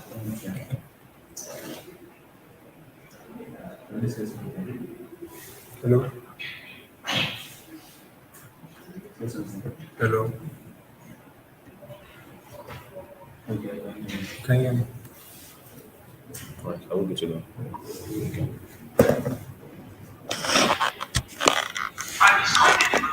All right, we're back. All right, so I was talking about the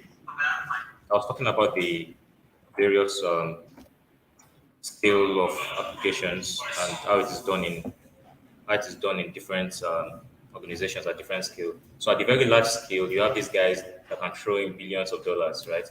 So, but for the vast majority of organizations, they operate either from the reasonable scale or downwards. And even reasonable scale is actually really big when you talk about gigabytes to terabytes of data, right? I don't know how many of us have tried to load 1 gigabyte or 5 gigabyte or 10 gigabytes into Excel. Have you tried it before? What did it feel like when you did that? It will feel slow. Excel can even truncate the records, right? So you just literally break down the application. So what you do in such a case is to now move it to more suitable systems for capturing and analyzing such data. Now, I want us to, when we begin to operate from a reasonable scale and beyond, in fact, when we start using machine learning for commercial applications, we now need to understand that to get the most value out of machine learning, we need to build and deploy these models as products, specifically as data products. Now, a data product is not just any kind of product. It's not just a type of software product. It's not a product that just merely delivers data or merely generates data and delivers data. A data product is a product that delivers data as part of its major value proposition. What that means is that we build this data product. It has a target audience, right? And the major value proposition of that product now is that it is delivering data, it's delivering knowledge to the target audience. All right. Now, these applications, these data products can be internal or external. So if they are external data products, they are basically the data products that are customer facing, that are serving customers, right? So think about what is happening on your search engine, how models are working on your search engine to give you the most relevant search results. Those are called relevance algorithms, right? Now, these data products now, they are customer facing, so they are external data products. Then we also have internal data products, and then internal data products can be of two types. There are those internal data products that are serving internal users or internal business stakeholders. Think about things like employee assessment. Think about things like operational analytics. We are trying to understand what is going on within the organization. So these data products are serving decision makers, stakeholders within the business. Then we have another type of internal data products that are actually customer facing, but they are not external data products. What I mean by that, I'll give you an example. So recommendation systems, for example, are internal data products, right? So, but you might want to argue recommendation systems are customer facing. We build recommendation systems so that they deliver recommendations to users, but they're internal because the end goal of recommendation systems is not to give users knowledge as a final output. It is to give them knowledge as a means to an end to drive them to take a certain action. So it is circling back to the internal users who need those actual outcomes that the recommendations drive. So we make recommendations to you. The recommendations are smart enough. They drive you to take an action, right? When you take an action, you actually buy or you click or you perform something that we can track internally, right? So they are actually internal products, but they are customer-facing internal products that eventually circle back to creating value. So these are what data products are. And when we begin to look at models in the light of data products, our thinking changes. When you start out in machine learning and you start building models, it's all about the accuracy. It's all about the performance. It's all about, 99% accuracy. Our models are predicting well and all that. But by the time you come to the industry, now the business doesn't care about your accuracy scores. They care about money. How do you convert that data to dollars?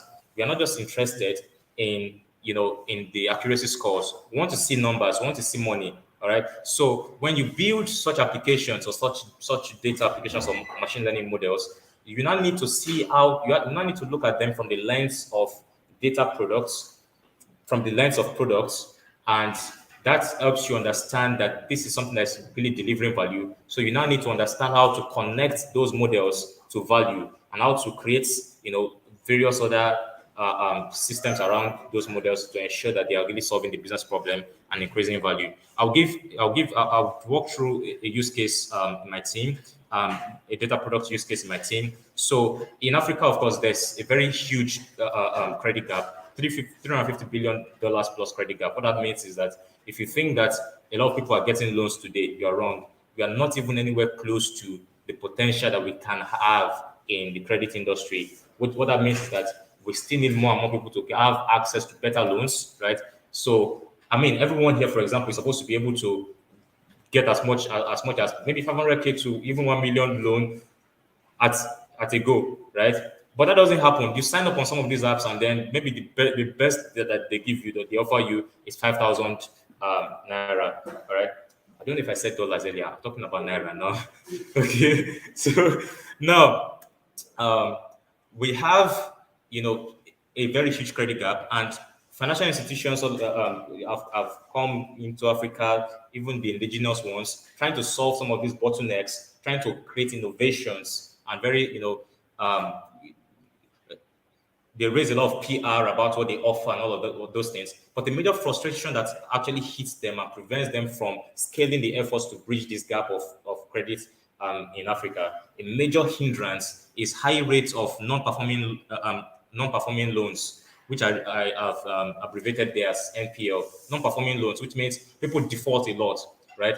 So if people default a lot, does it mean that there's no potential for the credit industry in Africa or in Nigeria? No, it simply means that we're not targeting the right people, or we don't even know how to decide who is the best person to get a loan and who is the best person to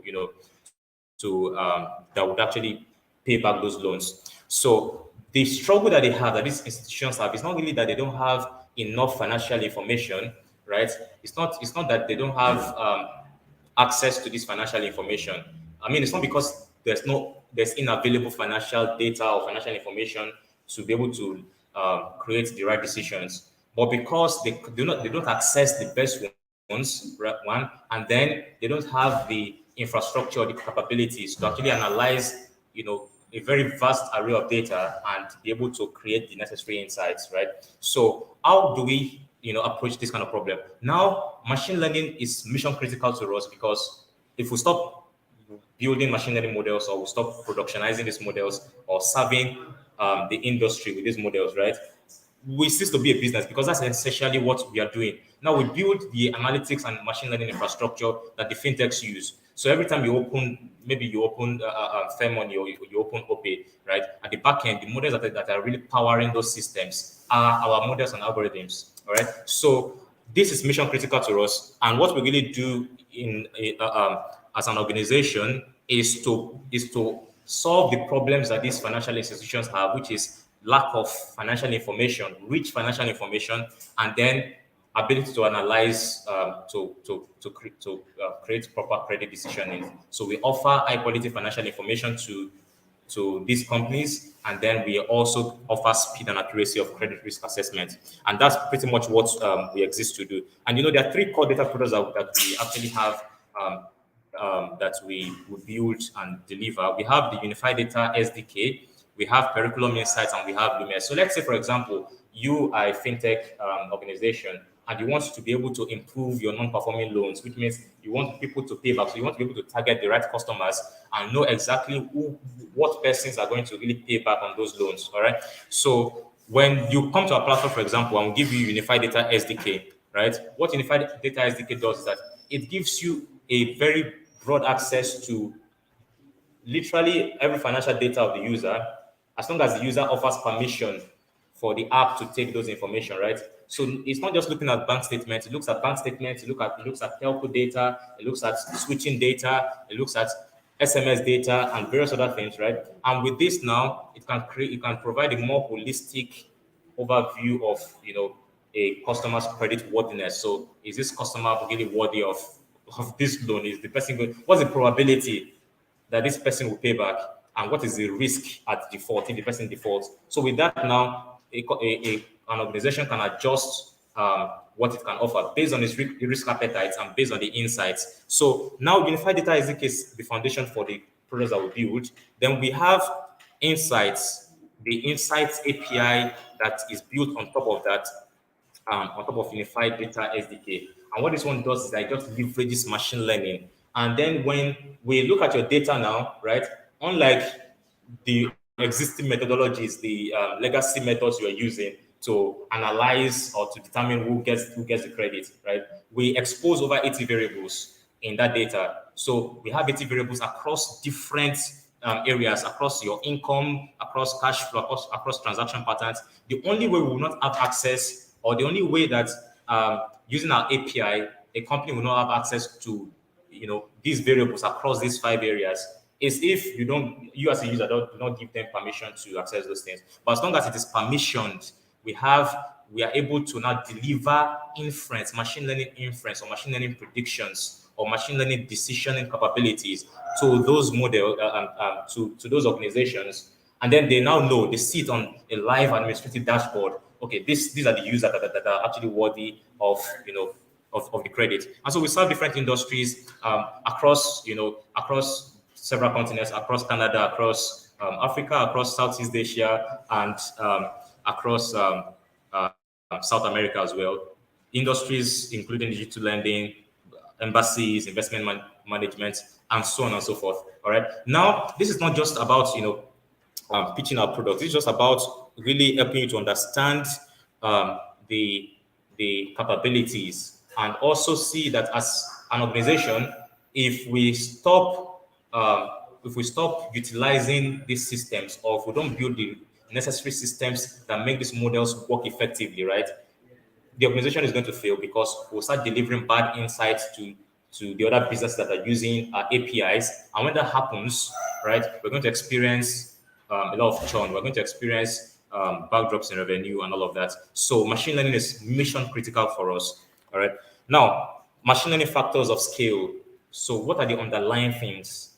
The underlying things, or the underlying factors that makes machine learning scale up to to really large use cases. So the first factor of scale is that we need to now take algorithms. We need to go from algorithms to products. So we need to take machine learning from just the algorithms, or from just the artifacts, to actual products. So what that means is that you would likely have a data product manager. For example, my team, we have a data product manager who understands data and who is able to look at everything from the lens of, from a product perspective, and is able to connect the dots between the technicalities of our workflows and workloads and the business outcomes, the outcomes we're trying to deliver. We want to increase revenue. We want to increase our customer base. We want to be able to eventually target millions and millions, and hopefully billions of users, coming through these various organizations that are leveraging our platform. So to do that now, we I identify like 4 key areas, or four P's that you need to really understand to make models useful and valuable, and to take them to a commercial level where you can actually commercialize those models. You plan, which means you design the roadmap for what you want your model to achieve beyond just accuracy and performance scores. We now begin to work on the process. So the process now is a learning algorithm. So the learning algorithm is a process of actually learning from the data and capturing the relationships and patterns in that data. Then we now go from process to prototype. So basically, the outcome of a learning algorithm is a model. All right. So I always like to emphasize that machine learning algorithms are not models. So a learning algorithm is not a model. A model is the outcome of a learning algorithm. So think about the algorithm as a process and a model as a product. All right. But in this case, I'll call it a prototype. So which means the first thing that you get after you have run experiments, you build your machine learning models, that classifier or that regression model, right, that you now have that can start making predictions. That is your prototype or your model artifact. But now that we want to start thinking commercial, we want to now take these things to the next level. We now want to deploy it. So this is where we now go from prototype to product, where we serve these models to actual users, to people who are going to utilize these models. Now, the next factor of scale is automation, where we now talk about, okay, how do we as much as possible remove humans from repetitive aspects of the workflow. All right. So there are certain things that we are able to automate in the system. We can automate model training. You spend a lot of time when you start working on your proof of concept, which means the first time you want to build your model, the prototype, right? You spend a lot of time researching, experimenting, and all of that. But by the time you have everything figured out and you've actually built your first model, maybe you've even deployed the models, the next thing you want to do then is to be able to automate the procedure. You want to be able to, to automatically train models without an individual having to be involved in the steps. All right. So we automate model training, we automate continuous integration and continuous deployment. In fact, we automate continuous training, continuous integration, continuous deployment. We automate monitoring of these models in production. So let's say we have deployed the models now. How do we track that the model is still making sense? There's such a thing as model decay. And if we are not careful, we think that the model is serving the correct insights or correct predictions, whereas it's already bad. The model has gone bad in production, right? Which means now that the model is live and is serving hundreds to thousands to millions of customers, right? It could get to a point where suddenly it's just not delivering adequate or reasonable insights anymore. Performance is dropping, accuracy is dropping. So we monitor all these things. We even monitor whenever we want to build multiple models. We monitor the experimentation process and monitor. We get logs, right? We get the reports of how these things are working when we are running them automatically. Then the next factor of scale is instrumentation and monitoring, where you now talk about, okay, we want to instrument everything that we're doing. So we set up instrumentation to log or to collect data about the ML system. So everything that the ML system is doing, right? The entire life cycle of the machine learning system, we capture all these information, right? When the model is being trained, we capture all the training logs, accuracy scores, various issues that might occur, right? Experimentation to we capture all those information, including dashboards and visualization of experimental results, right? So this is what you do.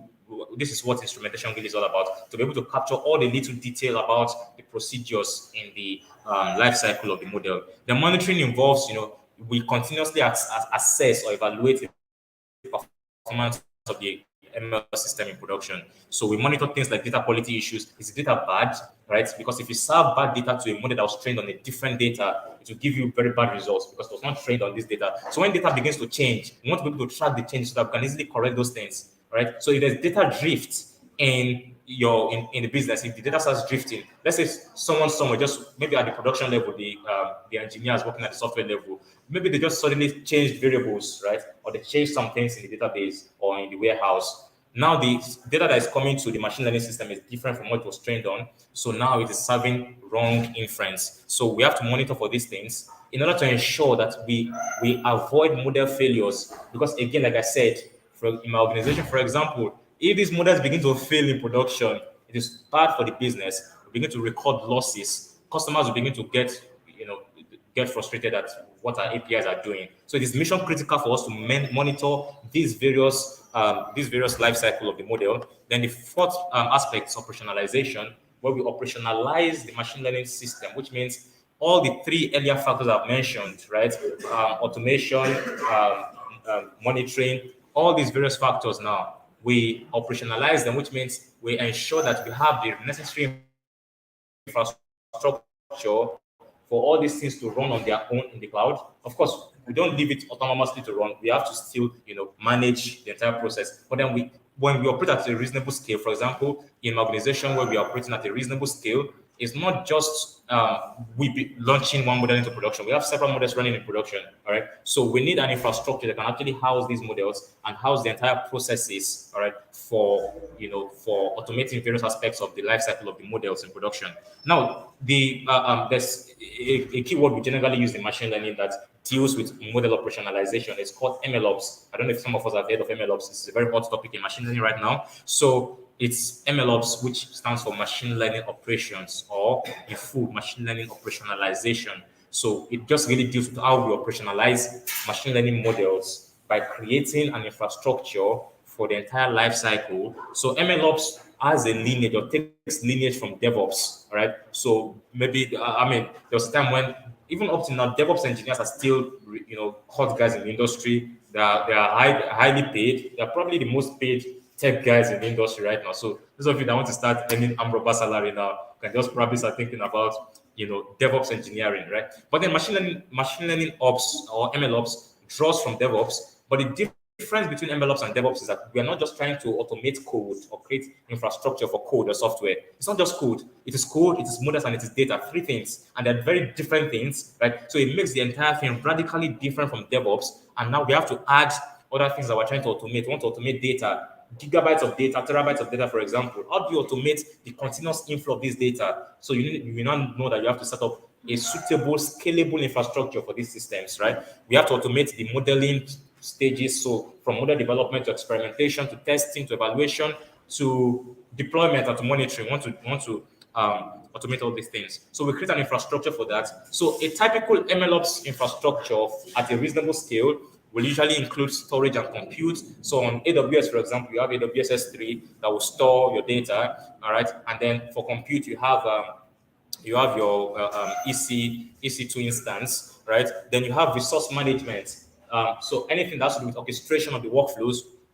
When we orchestrate workflows, it's just basically a way of saying I don't want to be involved in, every morning I'll come, resume, and I'm trying to now click this, click that to run a life cycle. We just automate it on the cloud. So automatically, maybe a Kubernetes cluster is being, is launched every morning to set up the orchestration of this. So the workflows just run on their own. It's automated. All right. Then we have development environment as another component of the infrastructure. This development environment is basically all things that have to do with the training, the experimentation. So these are key independent environments that must be separated, right? So we separate them, but they're all within the infrastructure. Then we have the model platform. The model platform includes when the model has been created now, we now have things around the model store, the feature store, and various things about the model artifacts. Now, on the diagram to the right here, this diagram to the right here is a machine learning or the MLOps hierarchy of needs. All right, the MLOps hierarchy of needs. When we talk about the hierarchy of needs, especially from a data perspective, basically it's a way of saying that we are trying to tell you, we're trying to create a sort of hierarchy of what are the most important things in that space, but how those most important things build upon earlier, smaller pieces at the bottom. So sometimes people want to jump to automating the machine learning infrastructure where they've not even taken care of DevOps, which means the software infrastructure, the architecture around the software and the applications that you're actually deploying to. You're not taking care of those things and you want to automate the machine learning lifecycle. It doesn't work. So you start from the DevOps level, which deals with the actual software infrastructure. Remember, DevOps deals mostly with automating code software, right? Then when you are done with that level, we now want to go to the layer of automating the data. So we now talk about data automation, all right? Then when we have handled and we've been able to take care of data automation, then we now go to platform automation, where we automate the actual model platform where the models will sit on. So everything, including the the uh, um, the infrastructure, the tooling, and all those things. We automate all those things, including orchestration and all that. Then after, only when we have set up all these various layers, are we now ready to automate the actual models and including their life cycle post-production, which means after we've deployed them to the real world for everybody to use, right? So this is what we really refer to as the machine learning ops hierarchy of needs. And it's very important for mission critical systems because we want to ensure that nothing breaks. So we leave no stone untouched. So the rigor of machine learning utility in high mission tasks, right, is beyond just trying to train algorithms or trying to beat performance benchmarks. It's beyond that. We begin to consider things that are necessary or critical for us to achieve value from those models. And most times, those critical things are usually outside the training algorithms that we're trying to actually run, right? All right. So, all right. So I think we are now really done. So AI incidents and classic model failures. If you leave me here, I can talk for another 1 hour. All right. So now we've looked at a couple of things. We've looked at how companies use machine learning, right? We've talked about we've talked about machine learning factors of scale, so the things that you need. to scale models, right? Then this next layer is AI incidents. Now, even the biggest organizations experience these issues where they have the best engineers, the best professionals you can ever think of that can build their systems. Or sometimes I will not necessarily say they have the best engineers, but I'll say they have the best teams because usually they have really large teams. So eventually everybody will become much better because you have a very large and supportive team. So it doesn't mean the best people in the world are in Google. So don't think that you cannot be better than a Google engineer. But the point I'm trying to make here is that these guys have very large teams, but even with the size of their expertise, with the size of the teams that make up their expertise, and with the vast amounts of dollars that they throw at every problem, right? They still experience model failures. We're going to look at some of those examples. We have three key types of model incidents. So AI incidents are simply, times or situations or scenarios or cases when models abruptly fail, where they create serious problems. You see, it's one thing for models to fail. It's another thing for them to fail terribly in such a way that they create harm, not just to the business, but to the users that are using those things. It could be things like discrimination, a very, very big topic, right? Racial discrimination, gender discrimination, and things like that. Things that could actually bring about legal issues for these companies. So we have abuse, and abuse could be things around cybercrime, ethnic profiling, and drone attacks. And then we have attacks. So there's a very blurry line between abuse and attacks. An attack can be an abuse, and abuse can be an attack, right? So an abuse is just when pretty much bad data or bad information is introduced to the model. So maybe something like data poisoning, or maybe information that should not be served. Let's say you open Chat GPT now, right? So if Chat GPT is not careful, like if the creators of Chat GPT are not careful, if they don't create guardrails around how the system takes in what you're actually feeding it and goes back to train it, if they just make the whole thing flow such that it takes in new data and then it trains on it, to create problems because people will bring so many terrible bad things. I've seen a lot of bad examples of how ChatGPT is being used, right? And if guardrails are not created, the system would automatically learn from the bad data and eventually start spitting out that bad data. And that will now create problems back for the organization, all right? So these are different types of abuses and attacks.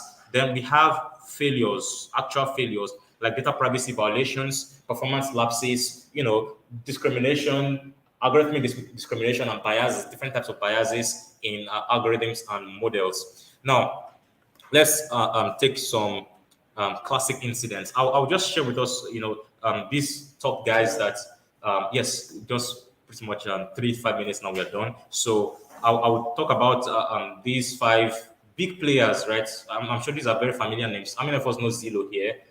Very popular American real estate company, the biggest really in the industry. You have Google, you have Microsoft, you have Tesla, you have Uber. Now, despite how successful these guys have been over the years and how much they dominate the market, none of them have gone without their actual incidents and failures. So Zillow had a very critical problem, which I would always bring up in any case study, any machine learning talk. I would always bring up Zillow because Zillow is a master class in AI failures, right? What Zillow did during COVID, Zillow started to bet on. So basically, it's a real estate company, and they have models that make predictions of, okay, this is what this house price will look like very soon, right? So they can predict what house pricing will look like in certain areas.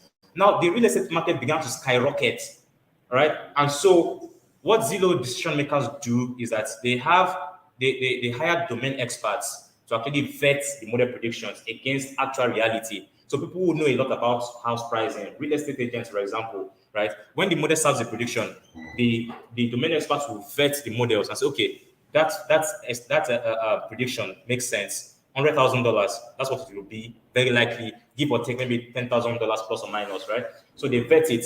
Now, because this real estate market began to skyrocket so much, Zillow became greedy. Their decision makers became greedy. They wanted to, how do I put this now?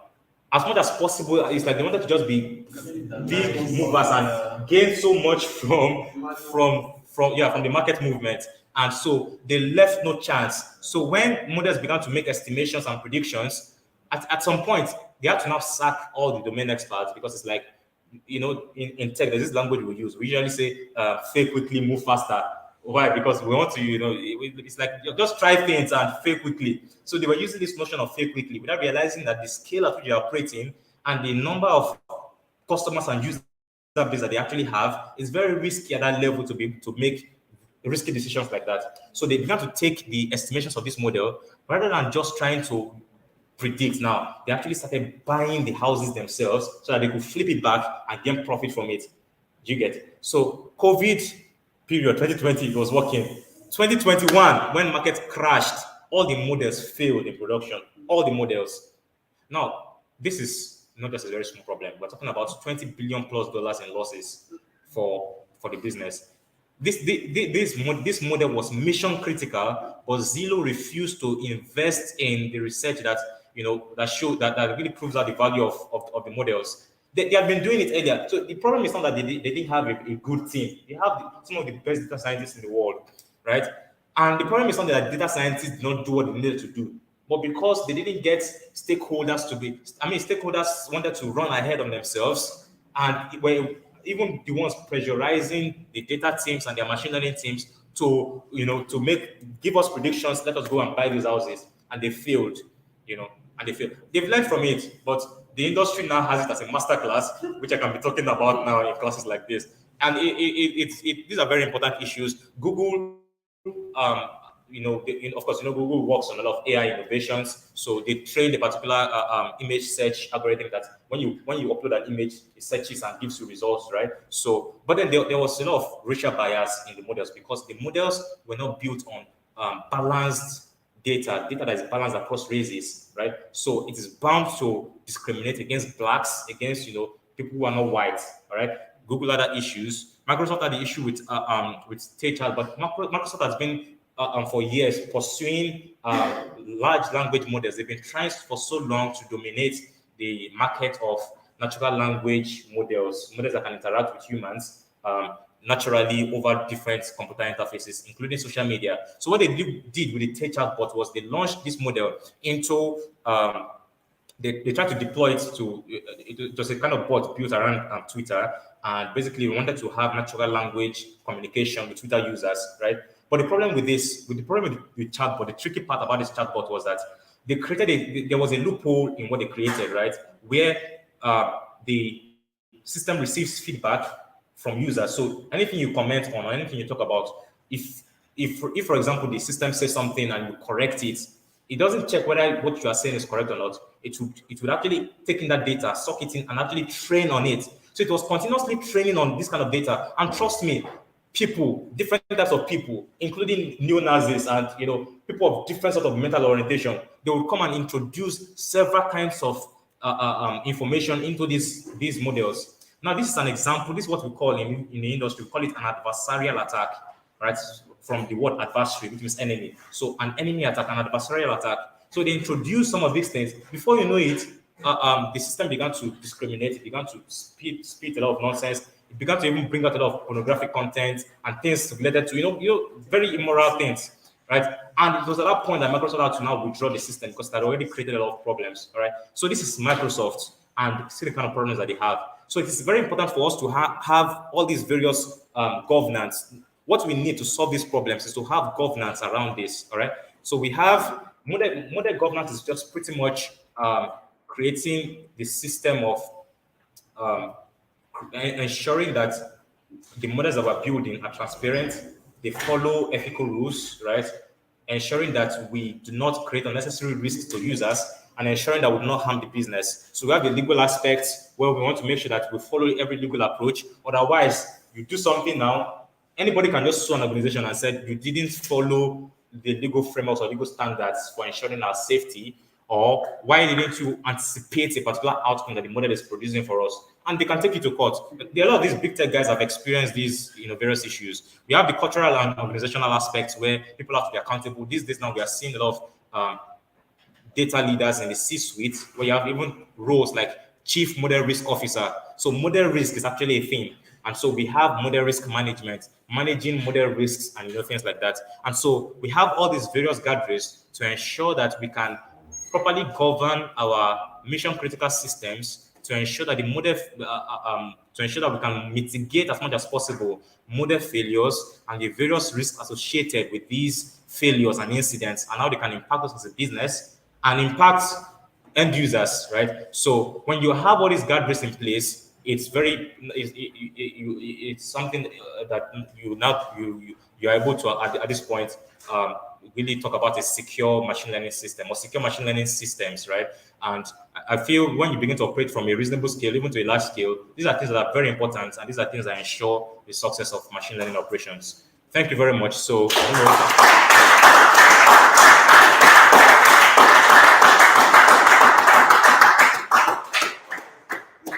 I don't know if Yeah, question. yeah. Thank you very much. When I consider to blockchain work and all that. So late last year, some mango market on Solana has like a social attack. Okay. A social cyber attack that doesn't require phone.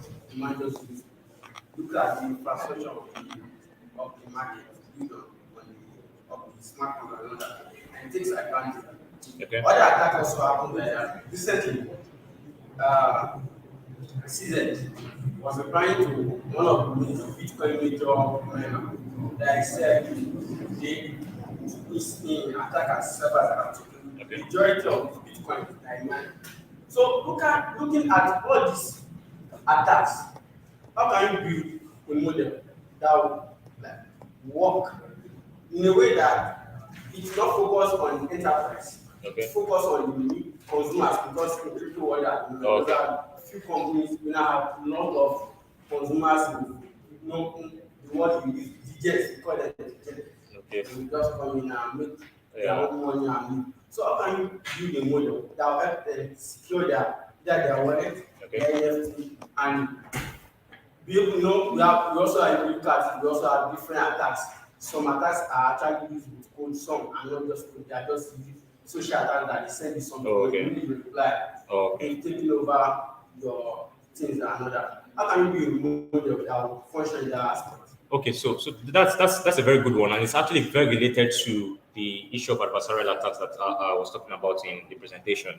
So for such systems, right, it's just pretty much a matter of actually learning from attack data. So it's a actually big use case, and you have to start from really annotating data about attacks. So you start gathering data about these various attacks. Then we begin to annotate this data. So basically, you want to build a model that can learn from such data and be able to respond. Some of those models will be natural language models, which means they will be deployed as bots that can monitor conversations or monitor, social transactions or things like that, and can be able to in real time, flag any suspicious activity or content or things like that, right? So you just really need to. I don't know if there's a use case that does this, right? But I feel from what you talked about already means there should be systems, actual machine learning systems that do this, that solve this problem or tackle this issue, right? So those systems will be built on such data, and then they will be able to now real time just create inference around those things and warn you as a user. So it's a very important use case definitely. So for most social interactions, for example, I think the approach would just be to build large language models, or maybe existing large language models can be deployed in such use cases. So what you really need now in the blockchain industry is to have more machine learning practitioners or data practitioners in the industry. I know that the blockchain industry really took off from maybe 2020. Of course, that's been there, but when it comes to democratization to average users everywhere, it's from COVID period, right? So to protect people now, we need more data folks now within the industry. We need more organizations that are focused around data to solve these problems and create models around these what you've just talked about. So it's a very interesting use case. Yeah. Thank you very much. Thank you, sir. So, please, we have two more speakers. So we will give you his email and his LinkedIn and his phone number and his Skype. Yeah. You can reach me on LinkedIn. Reach him and then ask for a question. So let's have the thank you very much, Mr. Zion. This was a very lovely lecture. Oh, this is a lecture. It's a very detailed. I hope you guys learn very much at some point. We will be good. All right then. Let's have Mr. Lute. So Mr. Lute, our donor is our is that's Mr. Corporation. Yeah. And since we are a net company, okay, you will come and speak on how we can apply machine learning in education. Okay. So let's have Mr. Lute. Mr. Lute. Lute. So let's have. Hello, everyone. Good afternoon. Please confirm if you can hear me.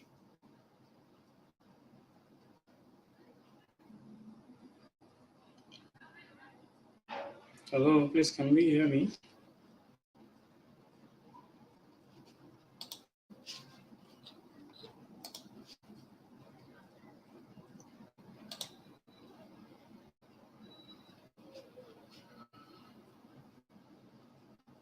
Okay, so I'm just waiting for an indication that I can go on.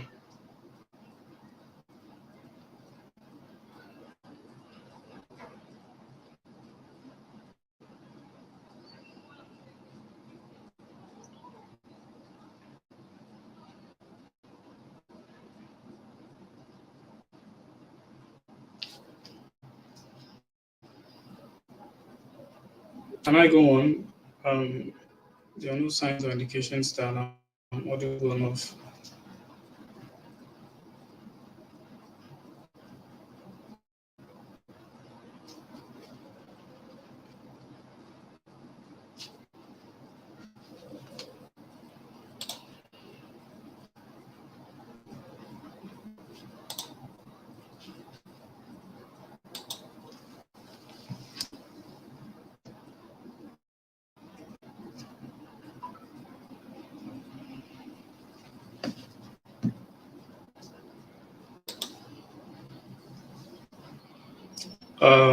Michael?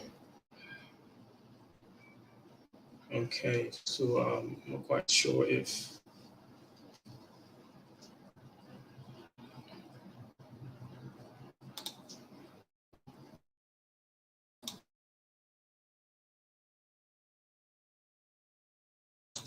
okay. Good afternoon, everyone. Thank you all for making out time to be here. And for those of us that have been here since the beginning, thank you for staying this long. My name is Lute Aunduna, and I will be discussing with you the application of machine learning in education. Briefly before I start, I'll just give a summary of myself. I'm a data scientist at Octave Incorporations. I've been at Octave since the very inception of Octave Incorporations, and I've had the privilege to lead the data science team at Octave for about 2 years now. And I'm a mathematician by training. I study mathematics at my undergraduate level. In terms of machine learning, I am more interested in the research area of machine learning. I'm interested in the creation of these algorithms and how they can better improve our lives in the society. So that is that about me, and I'll just go ahead to present my slides. So if you can see my slides, please just let me know.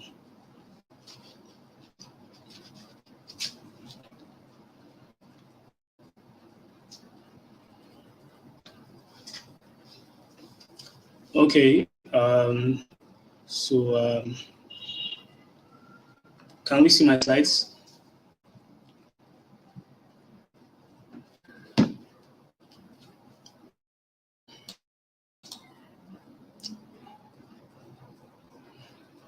Okay.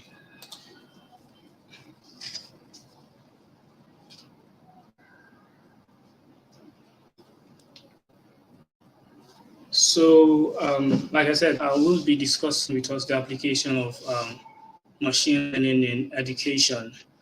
Before I continue, I'd really love to appreciate the efforts of Dr. Victor and Professor Abiodun and other co-speakers as well, who already gave an overview of what machine learning is.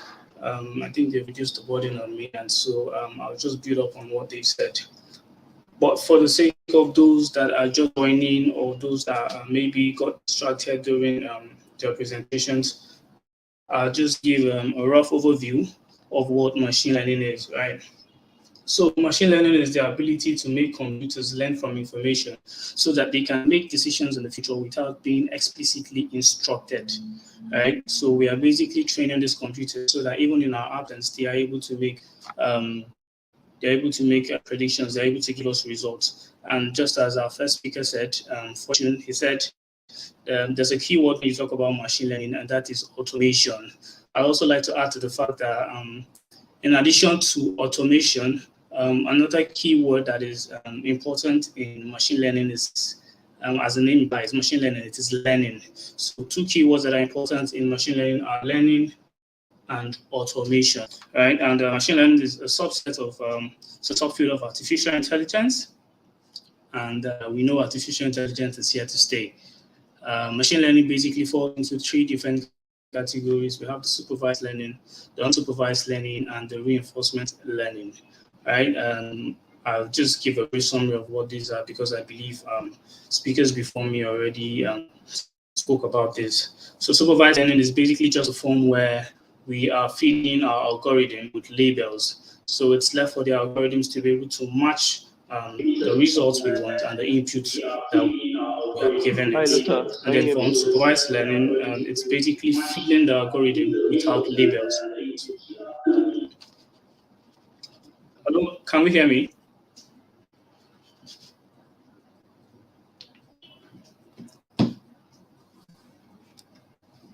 Yeah, we Michael, can. I Can you go on? be sure you are presenting your slides because we can't see your slides. Please present with the StreamYard.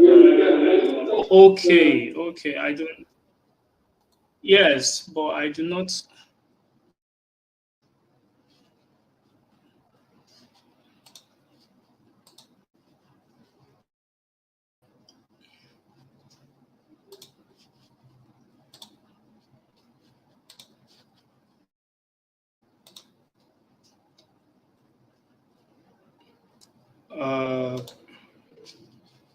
Okay, so is it visible now?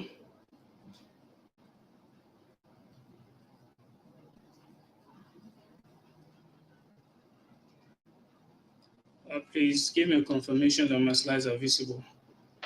Yes, thank you very much, Luther. Okay. All right. Sorry about that.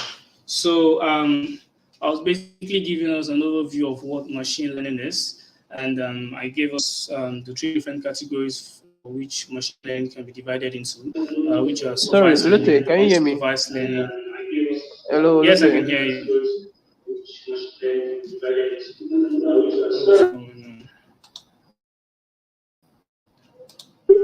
You're Hello, sharing your Michael, can you screen, hear but we me? can't see your slide. Okay, so I basically.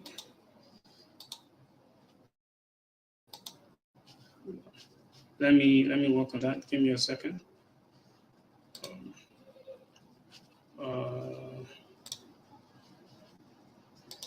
Why is working? How is this way?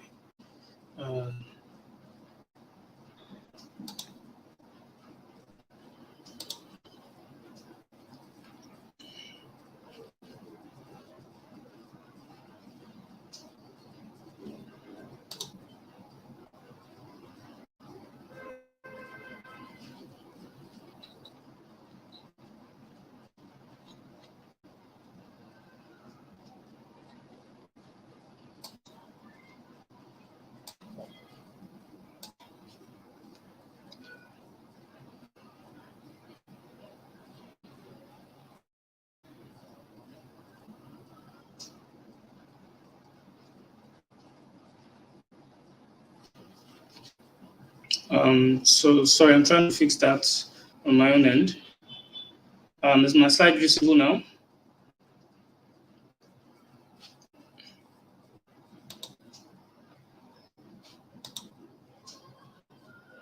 Hello, Yeah, Michael. Luther, you can just show your video and continue, so we don't waste much time. Okay. All right. I think I'll just go ahead because of the timing. Okay, so yes, sorry about that.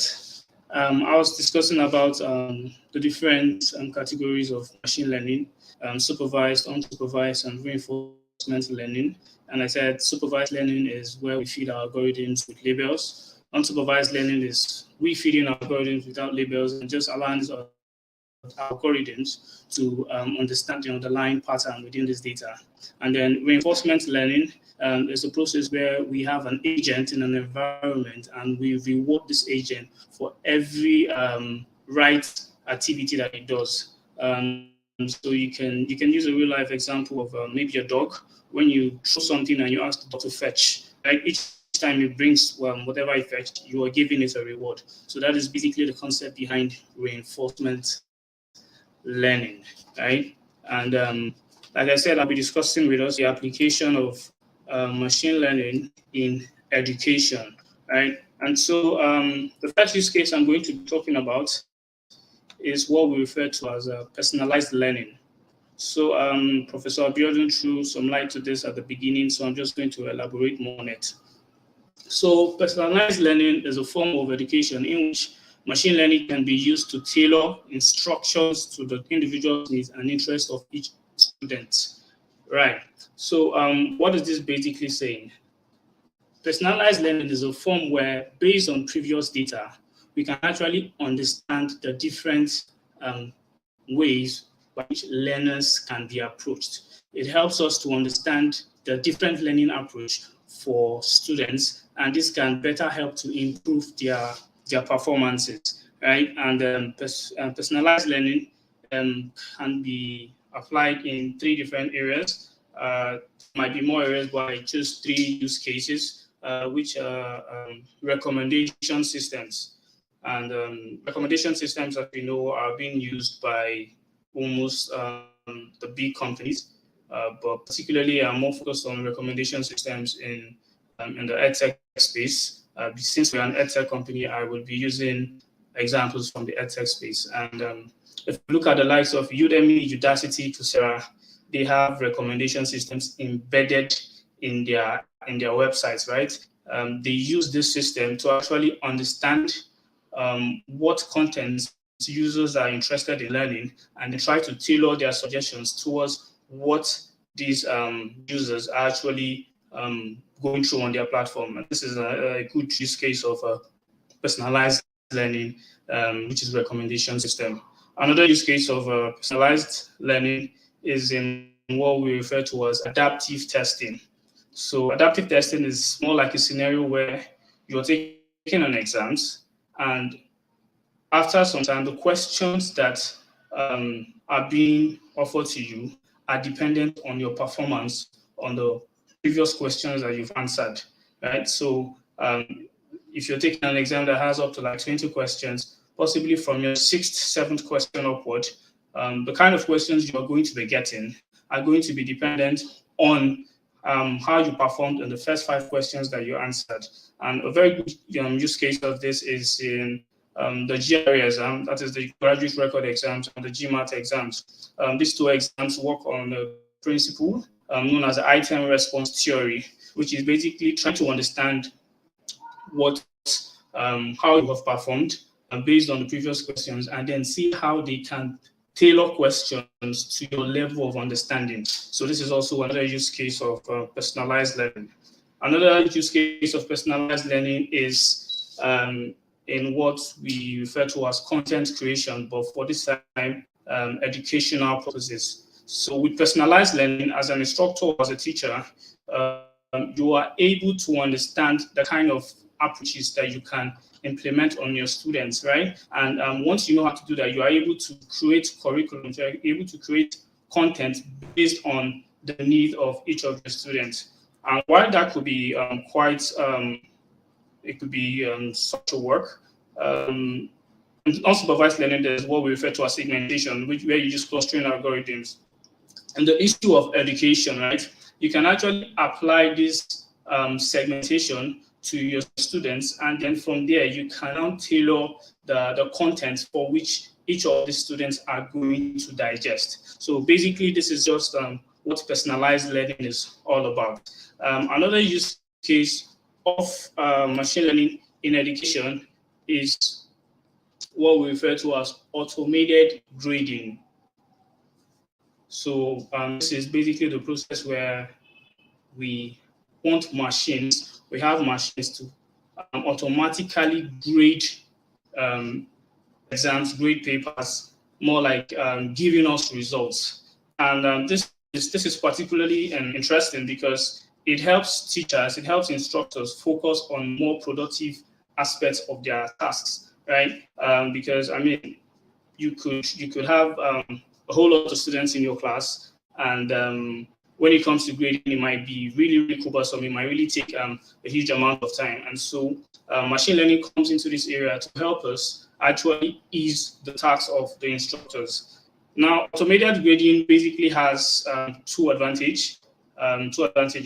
One is the fact that it allows teachers, it allows instructors to focus on more productive aspects of their works, right? So these systems are basically doing some sort of administrative task, right? And then another advantage of automated grading is that it prevents the occurrence of bias when grading papers. So let me break that down so that we can understand. Now, as humans, we operate sometimes based on feelings, but machines do not have the same feelings as we do. So what happens is, you as an instructor, you as a teacher, you could be grading a particular script, a particular essay, and you might actually know this particular student in your class that is very bright, and for one reason or the other, maybe in that particular course, a particular subject for which you are grading the student is not really performing well, right? Is really not giving what is meant to be of standard. But due to the fact that you know already that this student is a bright student, this student on a normal day is equal to this task, this student is meant to be an A student in this course, you introduce some sort of biasness in grading the script. You overlook some silly mistakes and some silly errors that the student will make. Now, when machine learning comes in, machine learning doesn't, there's no possibility of introducing that sort of bias into the grading of the work or the paper or whatever it is,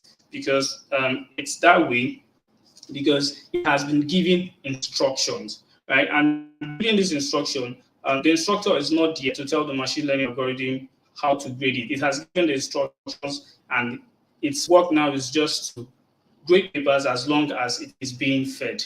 And then these are actually being implemented already. If you go online, if you search for automatic grading systems, you're going to see a whole lot of them. An example of an automatic grading system is the copylist AI grading tool. So basically what this does is it helps to grade essays. So the lengthy time that the teacher can actually use in trying to understand what the student has written in an essay, this system can actually cover up for that and provide more time for this teacher to focus on a more productive task. Moving forward, another use case of machine learning in education is what we refer to as predictive analytics. So what is predictive analytics?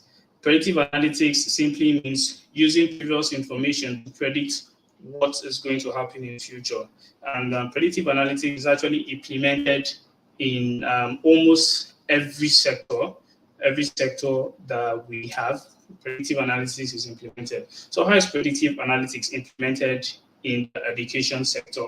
In the education sector, we can use previous data, previous information that we have gotten from students to understand the students' performance, right? So we can understand students' performance, and understanding their performance, we can also understand key areas that these instructors can actually focus on in order to better improve student performance. Another good use case of predictive analytics is in predicting possible careers for students. I remember while most of us were still in high school, majority of us had possible career options we wanted to chase. For some of us, we're going to study medicine, we're going to be doctors and all.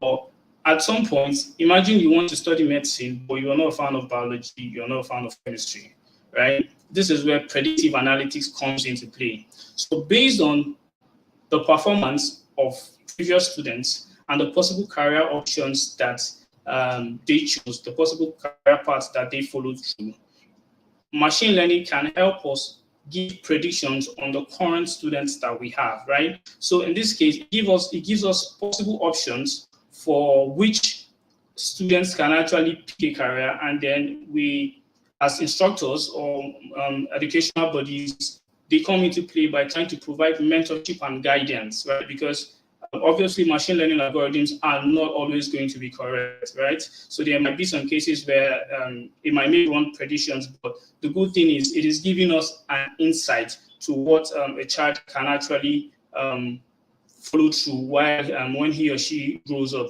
And that is the essence of predictive analytics. Moving forward, the last use case that I have for which machine learning is being applied in education is in speech translation, right? And this is where we have translators used in the classrooms so as to overcome the language barrier. So in this particular way, we can have people from people with different backgrounds having different languages, be in a particular learning environment and learn at the same time. Because what the translators do is they translate whatever it is that is being conveyed to them, they translate these contents into their own native language, and it makes it easier for them to overcome the issue of understanding what is being taught. And a good one of the good reasons why I love the idea of translation, of speech translation, is because of the fact that it promotes diversity. I mean, diversity is very important, especially diversity in learning, diversity in education. So, an example of a translator of this translator is the Google Translator, right? I'm sure most of us have heard about the Google Translator. So, in most cases, you can just go to Play Store, possibly get the application and use. You can actually use it online. So there are numerous use cases for machine learning in education, but due to the limited time that I have, I think I will end my presentation here. So thank you for listening, and if there are any questions, I'm open to take them. Thank you.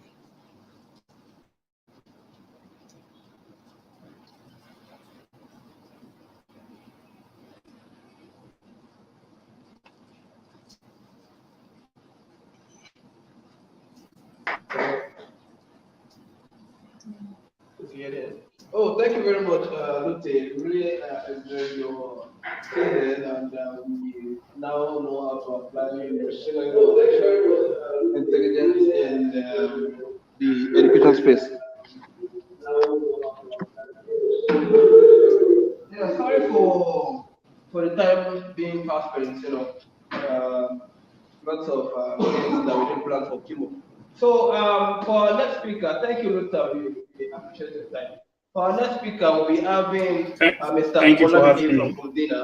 And we'll be, now that we all know what machine learning means and how to apply it in different industries, now we want to know how to apply it in real life projects and how to work on more projects and where to get those projects to work on, not just for dummy data sets. I'm talking about real life data sets and you want to solve real life problems. So let's welcome Mr. Olamide from Fundina to give his presentation. Thank you.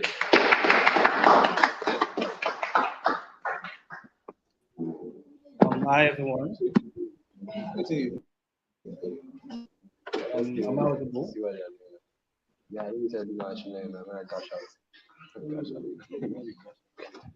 Hello everyone, can you guys hear me? Please let me know if you can hear me. I hope I'm audible. And hi everyone, it's very nice to be here. And I'm very excited for this opportunity to speak at this conference. Please, if you can hear me, can you please signify in the private chat so I'll know I'm audible.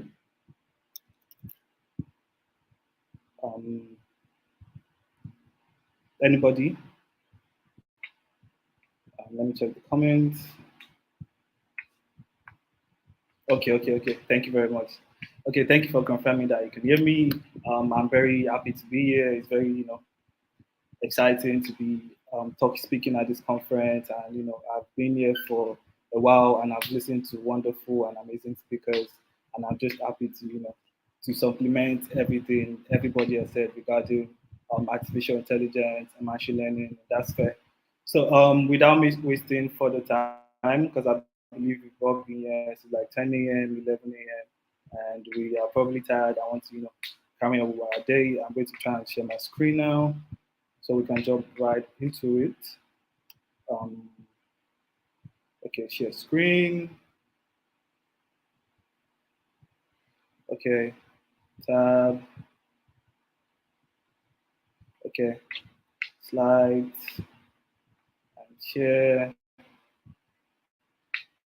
All right, so I believe I'm sharing my screen, and everyone can see my screen. Okay, so I'm going to jump right into it to not waste further time. So today I'll be speaking on how to jumpstart. Okay, this is coming up. This is loading. Just a minute.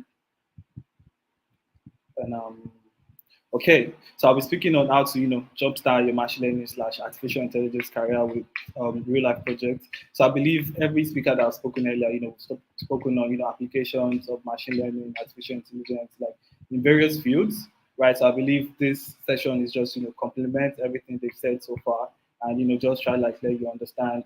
Well, we have learned all of these things from our past speakers. Then how can we apply these things that we've learned in different industries in real life? So my name is Olamide Goriola, and I'm from Omdina. So before that, this is the okay. This is like the brief highlights of what we'll be discussing today. Like I said, I don't want to waste any much of our time because I believe we will all have like other engagements we have to get onto today. So I'm going to be doing a brief introduction about myself. I'm going to be asking us why we need real life projects, and I'm going to be telling us how to get started with real life projects, and also I'm going to be giving us a case study using Omdina as an example. So that's very short and precise. And so yeah, here's a little introduction about me. Okay, so I am Olamide Goriola, and I'm a machine learning engineer at Omdina with 2 years experience working on real life projects. I currently serve as the Omdina Lagos Nigeria chapter lead and project manager for the ongoing project in partnership with the African Center for Economic Transformation Assets. If you haven't heard about them, what they're really particular about is increasing the economic of development in Africa, primarily, in different countries in Africa. So I'm passionate about, sourcing robust solutions to societal problems, utilizing data science, machine learning, and artificial intelligence primarily. So I'm not, restricted to just, one sector. Right? I'm very, interested in how, we can look for robust solutions, especially to societal problems. So yeah, moving on, that's a brief introduction about me. And what's next? So I'm going to be asking us these questions. Why do we need real life projects? So I've highlighted some reasons why I particularly need real life projects, and I believe it should be it should resonate to like with people that are here as well. So why do you need real life projects? Primarily because the first reason that I think why we need real life projects is it give us like the perfect introduction to understanding project flow and timeline, project life cycle and everything. I mean, we've been working, we've gone to school, we've done with like our studies, then we are now in the real world, right? So doing real life projects will definitely like introduce you to understanding how companies or how organizations run their projects, right? So when you take on a real life project, or when you collaborate or participate on a real life project, then you understand the project flows, you understand the timeline, you understand from data gathering to the pre-processing, to building the model, to future engineering, to to deploying the model and all of this sorts. So yeah, you will understand how these things are done, particularly when you engage in real life projects. And also it gives you the work experiences that increases your employability. Because I believe we're in the world where education and degrees are not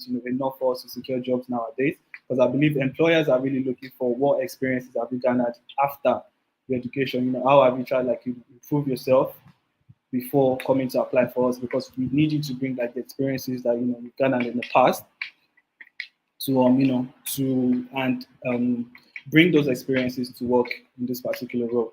So working on real life projects will definitely increase your employability. I mean, think about when you've worked out on 2, 3, 4 real life projects, and you submit your CV to an organization, and you clearly highlight, the tasks and roles that that you did during this project. Then compare yourself to someone who doesn't have any experience, and all they've done is professional courses and that, but they've not applied these professional courses, to real life projects.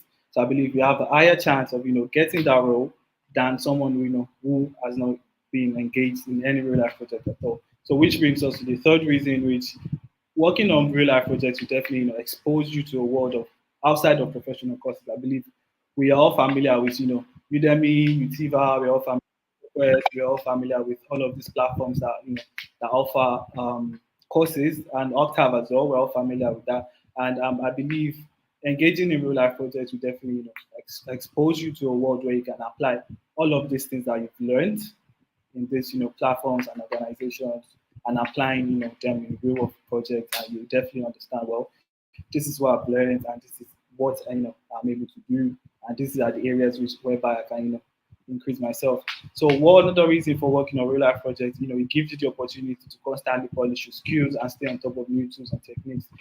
Every day new tools and techniques are coming out. So I believe, probably like there's a course that's going on, and that's that was recorded maybe last year, or that was recorded like 2 years ago, and today they're like new skills that people are using, that makes those tools and techniques kind of like outdated. So working on real life projects will definitely make you understand, okay, well, this is what people are using now, this is what is going on, this is what I can do to make my job easier, these are the things, these are the tools and techniques I can utilize to stay on top of new tools and techniques that are coming up.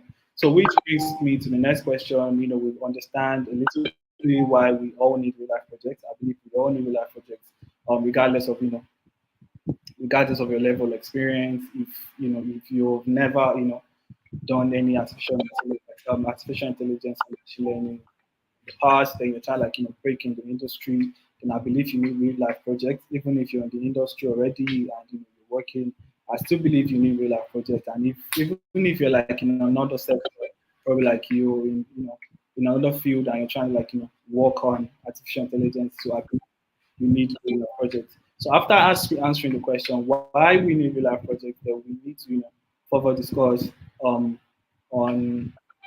I think we need to further discuss. My screen is coming out. We need to further discuss on how we can participate or jump on real life. So let me see. It's coming up just in a minute. Okay, so the next question to ask ourselves is how to jumpstart your machine learning / artificial intelligence career with real life projects. Well, primarily, I think there are like 3 ways where you can do this. Primarily, I mean, I stand to be corrected, or these are just like my opinions and from my experiences and point of view. I believe you can jumpstart your machine learning and artificial intelligence career with real life projects through this 3 parts: through personal projects, through internships, paid or unpaid internships, and particularly through volunteering. So I believe through personal projects, after you've taken these courses, after you stayed, you tried, worked hard to like finish that course, you worked hard to finish that degree, you worked hard to get yourself to a situation whereby you're like, okay, what next? What do I need to do now before I start like applying to jobs?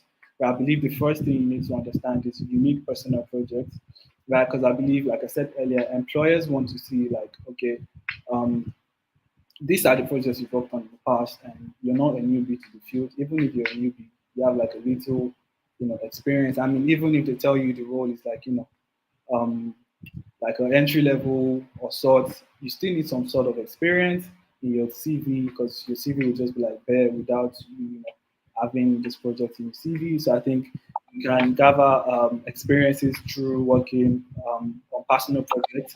So personal projects where you can just get data, right? Understand data is everywhere. Data is always available online.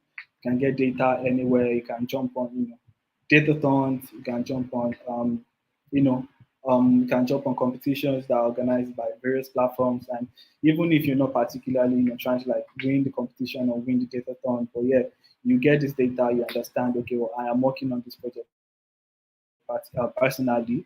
And after I'm done with this project, then I have something tangible to display. And also, you can jumpstart your machine learning at artificial intelligence career with real life projects through internships. Like I said, through paid or unpaid internships. So I believe mostly in Nigeria we have mostly unpaid internships. I mean, there are some paid internships as well, but I believe through at first you shouldn't really like focus on the money you'll be making, because I believe you're just trying to gain experiences. So I think you should focus much more on the experience. So even if you're paid or even if you're not paid through these internships, you should focus on the experiences you're trying to gather and how you're trying to build up your CV gradually. So I believe you can jumpstart your career through internship. And the last one, which is the most important, which is one which helped me personally, and which is through volunteering. So volunteering particularly is you figure out like an organization, and I'll be talking further using Umtena like as a case study. Right, so through for volunteering,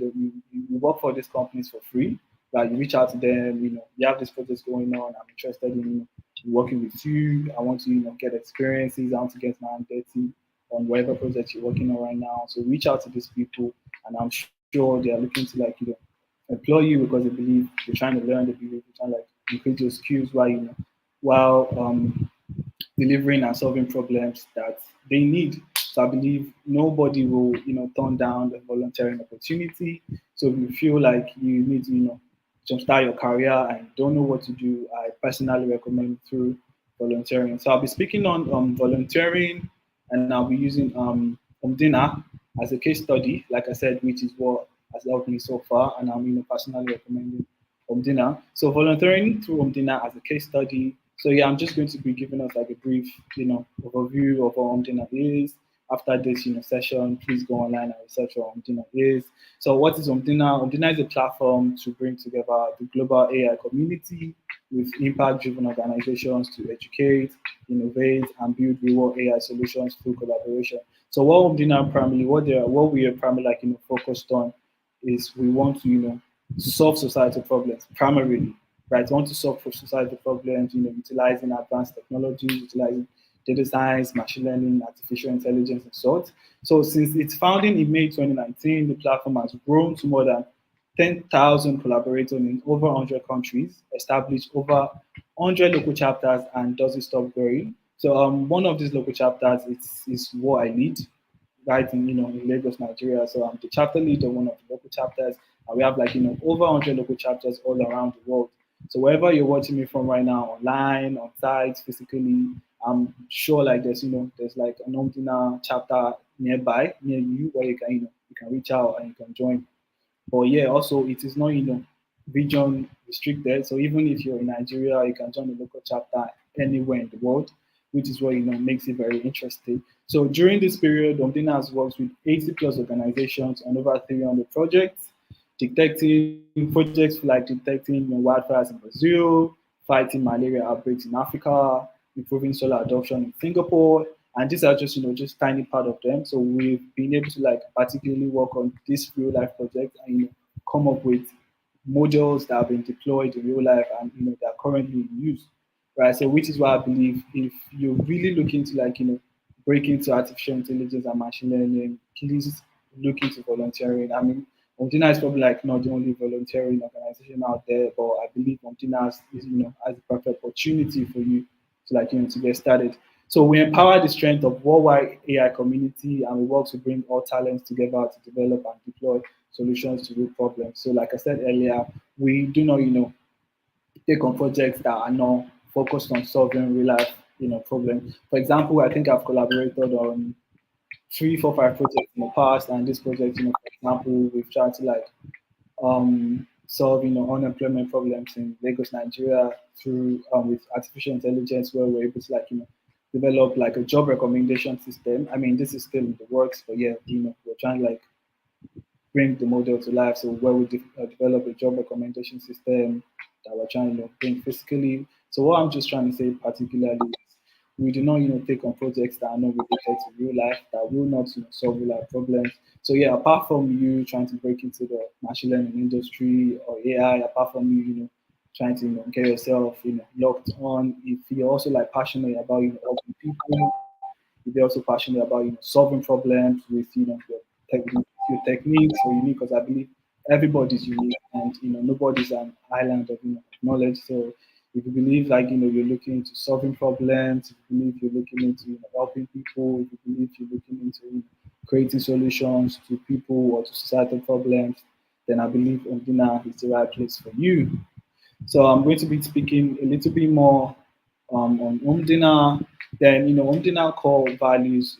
We're like we our core values are the four C's, which are collaboration, curiosity, compassion, and consciousness. So what does this mean? This simply means on each of our projects we collaborate with at least 30 or 40 international individuals with experts, regardless of the level of expertise. If you're a beginner, if you're intermediate, if you're like an expert, then we work on these projects together. So I believe Omdina's core value, the number one core value is collaboration, and the other core value is curiosity. When you work on these projects, when jump on these artificial intelligence projects, then we also encourage every ideas. Like I said earlier, everyone is unique, right? So you have to be curious about solving problems. You have to be curious about applying your techniques, applying everything you learned in school, in these courses, the professional certification you had. Then we're looking for you to be curious about applying this into the project and solving real world problems. Then we also focused on compassion, because I believe, like I said, if you're compassionate about looking for robust solutions to societal problems, and I believe Omdina is for you. And also consciousness primarily is you have to be aware of what's going on around you. For example, if you join the local chapter, right? For example, you join the Lagos Nigeria local chapter, and you're like, okay, well, what is happening around me, right? How can I bring this this problem to the team, and how can I pitch it to the team, and we can probably come up, develop a project where you can solve these problems particularly. So you have to be conscious about, which is part of what I said earlier regarding the recommender system that we're working on. And what the recommender system primarily does is it recommends jobs that are available for you relating to a CV. So what we do is, once we're done, we create a platform whereby all you just have to do is upload your CV, and it's going to list out jobs for you, real-time jobs as well. List out jobs for you that are available near you, and you can apply based on the skills you've had. And it's also going to recommend skills that this particular jobs require before you can apply to this.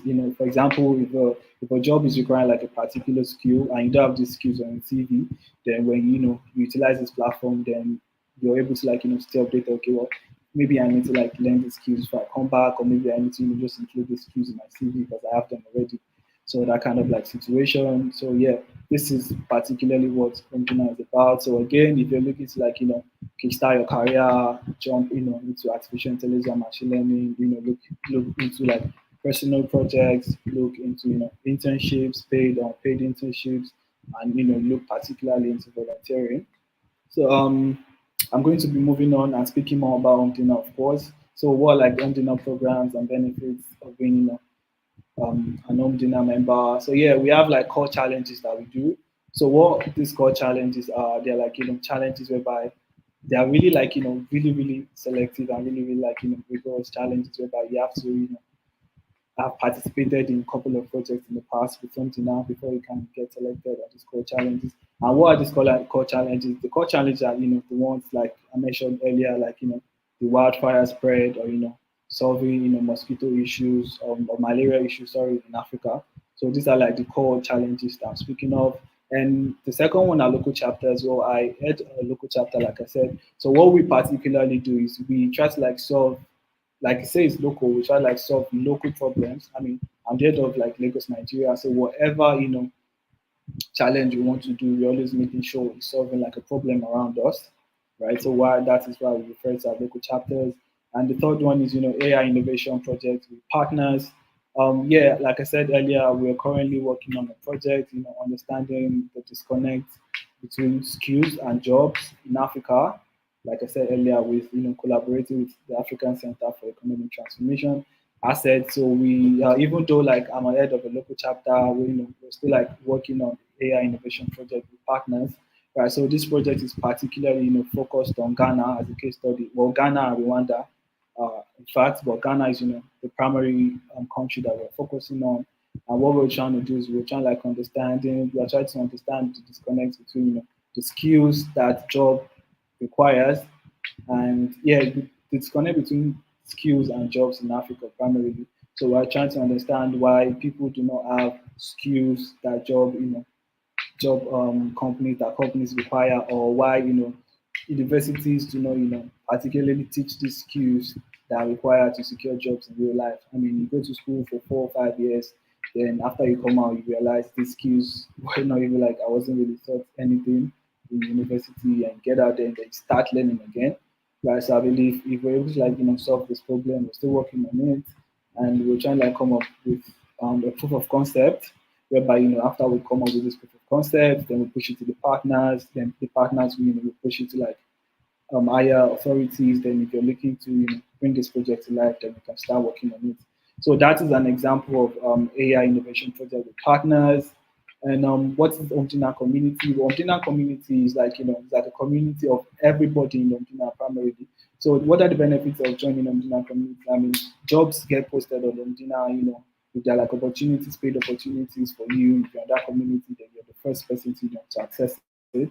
I mean, people get jobs in Google, people get jobs in Intel through Omtina. So right, if you're in this community and you're like a top member of Omtina, then you'll have access to this information firsthand. And if there's any opportunity, probably Omtina we also like employ people, right? So if there's any opportunity, then you will be like the first you'll be getting it first time. And the Omtina top talent. So like I said earlier, like we also employ people. We look for like top talents, people that have really collaborated on projects, right? So well, after we look for these top talents, then we push these top talents to companies that are looking to to employ people.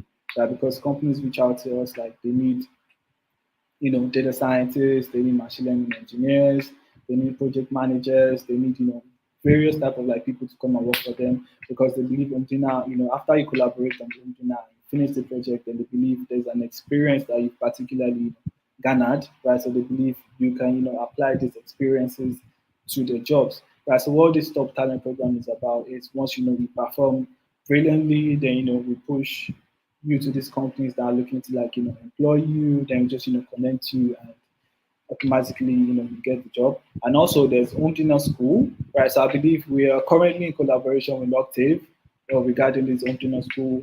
I believe we're coming up with a program which is called okay, I think I'll be talking about that a little bit later. So what is Omtina School? Well, we organize what's it called, courses. We have like courses for free, of course. We have people experts in various industries, right? So we organize these courses for like 3, 4, 5 weeks in every every sector regarding machine learning, regarding artificial intelligence. Talk about deep learning. We have people that are ready to teach you. Talk about NLP, national language processing. We have people that are ready to teach you. Talk about applying machine learning in energy. Talk about applying machine learning in health.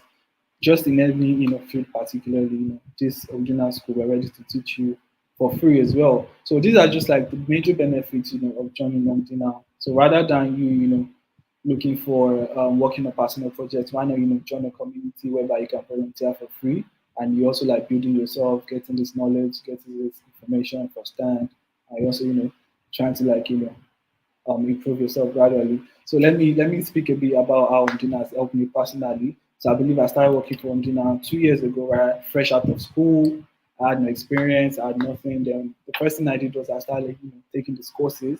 So after doing these courses for like a couple of months, I was like, okay, well, what is the next thing for me? Right. So I think, fortunately, I took a course with Utiva, right? So I think after the end of the course, one of the instructors just recommended, well, we're done with this course now. So what's next for you? What do you want to do?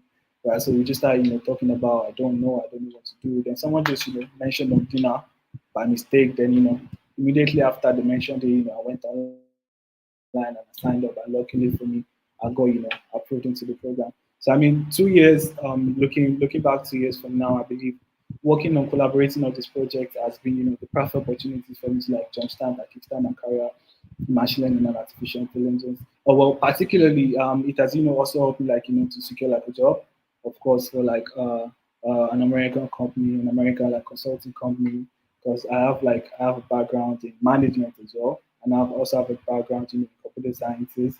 So I think I am able to, work with something now, using my computer science experiences. Then I had to like utilize that to get the management job. Right. So I believe whichever sector you're in, whichever like background you are, it is not limited. Even if you're an art student, yeah, you're like a business and finance like individual, yeah, you can definitely jump into artificial intelligence and machine learning, through dinner, through collaboration, through volunteering, through internships, through like personal projects. So I believe this has personally been able to like help me. I mean, currently I work, with Omdina and I work with the other company as well. And I give like my 20 hours per week to Omdina whilst I'm also like fulfilling my responsibilities to the other company. So nothing is, is really stopping you from doing this, and nothing is really stopping you from, jumping into like artificial intelligence and machine learning. So please, please, please, if you are really looking into jumping into like this industry, then this is the perfect opportunity for you. So yeah, moving on. Okay, well, I'm going to be giving us like a few, case studies of people who have, gotten jobs through Omdina, of course. So this particular person, data scientist Kennedy K. Wangari, he started like he's currently interning at NVIDIA, and he started working with Omdina and he got this opportunity as well. So this person becoming a software engineer at Microsoft, he started working with Omdina, and gradually was able to like develop himself through this project, and he finally like secured a job at Microsoft. And this lady you're looking at, Mazad, she went from joining her first Indiana AI challenge to speaking and deep learning in front of more than 1,000 people, and she's currently like a computer vision researcher. Right. So these are the opportunities that you get, when you join Omdina. It is limitless. Trust me. So wherever you are right now, just think about what you want to do. Think about how you want to like break into the industry. I mean, our speakers like earlier on, they've explained everything. They've given us the listed everything now, in particular sectors. So you're like, well, you're thinking right now, right? Okay, what? Yeah, can I? Okay, so also you're thinking about what do I do next? Then I recommend you start working on real life projects. You start working on personal projects, start internships, you start volunteering. So I'm going to be giving us more collaborators that benefited from. Okay, this is Opeyemi. Well, I know Opeyemi personally because we led the Dina Lagos Nigeria chapter together. But right now she's currently in America doing a master's at Morgan State University with a specialization computer vision. So I think she got this opportunity through like Omdina, like because she was one of the first Omdina chapter leads, and she's able to like she is an AI evangelist and partnership manager at Omdina right now, and she's doing very well for myself. And she started with Omdina, and right now she's in America doing her thing. So yeah, also Colton is a lead data scientist at UPS, USA, and worked on several Omdina AI projects. So this man, he has like he's made already. He's working at as a data scientist already at UPS. Then he started working with Omdina, started collaborating on this project, and gradually he was able to like get promoted to like being the lead senior data scientist.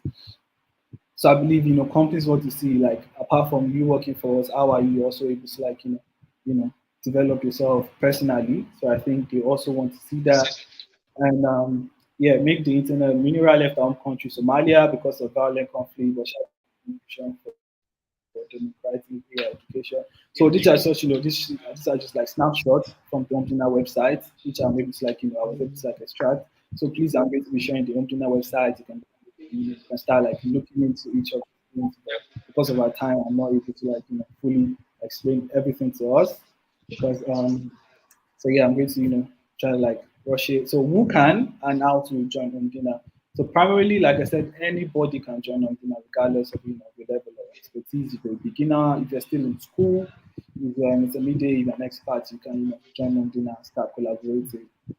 voluntarily. So also, like I said earlier, we are currently, so how can you jump in that primarily? So if you don't have like any experience, right, with data science or artificial intelligence, we are currently, working on the Omdina Data Science Professional Degree Program, which we believe Octave is part of, like, is one of our partners, right? So this is like a unique program developed by the Omdina School to provide practical trainings on real world projects to students who aspire to build a career in AI domain, right? So what this program will do is, our experts in the industry courses and be able to, like, get them hands on. So like I said, I believe Octave is one of, like, partners. We also like partners with like three other companies in Africa primarily. But yeah, Octave is currently one of our partners. So after, like, you've taken these courses, what else can you do? Well, I think you can first start collaborating on local chapters. I believe I had like a local chapter Lagos Nigeria. So if you're interested, please reach out to me. I mean, we're working on a project right now with assets, which I believe completed by the end of the month.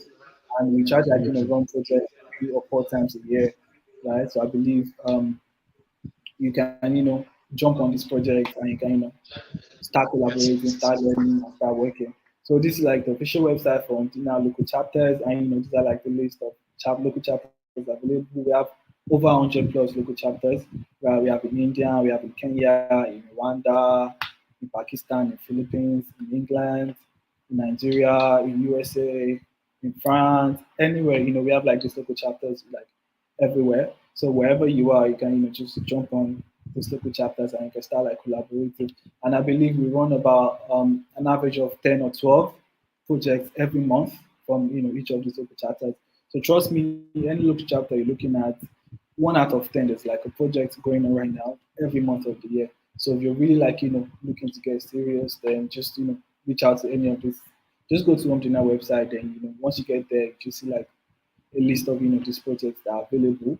So yeah, just start collaborating, start volunteering, start connecting as well, and start meeting new people. I mean, right now, 50% of the people I know in AI or machine learning, I've not seen them, right? But they're very good friends of mine, and they're not Nigerians.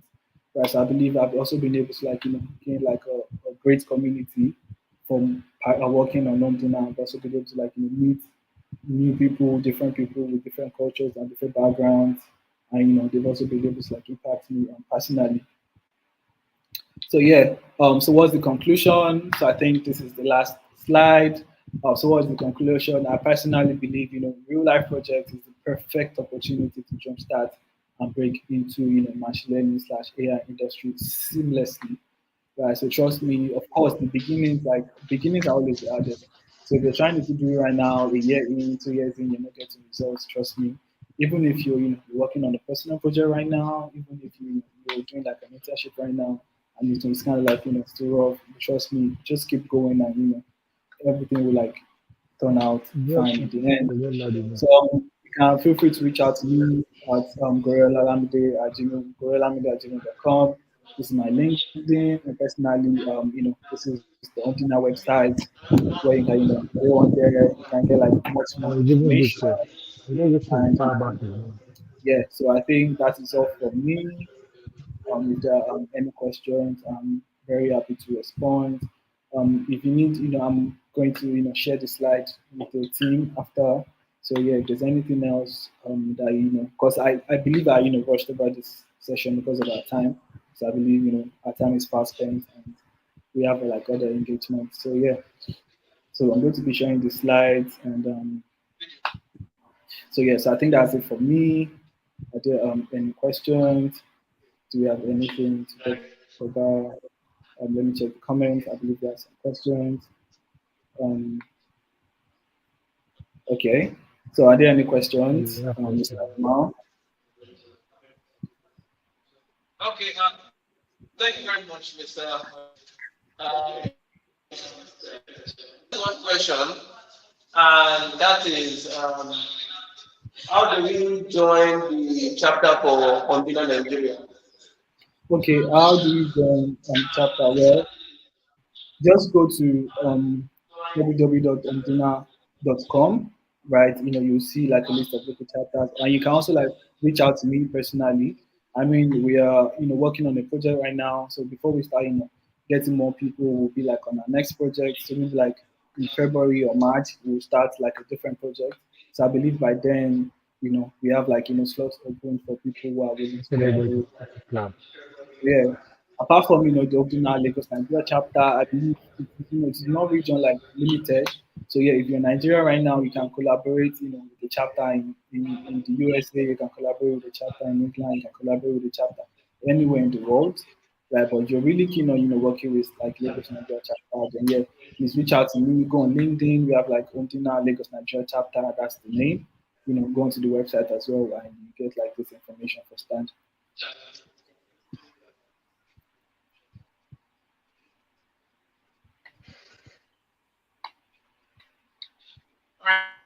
Thank you very much for that. It was a lovely presentation. We now understand what Ondina does, and we would tell our community.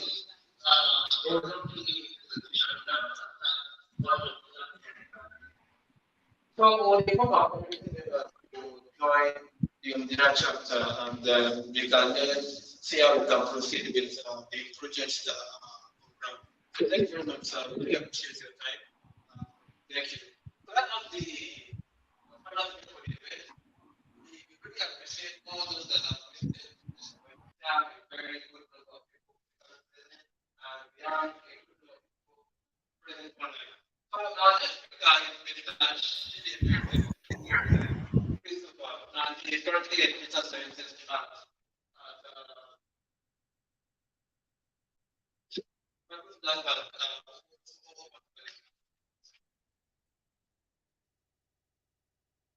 yes, action, to be speaking to us and the topic data. Really appreciate that you waited this time to do your it's not easy, and we appreciate you, sir. So we are going to give you listening years to listen to your presentation. Thank you very much.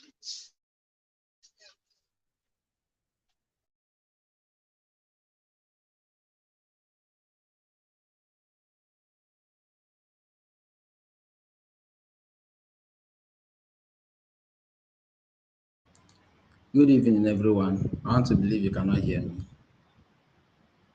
Please, if you can hear me, someone should confirm on the comment section.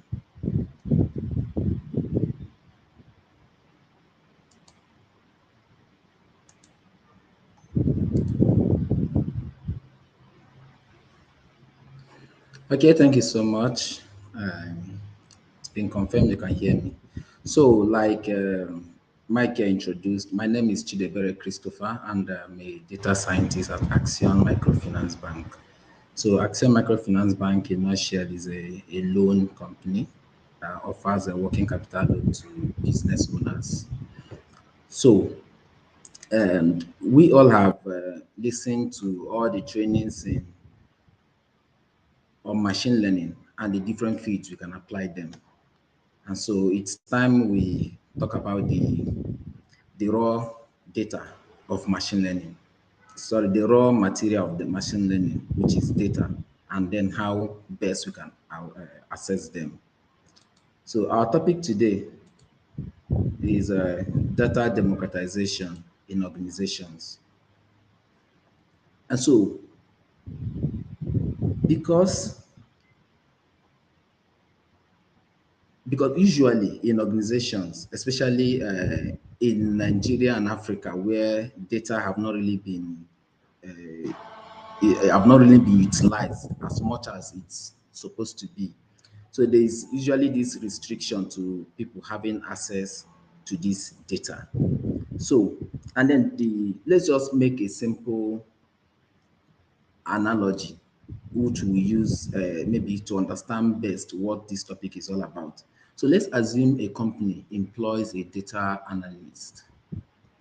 So, okay, a company employs you as a data analyst.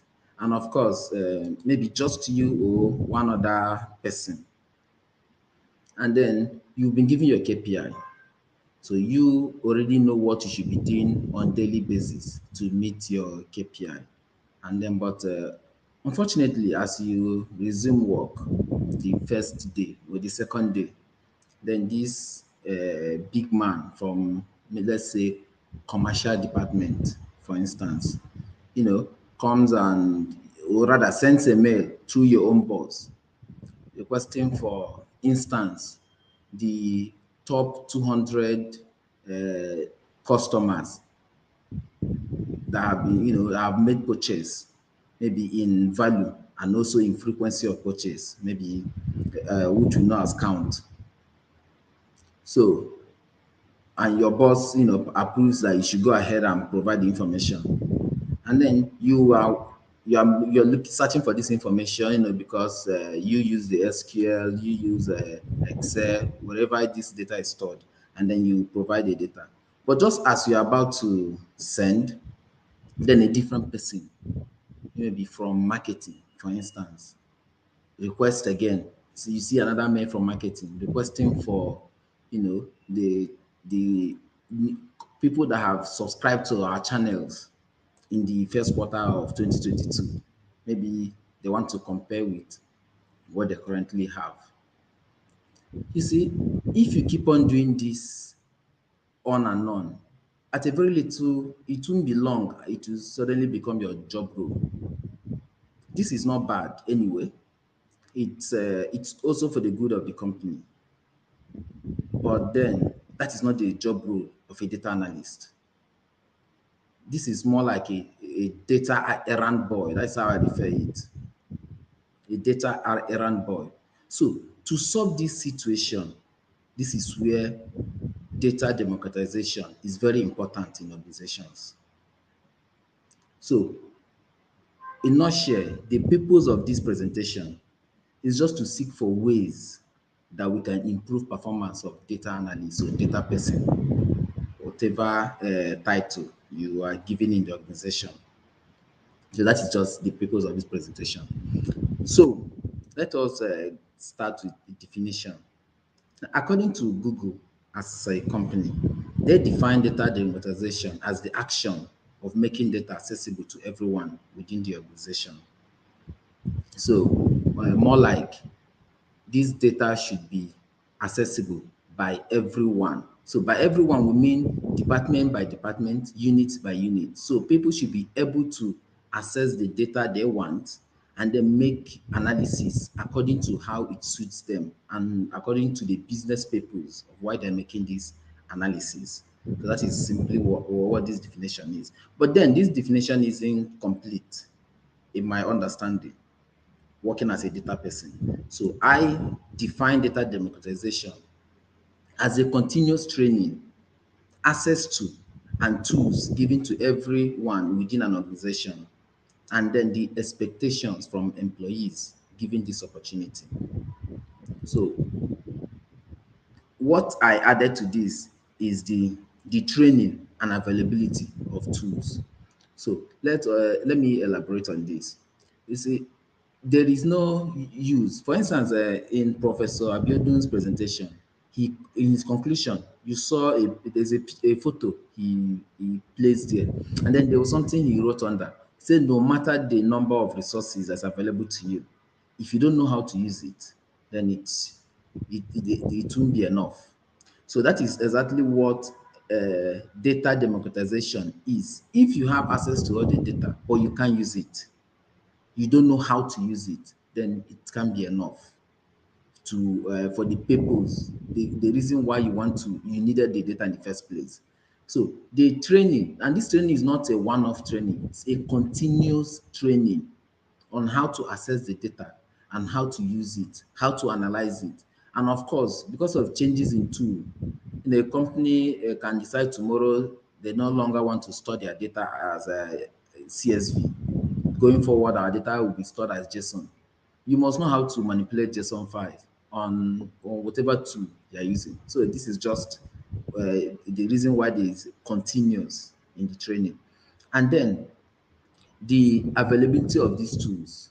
Of course, we know that tools are expensive. We thank God for for open source. Otherwise, if not for all these companies making some of these tools free, I don't think we would be here sitting listening to all these trainings. Because if you are to pay to use Python as an individual, I wonder how many of us will be paying it when we are just learning. Some of us are still students, some just started a career, and then you won't be able to afford them. So this is that is it with the training and availability of tools.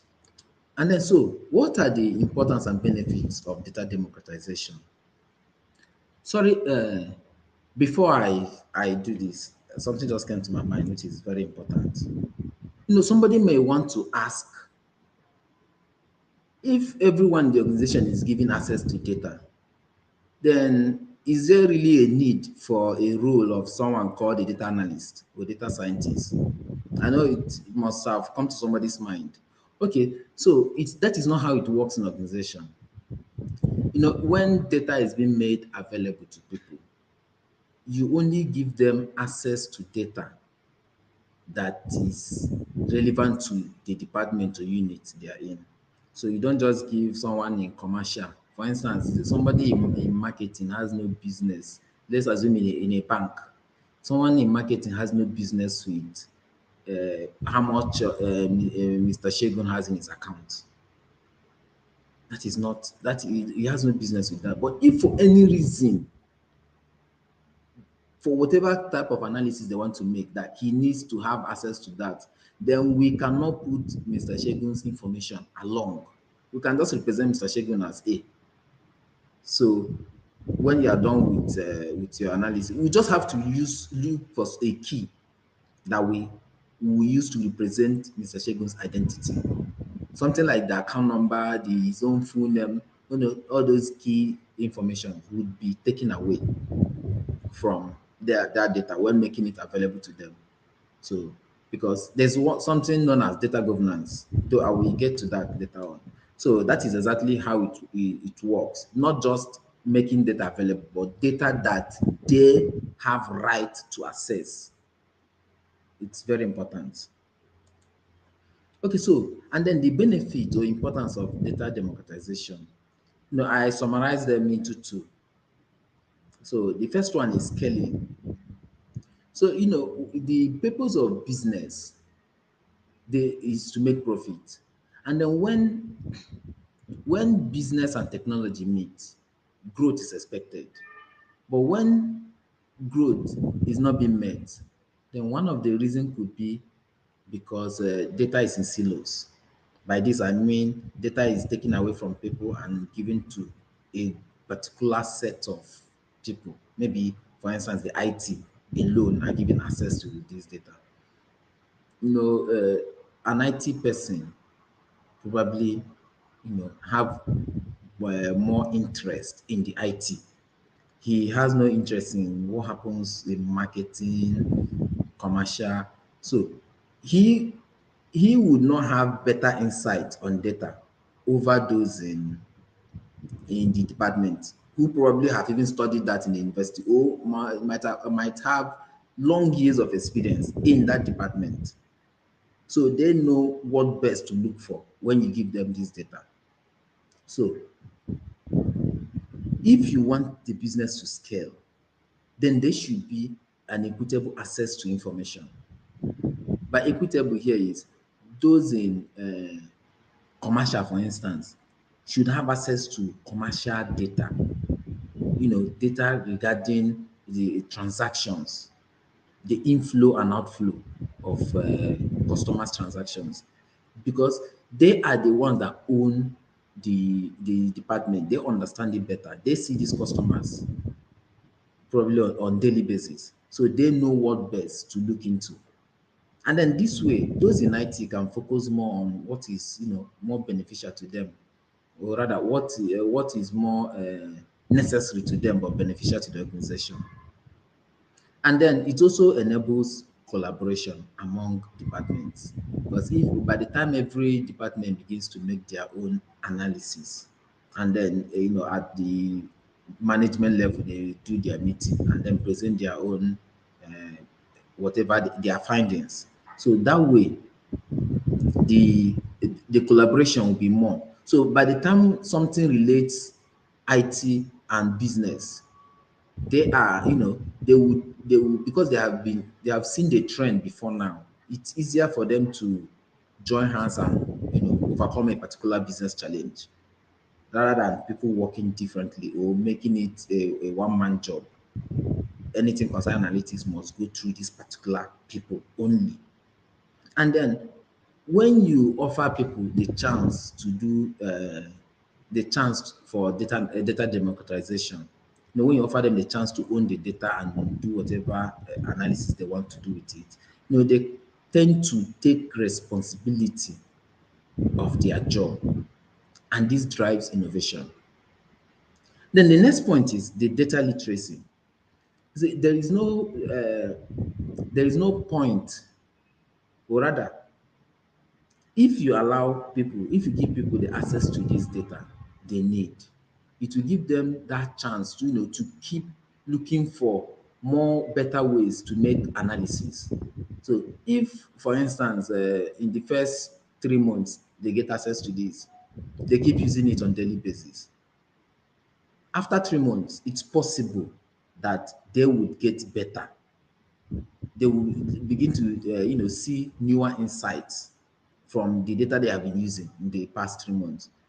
So data literacy is very important. Here, well, what I simply mean is the regular training that is being offered or given to employees, just as they have access to this data, the continuous training you keep giving them enables them, to keep getting better.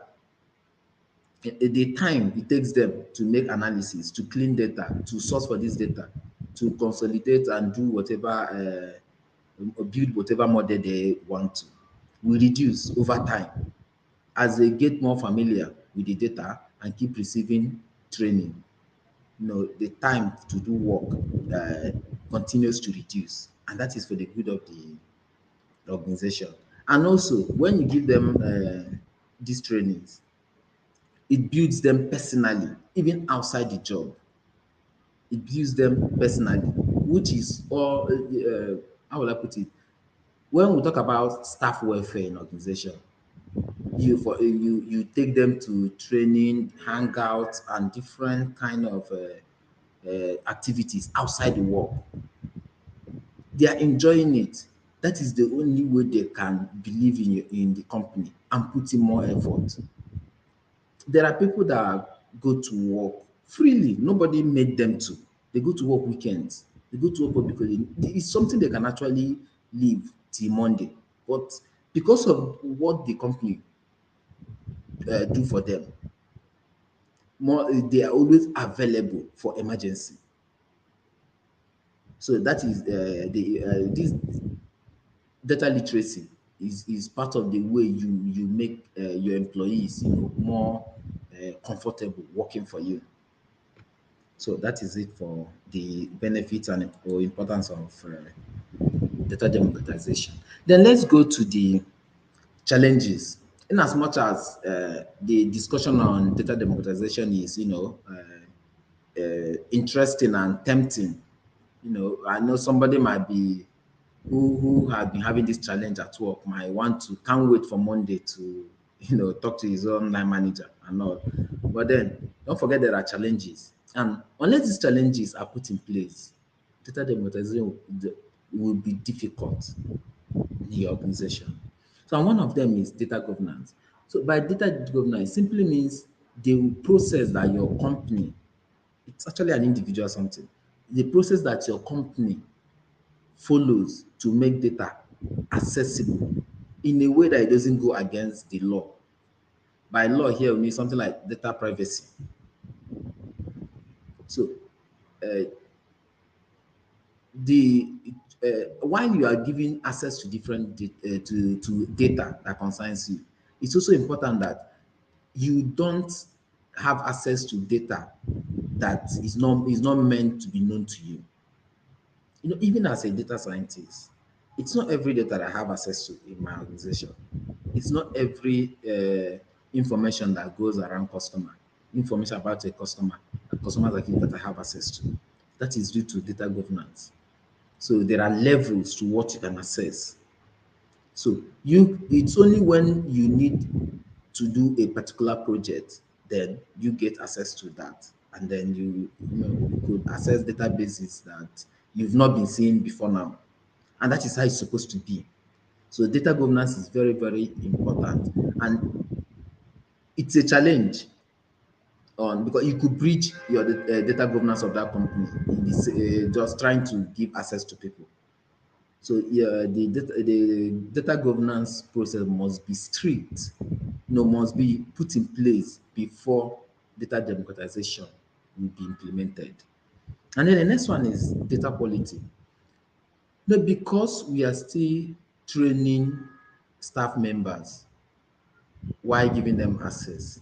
There's possibility of messing with the final results of your findings because you are not yet comfortable working with this data. You're still undergoing trainings, and then if you make it available to just everybody, somebody that is not yet experienced might be the next person that will say, okay, can you help us analyze this? And then he messes it up. So by the time you keep doing this for over, for a long time, your results will no longer be trusted. So no matter what you tell the organization, somebody wants to go and verify first. And then the next challenge is the training. It's not really an easy thing to train employees. It's expensive to train employees, and then unless the organization see the need for data democratization, it will be difficult for them to just wake up and include training of employees on due to data democratization. So, in conclusion, so with this presentation, I mean, we can agree that data democratization in organization is a win-win situation for both the employer and the employee.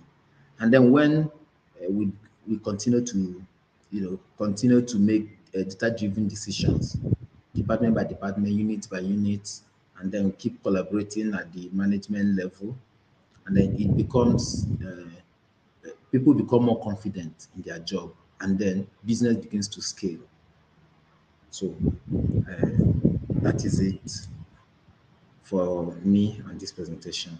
Thank you so much. So if you have any question, yeah, I'm at your service here.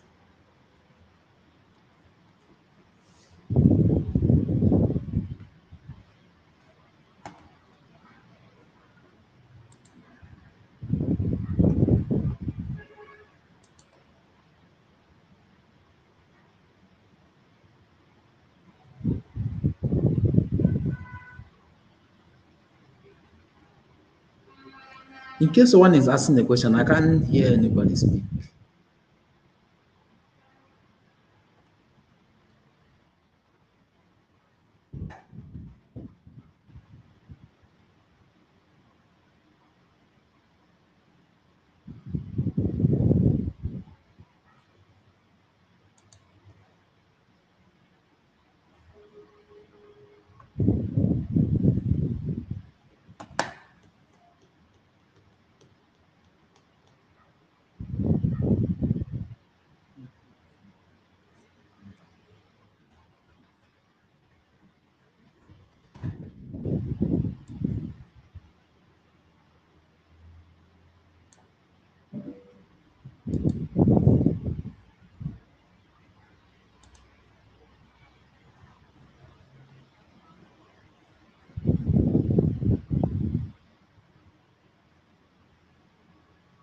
Okay, I can see the first question here. Can you expatiate on data governance?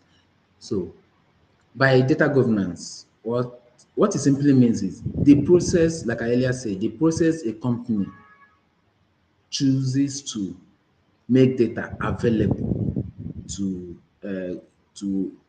the staff members. So there are things known as data privacy, data security. So these things are very important. People, and it's not just any employee that should have access to all your customers' information. So information, there are information that should actually be Let's assume we're talking about a financial organization. You can't just have free access to customers' account balance. Things as these are being kept, for some few people. For someone in contact center, for instance, what business do you actually have with customers' account balance? You don't have any business with that. So you can't make such data available to just anybody in the organization, except there is need for it. Maybe in the case of resolving customers issue. So all these are just rare cases. But data governance is just trying to say this is the way data will be available in this format, in this folder, or in this database. And these are the people that should have access to this folder, access to this database. So if you don't have access to a database, you can't access it to even know what's inside. So data governance is actually a compound word, a compound statement actually. It's not, there are many other things below it, such as the data security, data privacy, and many more. So some information, people's personal information, this time around, not just transactions, their own personal information is not something. I remember when a mail was sent to me regarding this conference. There is something that was attached in that mail. It says name of guests cannot be listed because they requested. I don't know. I can't remember the full English. They, but what it's just trying to say is they cannot give us the names of people attending this conference, and it's on request of the attendees. So this is actually a data governance on its own. So I'm not aware of those coming to listen to me. Mine is just to come and speak. So while talking, I can then look around and see those that attended. That is simply what data governance is. Thank you.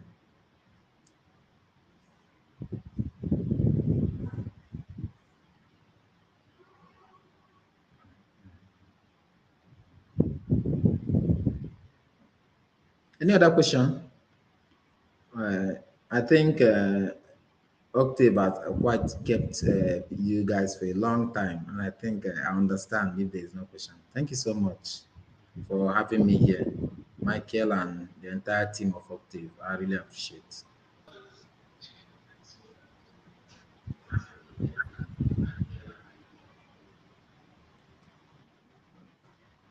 All right, thank you very much Class, class. for able to throughout the time. But we are very exhausted too. But then we ensure that we will So